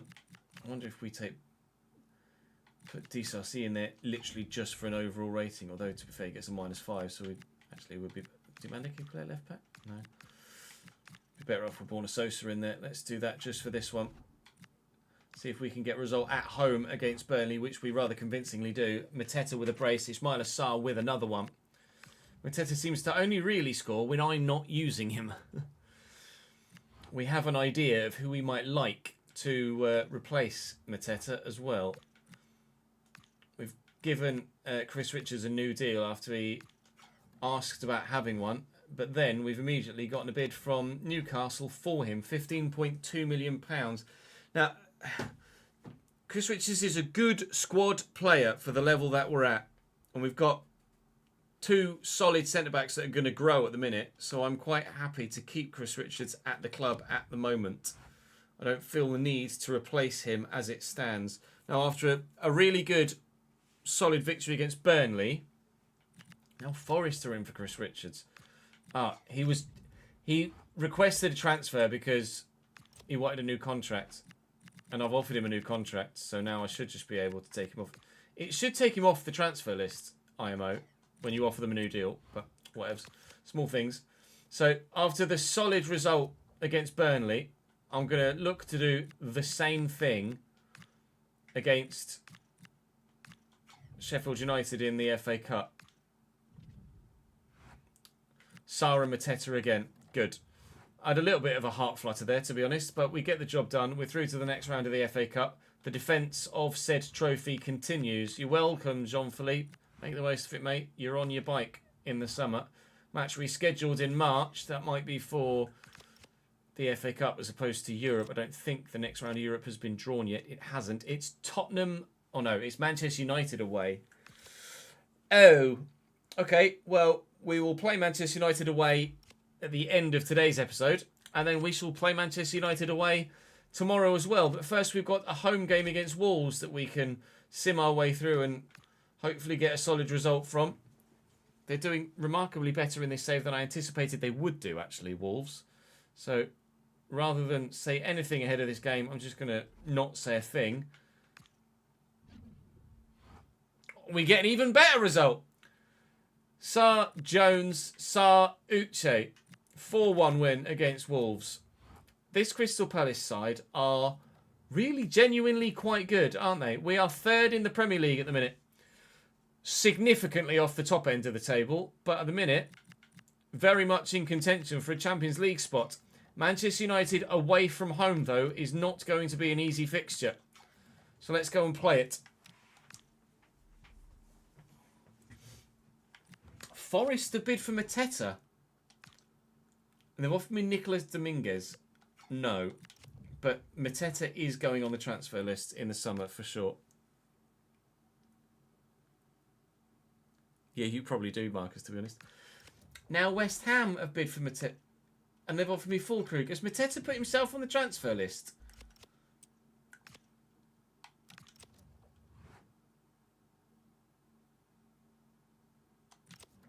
I responded to that, thinking it was about first team football. He has put himself on the transfer list. Right, okay. How long's he got left? 1 year. Well, if we want to get good value for him, then we should offer him a new deal, shouldn't we?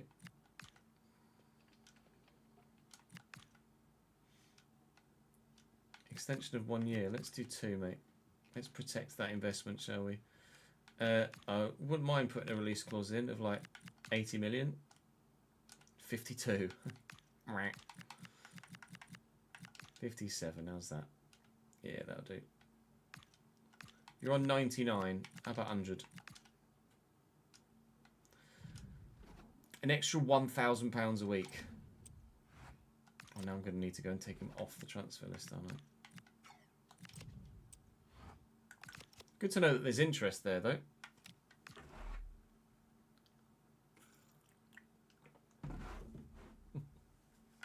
How dare you accurately describe me?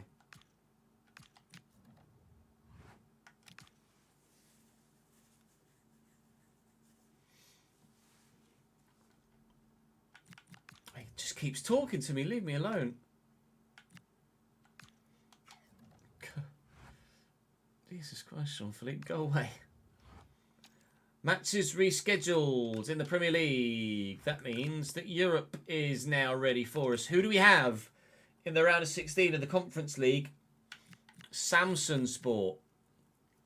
Winnable, to say the least. Let's actually have a look at the other sides remaining in the competition now then. Kiev and Vallecano. Mainz and Shakhtar. Alanyaspor and Strasbourg. I mean, oh, hang on. There's more up here. AEK Athens and Apoel Nicosia, Lausanne Sport and Sparta Praha. Fiorentina. Fiorentina are probably the only side that I'd be concerned that we wouldn't get a result against. Other than that, I think the Conference League is ours to throw away at this particular moment in time. So's a top 4 spot in the Premier League.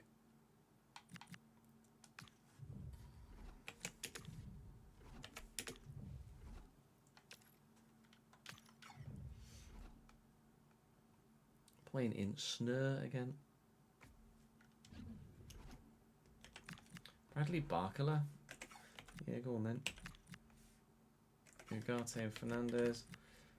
I'm going to have to change them from a 5-back, aren't I? Because they're just going to be shit otherwise.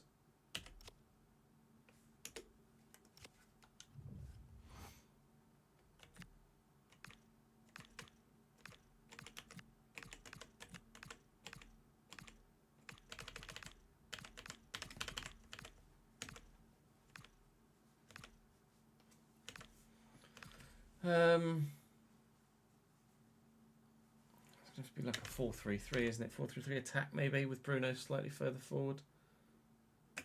Probably. Take Uche off target forward actually.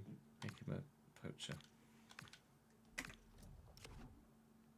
Oh, he's gone back to the fucking 5-back again. Oh.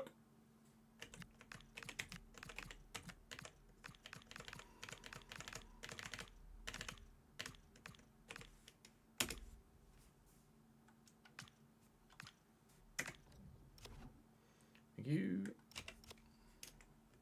Barklashevska, Burmo, Bruno, Ugarte, Cass, do we put Bruno a bit deeper and then put Cunha in there? Probably that's the more Man United way to go about things, isn't it? Luke Shaw can go there.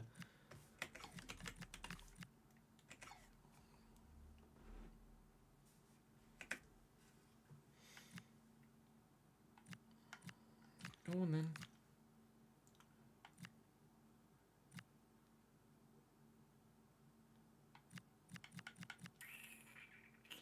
Can't play Mainu. Might even start Dorney, to be honest.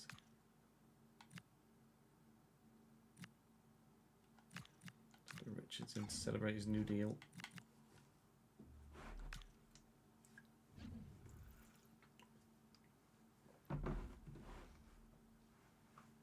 Be more Man United if they lose too. Well, let's find out, shall we? All right, Benjamin.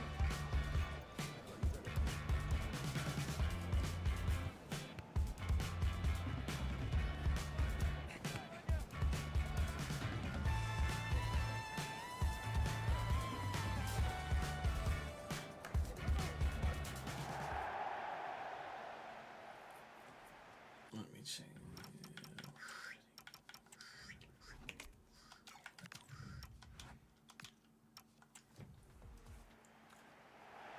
Sheshko's a bit broken in your save. 87 rated Man Mountain. Is he a bit good?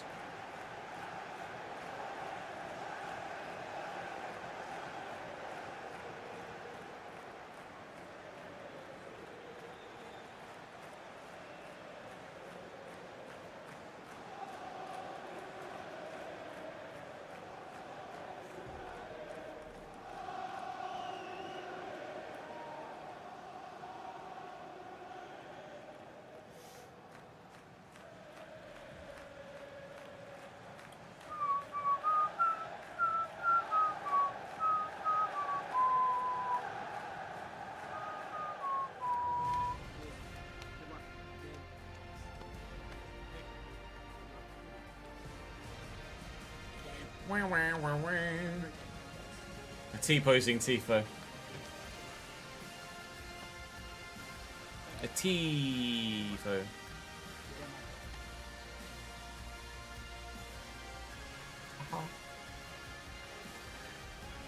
So then, the Red Devils 4-3-3 lining up here with Guillermo Restes in goal, Mazraoui, Yoro, Lisandro Martinez and Luke Shaw.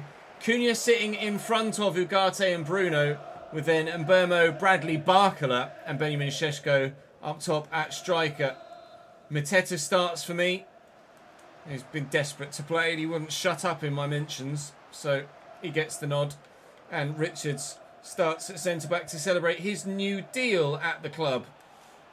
Hopefully both of them will now just leave me alone for a while and I can concentrate on trying to get Champions League football for Crystal Palace next season. That'll be the dream. That's what we want. That's what hopefully we will get. You're offside. Oh, nice dummy from Mbermo. Completely dummy there. And he's away. Diamande I'm going to have to bring across to deal with it. Just haven't quite been able to do. Here's Bruno, Šeško, Ugarte.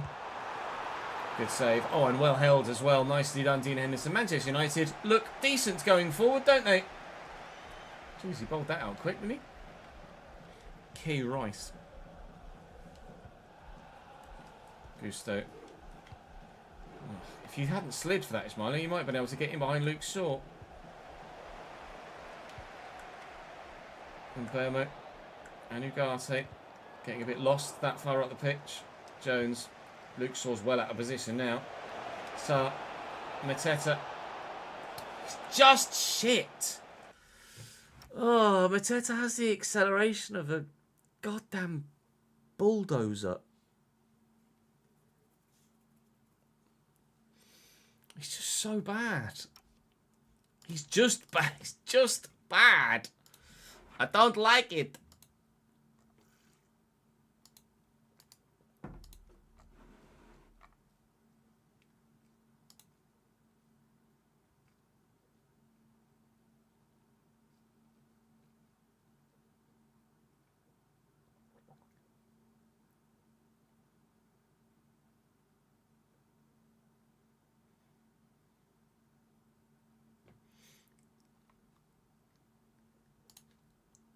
Oh, was there a video that accompanied?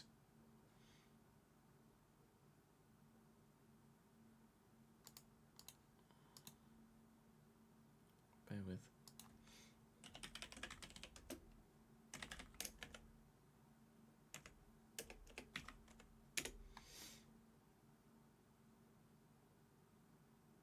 Oh, there is a 4-minute. There is a 4-minute tactics explainer video. That we're going to put into the game, and you have a in possession screen and out of possession screen, so you can see how your formation looks in one area of the game. We'll give that a watch once we've finished this. Shout out, New Baid.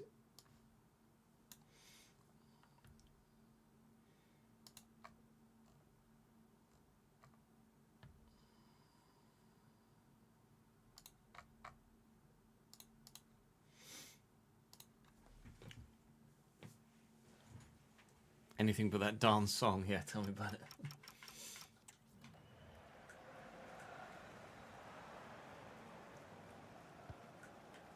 Sheshko and Burmo. Well intercepted, Curtis Jones, jeeps. Didn't anticipate that. Luke Shaw certainly read that though, and Barkla's looking to get away. Man United are dangerous. Though Curtis Jones apparently is just destroying everyone right now. Maybe I should have gone through the air there. Oscar Dawley trying to close down and doing particularly well in doing so. Run straight into Mbermo. I can't seem to count my own half at the minute here against Manchester United. This is very un-Manchester United-esque. Here's Matheus Cunha, drifted wide, out on the wing. And Barkla tucking in from the wing. I just can't get away. Please. For the love of God. Get out. Lovely ball. Sar's in. Bosh. I've every faith in Ismaila Sarr in those situations now. You just know it's a goal. 1-0 Palace. 17 goals for the season now for Ismaila Sarr.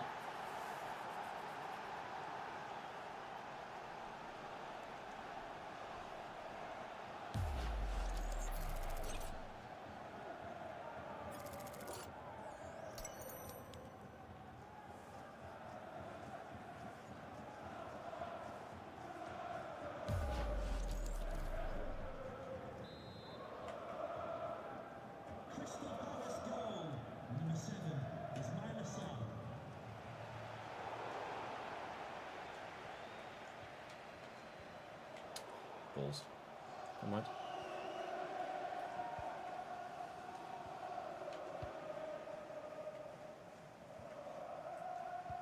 Dawley. Jones. Seemingly sat back a bit now. Man United. Oh, Matets. Well, that soon changed, didn't it? It had been all Manchester United for half an hour. And then in the space of 5 minutes, it's crumbled and fallen apart.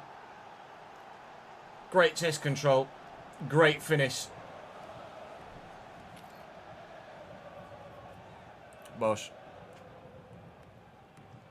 Oh, I should have just run to the corner and gone boom. Stop, Blake. Thank you very much for the 117th month, mate. Damn, son. Creeping closer to that 10-year mark. 117 years. I saw your comment on... we're looking at the comment in the comment section of the Valencia save, I think it was earlier. I saw your comment in there.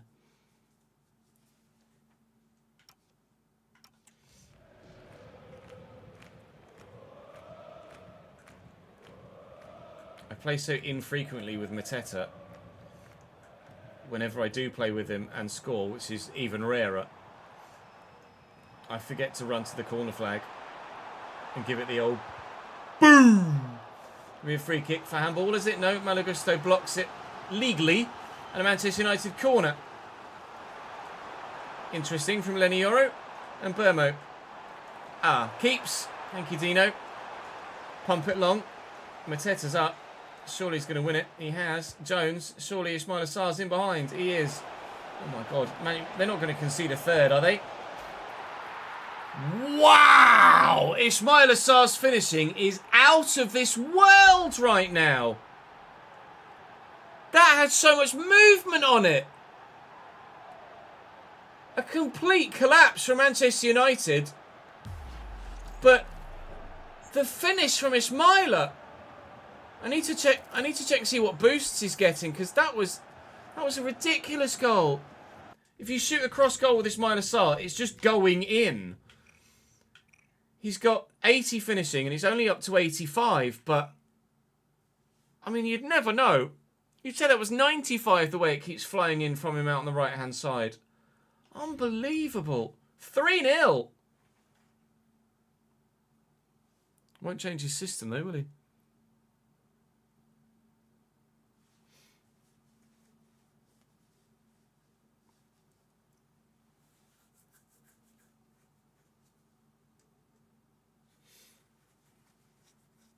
It's not poor goalkeeping, it's just unstoppable.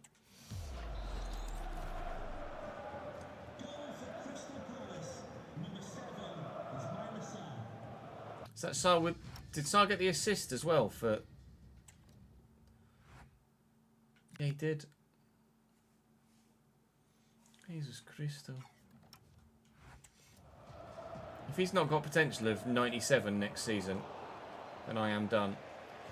Dawley, Wharton, Jones, looking for Mateta. Lay that off. Go again. Little dink. Good. 1 minute added time. Jones and Dawley and Wharton half time. Yeah, cross goal shots are strong.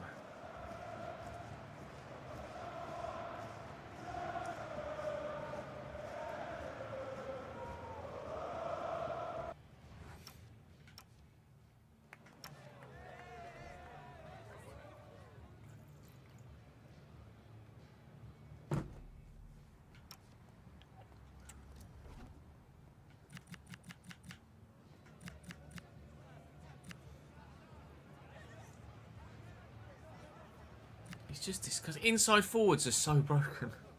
Rephrase, inside forwards on the right are so broken.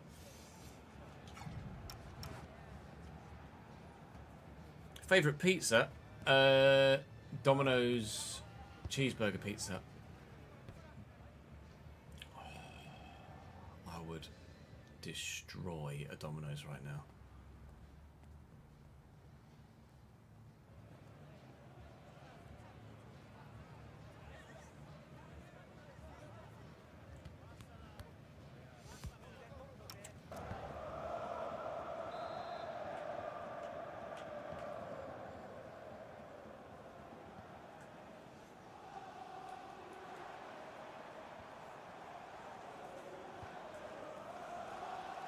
Cunha, intercepted well by Malagusto. It's just the way that Man United were unplayable for half an hour and then have just bottled it is unbelievable. Mateta, edge of the box. Oscar Dawley, probably not. Adam Wharton, why not? Straight into the face of Bruno. I would have loved a free kick there. Sarr. No. That's such a Marcus take.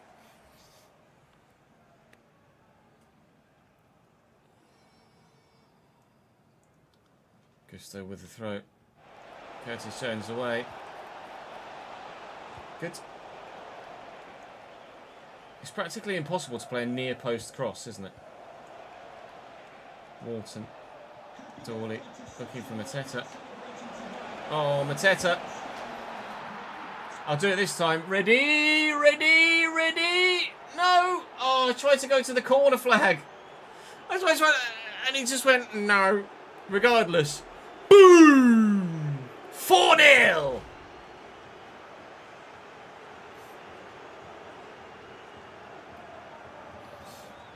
That one I think is on the goalkeeper. I think Man United need a better goalkeeper.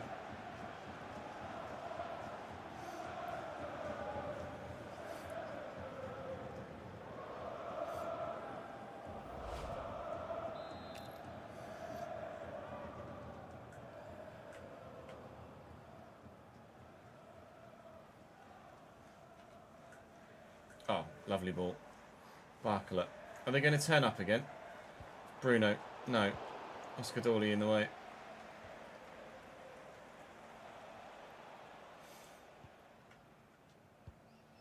It's mad how they were untouchable and then just useless. Over the top, looking for Yeremy Pino. Oh, what a whip. Sarr trying to square it across when he's on a hat-trick is very noble of him.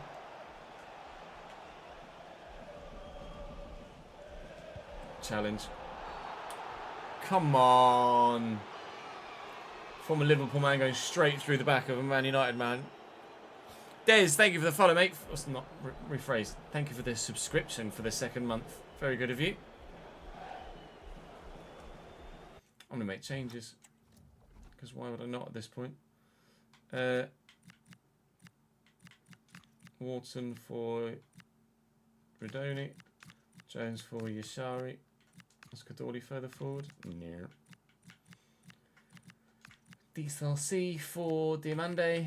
And Essa for Pino.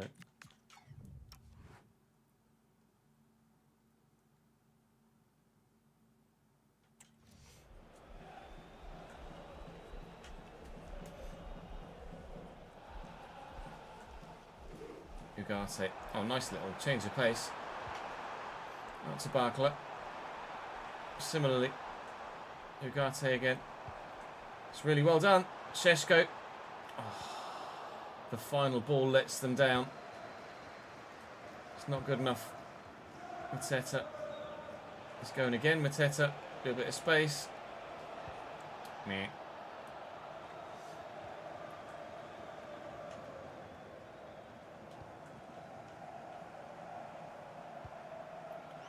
Bruno in a little pocket of space.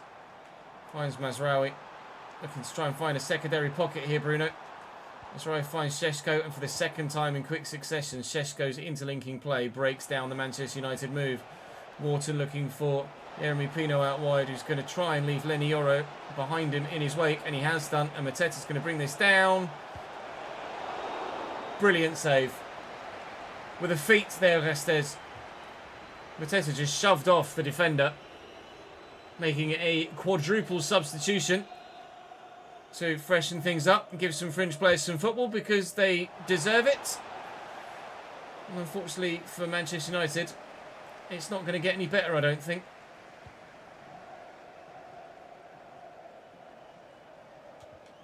Well in, Chris Richards. Lovely interception. Tracking back from the corner. Looking for Romanessa in behind. Crossing it for Mateta, who... Oh, he's so unlucky not to get a hat-trick. That's how to use Mateta. Where are you going, Bruno? What in the... okay, that was weird. I won't score because that's very strange. It's the second time that's happened in the recording of today's episode. Just... died mentally and was like, I'm just going to keep jogging in a straight line. Mateta evidently is... let him run in behind, play it over the top, and let him try and bring it down. Sarr's on a hat-trick here, but I think he might have been offside there. Regardless, play will continue. Šeško. Terrible hold-up play from him. Šeško's been all over the place in this game, just as he arguably has been in real life for Man United. Mateta trying to power his way through. Can't. It'll be just the 4. It could have been more at Old Trafford. A stunning landmark victory for Crystal Palace away from home in the march towards Champions League football for the South London side. The new signings have slotted in very well indeed. We're having a wonderful time. Oh no, thank you for the follow, mate.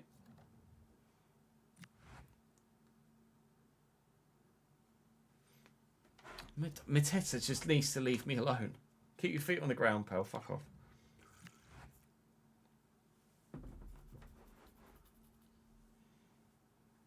Another scouting mission. You're rubbish. You're rubbish. You're rubbish. You're probably going to be rubbish.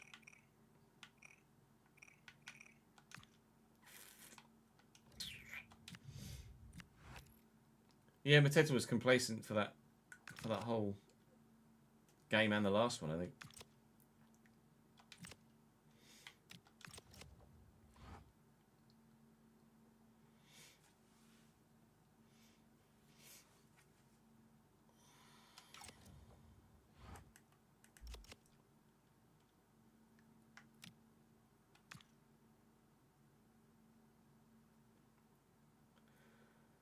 Well, you imagine Tottenham will be a significantly more difficult fixture away from home at the beginning of the next episode.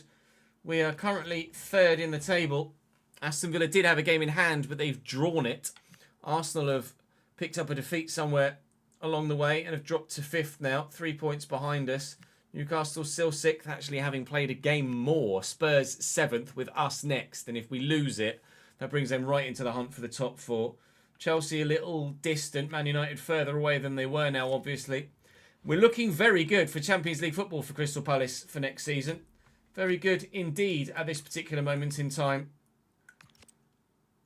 With the side playing exceptionally good football, picking up brilliant results, we just couldn't be happier, really.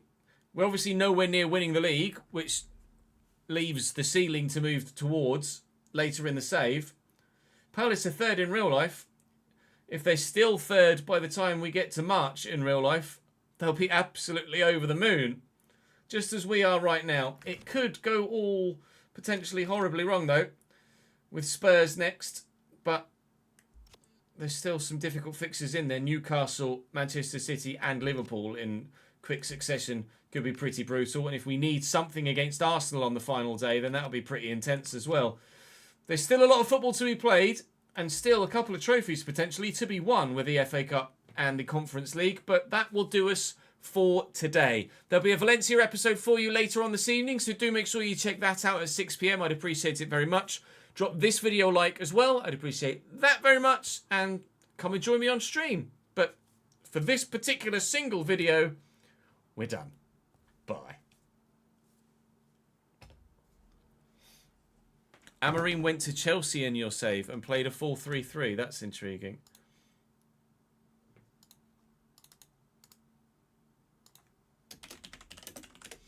It's episode 11 of Palace.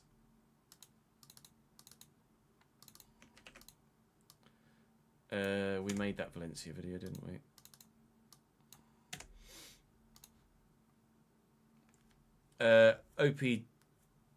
Opio. Is it Opio? Opjo? OPJO? I'm not sure. Thank you for the follow on kick as well, mate.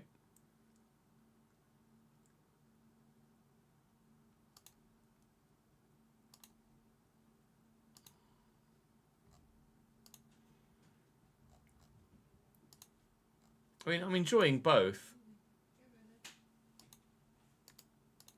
But I think I'm enjoying Valencia more because it feels like more of a challenge at the minute. Yeah, that's fair enough, Jamie. I can understand why you might have done that.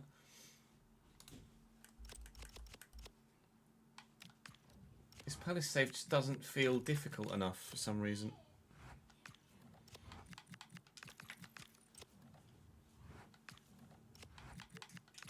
I mean, we've got a good team, but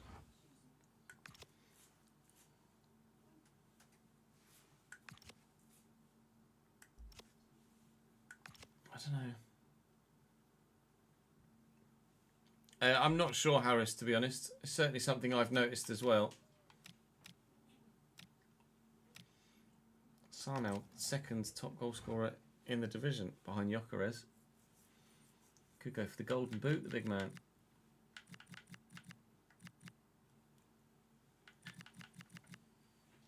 Who's here with 10 and 15?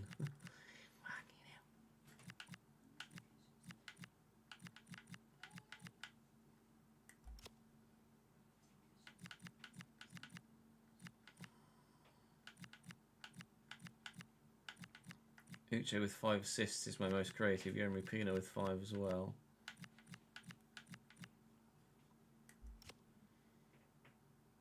Oh, that's annoying, isn't it? I keep forgetting about that. That's a pain in the arse.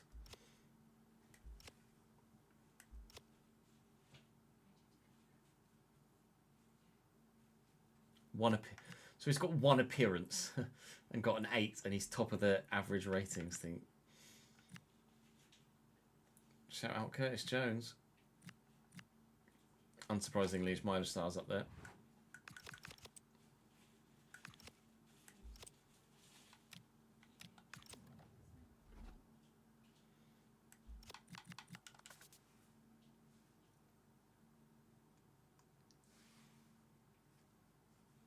Oh, Sal's got 8 assists. I must have missed him on the other list.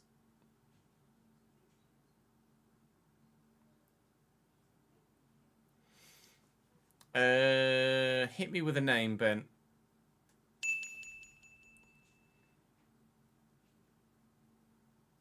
This could be Danny or Ashley. It's Ben.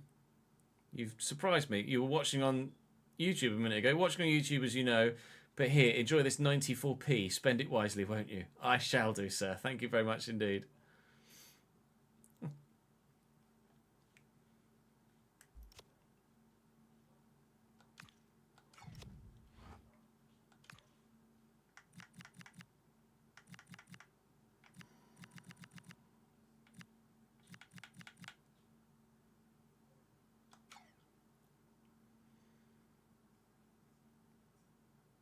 Who's the player you were on about, Ben, for the potential RTG signing? I'd be curious to know.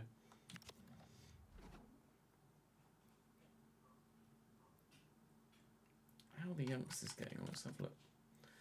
James not grown. Terry's up 2. Matthews is not a youngster. Jemiah's up 2. Kaporha's up 2. Reed 1. Brown 2. 2, 2, 2. I think they were all grown by 2, don't you? Sorry, Nathaniel Klein. Slater's up 4. We'll keep on top of his growth. Can we make him grow any quicker? We can't. 9 weeks. So we'll leave him at 9 weeks then. He's going to be 69 rated very soon.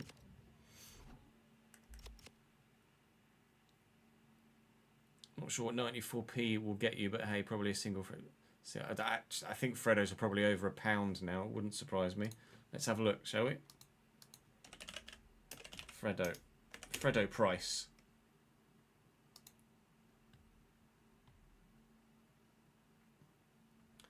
Freddo is 30p at Tesco's apparently. But I guarantee you, rather than raise the price, they've lowered the weight of it.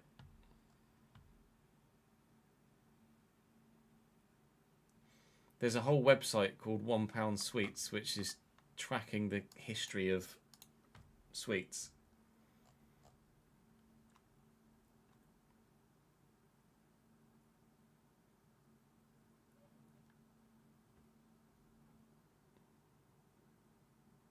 Oh, the size of a Freddo hasn't changed much. Only Australia saw 12-gram Freddo bars.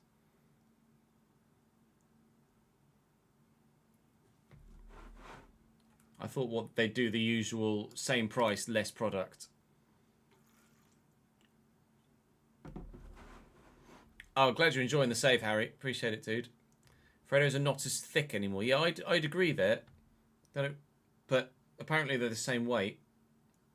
Size of a Freddo hasn't actually changed. Let's have a look. Cream egg. What?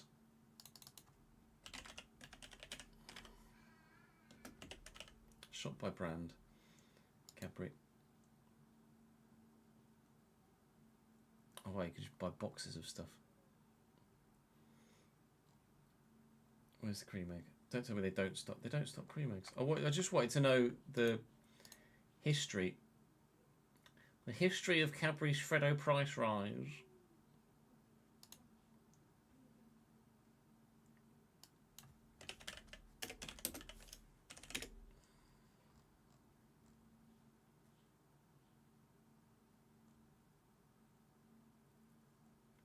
Just British problems.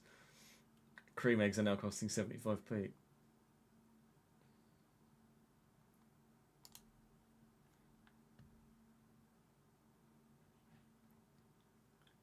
I bet when they first came out, they were so much bigger, weren't they?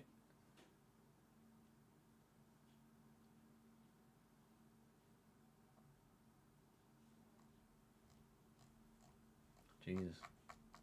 Lots of variations.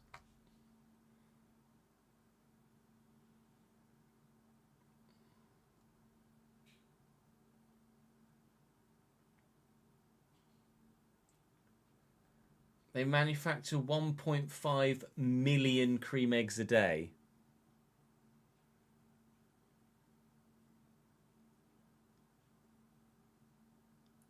What?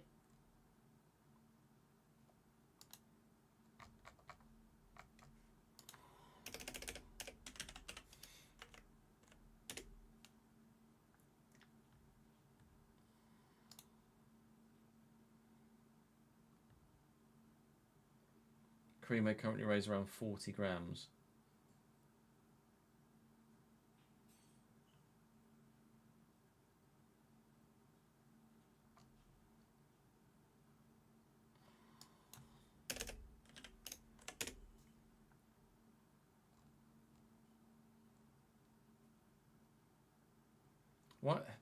What has this stream become? We're going to watch that FM video, weren't we? Let's watch that. The FM tactics video. We now have obviously the two formations that we're going to put into the game, and you have a Shout out Jack and CJ. Out of possession screen, so you can see how your formation looks in one area of the game and then how it looks in the other, because now you have control over both. In and out of possession tactics are here. In FM26, you've got more flexibility than ever before. I am absolutely hyped. I'm guessing you're as excited as I am. Absolutely. Couldn't be more excited about this feature. Most importantly, is if the community have wanted it for a number of years, so I'm so delighted to have this feature in the game this year. I think me and the FM community and all the new players will be thinking, how does this come to life? Well, we now have obviously the two formations that we're going to put into the game, and you have a in-possession screen and out-of-possession screen, so you can see how your formation looks in one area of the game and then how it looks in the other, because now you have control over both. Why was this such an important feature to actually bring in? I think there's sort of two answers to that. I think the first thing is, we look at real football. If people want to recreate their real-life managers and create their tactics, you need to have that in-possession, out-of-possession split to correctly, replicate what they're doing. And I think the second part is a more practical part, where, for example, in FM24, if you created a tactic and you had like a winger in a 4-3-3 and you wanted to move him to attacking midfield for an in-possession reason, you couldn't do that without affecting how we defended. Whereas now, with our in-possession and out-of-possession formations, you can make that change for an in-possession reason without it affecting out-of-possession. That makes me think. Player roles are going to change too. Completely changed. Player roles are now split between in-possession and out-of-possession. For our in-possession formations, we have some new roles and some roles that have been reworked, and then for out possession we have a completely new set of roles. One of the biggest things for me is you can have two identical formations in possession for two different teams, but the roles and how they behave out of possession will make it behave differently. How does that differ then between the two? So if you have an example of a top team, you're the favourite to win the game, and you're playing a 4-3-3 and you have an advanced playmaker, you might want them to be a presser out of possession, win the ball high, try and get final third turnovers. Whereas if you're an underdog team and you're playing a 4-3-3 out of possession, you might want to have an advanced playmaker in possession when you got the ball, but out of possession have them as a screener to maybe sit in a low block and try and cover the dangerous areas of space. So both phases in mind. It's going to be such a learning curve, isn't it? See the team shape. So what we've introduced this year is something called the visualizer. And what that is for in possession and out of possession for both of them. And it will show you how your formation is looking in each phase of the game. So it will show you in your own third, in the middle third, and in the final I third. don't believe so, How, ads, for no. example, the roles are combined in possession. It's going to show you how they're going to look in each section. And it shows you a very clear way of how your team is Which going to person work are you on based about? what you've created in your tactics creator. So we've got in possession, we've got out of possession, we've got transitions. I'm guessing that's going to have a change as well. Attacking transition and defensive transition, they've moved into their respective areas. So attacking transition is in possession, defensive transition now sits in out of possession. So they're not gone, they've just been moved. So I'm picking up FM for the first time. I'm hyped, obviously, just picked it up, but I'm thinking, how accessible are these tactical changes for me? So one of the biggest things as a team Jack, no, designing the feature, the voiceover on the other ones was a northern voice. It wasn't Jack, I don't think. to make it accessible for someone first time looking at a tactics board, first time playing the game, but also someone that's a tactical expert that already knows what their in possession and out of possession formations are going to be. Are there any tools available for that? Yeah, so you can pick your team in possession, and then your system will help you pick your out of possession formation, and they'll also suggest some roles that you can have out of possessions. All of that information on board, the hype is building, the excitement's building. What does that mean for FM players this year? I think it can mean whatever you'd like it to mean, really. If you want to keep it relatively simple and use your assistant and use the recommended formations they use and use the visualizer and things like that. You can keep it pretty simple if you'd like to. However, if you'd like to go and be very in-depth, you can use the whole aspect of the two formations, all of the team instructions. In-game, if you want to make a change, every time you see something go wrong with your defenders, you want to change a formation or change maybe just the player role, you can do all of these things now, which you couldn't do before. It's just going to be super in-depth, isn't it? Like it was before, but now you've got two formations, two different tactics to set up, an in possession and an out of possession. Yeah, the graphical, like the UI change is definitely going to be more Marmite, I think. It definitely looks more console-y, doesn't it? I'm not sure how it's going to play properly, but like I said, the time will tell. Yeah, and if skins are going to be a thing, if custom skins, like it might be the first time that I actually use something that isn't the vanilla skin, because I've always used the vanilla FM skin on the old engine.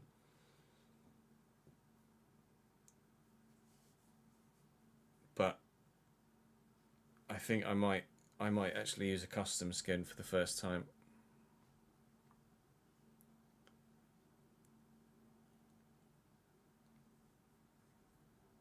It's going to be a big change, though, isn't it? Like it is going to feel and play different.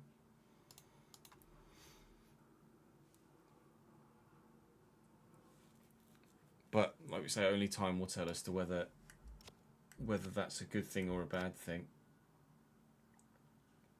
I'm worried that Danny Slater's potential is going to get ruined by the game next year. He's got 92 potential. Damn, son. I might try and ensure that Danny Slater maintains his potential regardless of what the game does. Oh, Ross McCausland.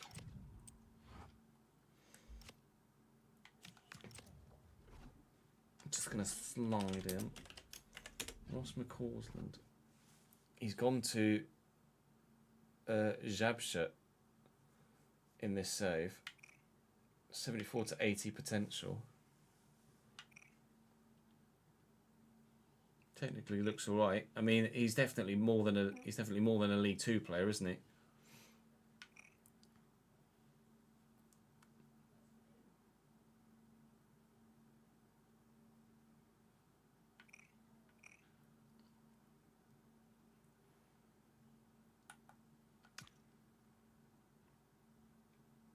Górnik Zabrze.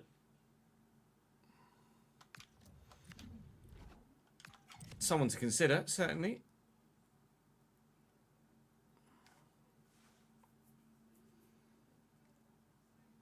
He's gone to Cyprus in real life, has he? FM console will still probably be a watered down version of PC, but with the new UI, I don't know. I would imagine it will be a watered down version, but I don't know.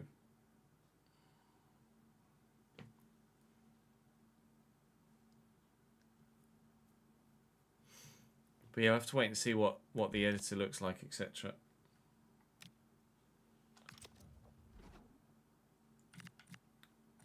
Maybe worth calling Lawson up, isn't it? Sending him out on loan.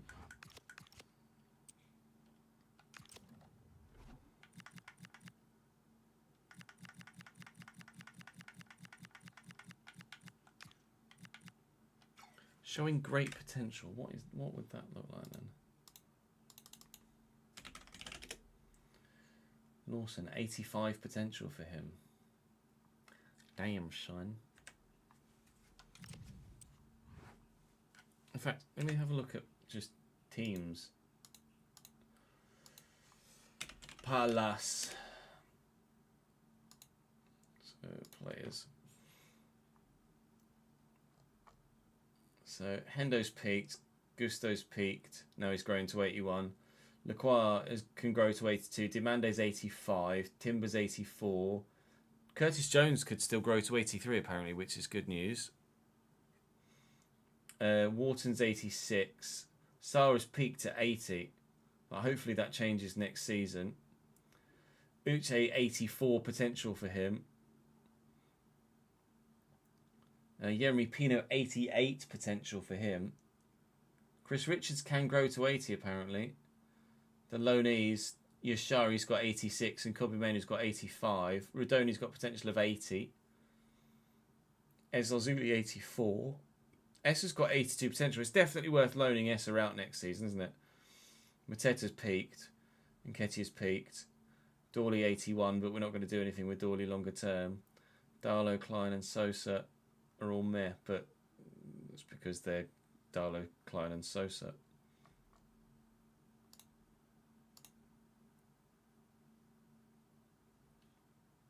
There is a lot of potential in that. He has to gain potential, surely. Although, we thought that last year about wingers, didn't we? In the RTG. And he just didn't. Despite the fact they played incredibly well for me.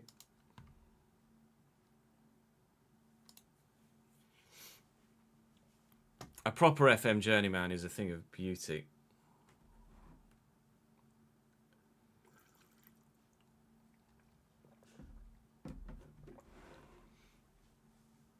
Yeah, that'd be great, Nitty. Getting other scoreboards, etc., into the game would be sick. What's the go-to place for mods for FC or for FIFA in general? Like, is there a go-to website for mods? Not just kit mods, because I know the kit mods, but for things like scoreboards and branding licenses, etc., player faces. Is there like a general mod website? Is Nexus like a hub for lots of games?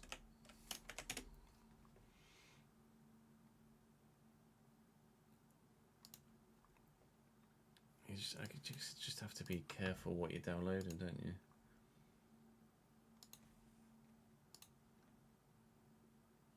Well, apparently I've searched on this website before.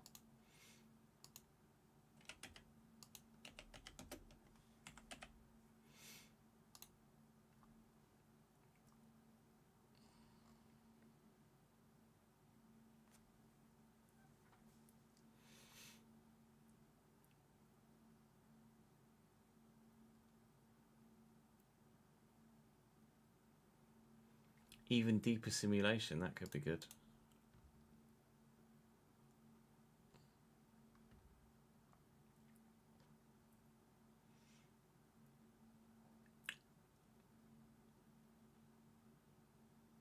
Austrian Second League. Icon and Heroes unlock. SC Icon player expansion. A banner for Dynamo Dresden.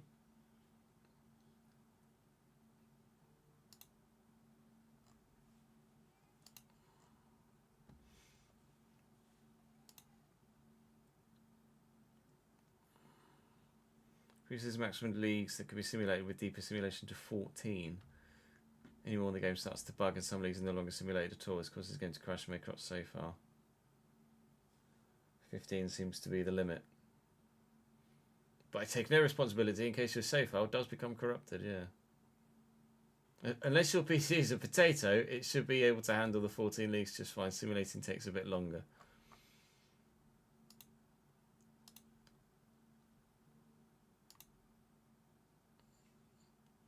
So that would be cool to be able to simulate more leagues. That would be handy.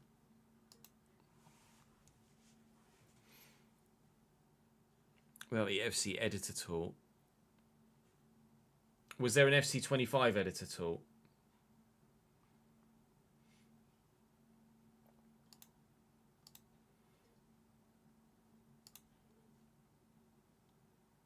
Broadcast telecam zoom out.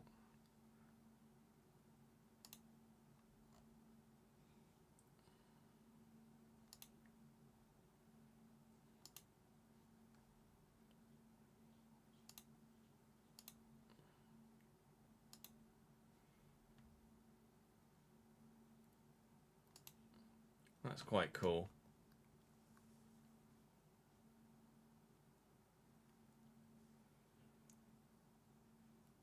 Are they going to release an FC editor tool, or is it something that is that another third party piece of software?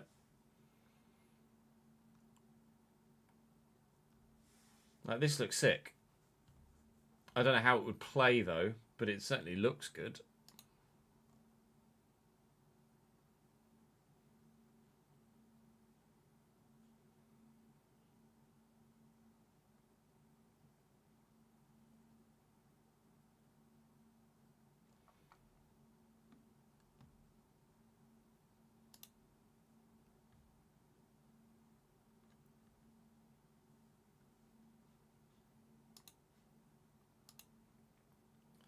And real manager names.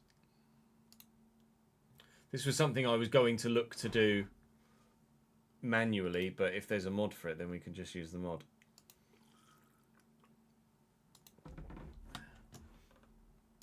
For the RTG save.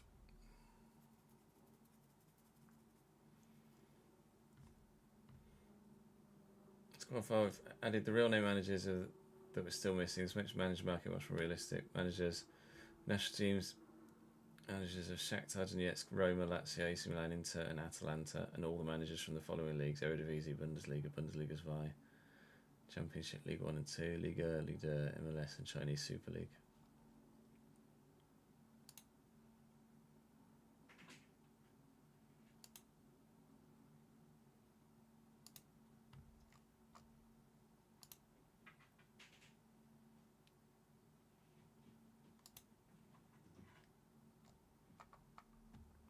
Stuff to look into for the RTG, isn't it, basically?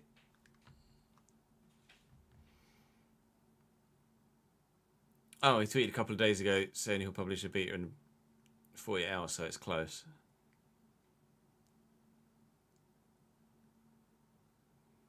Got a new gen called Calvin Harris. Nice. You love to see it. You love to see it.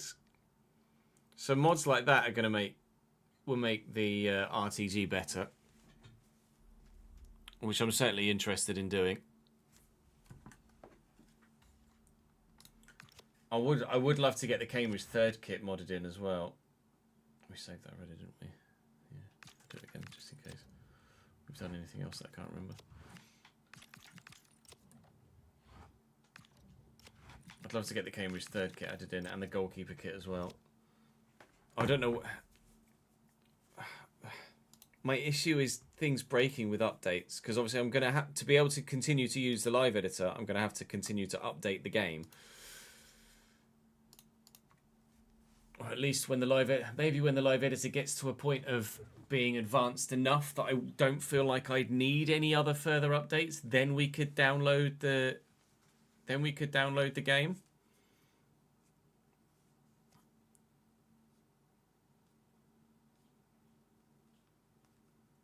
If you know what I mean. Like I could update the game and then set it to offline so that it doesn't auto update, not update the live editor, and then I should be good to not have to worry about mods breaking. But then if I wanted to add another mod in later down the line, would I need to update the game to its current form to get that mod in, or would I be able to add mods in, say 3 months after I stopped updating the game? Afternoon, Phillips. How are we, lad? Update the game and reinstall all the mods. See, I just don't know what I'm doing when it comes to that sort of thing.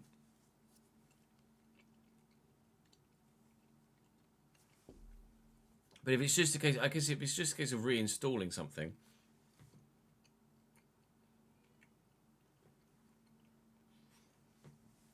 That would be my fear, that I'd update something and a certain mod wouldn't be updated.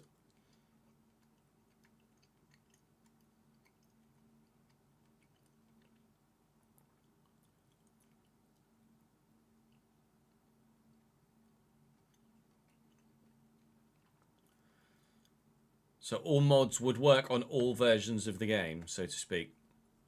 So someone brought out a mod in February, it would work on a version of the game from November. It's the sort of thing I need to fully understand before I commit to doing anything, or at least commit publicly to saying I'm going to do anything.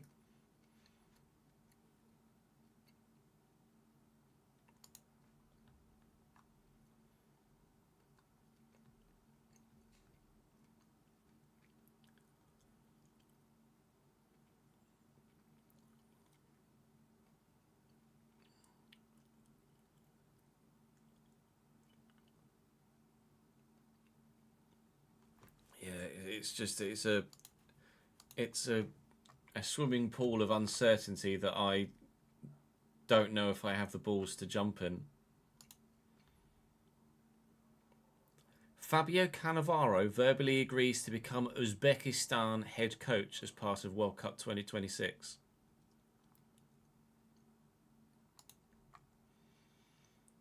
Right. Didn't expect that, to be completely honest.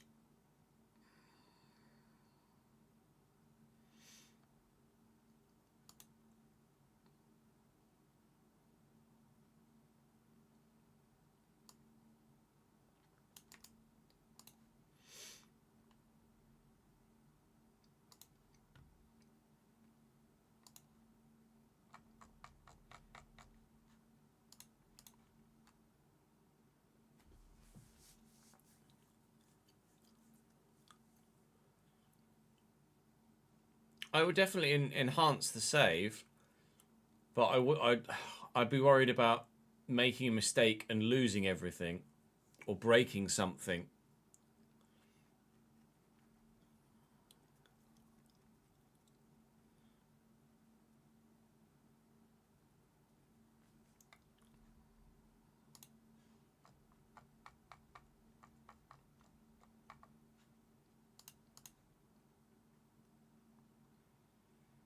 But I guess it's just a case of trying it, isn't it? And if it works, great. If it doesn't, then fuck my life. Maybe I do it with, well, maybe I do it with a second save, so that if I lose that save file, it's not the end of the world.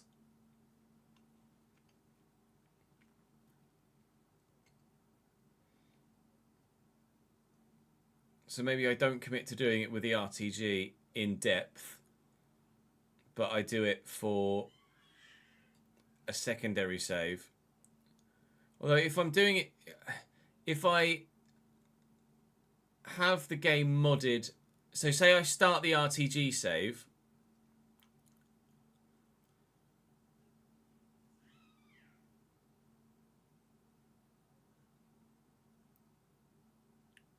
yeah, as in I do the both on PC. I could create a backup for the save file every time for the saves.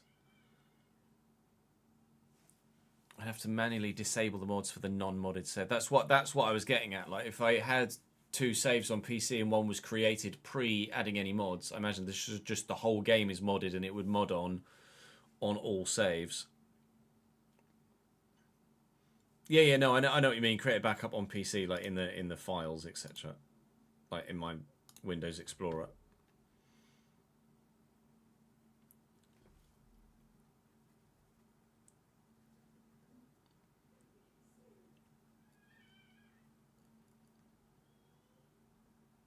The realistic RTG will most likely start after the Palace save, but it depends how long the Palace save takes to complete. And if the live editor is at a state where we can do the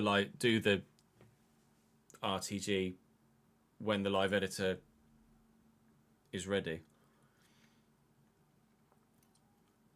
So yeah, I guess I could load the game organically, or with just the live editor for, say, the RTG save, and then for a secondary save, load the game with Mod Manager. Can you?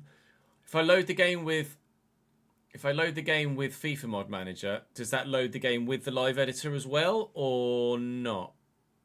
Is the live editor part of the Mod Manager, or would I have to like launch the game one way? You can check it, yeah. So it loads together. It's certainly something we need to look into, isn't it, to take the content to the next level.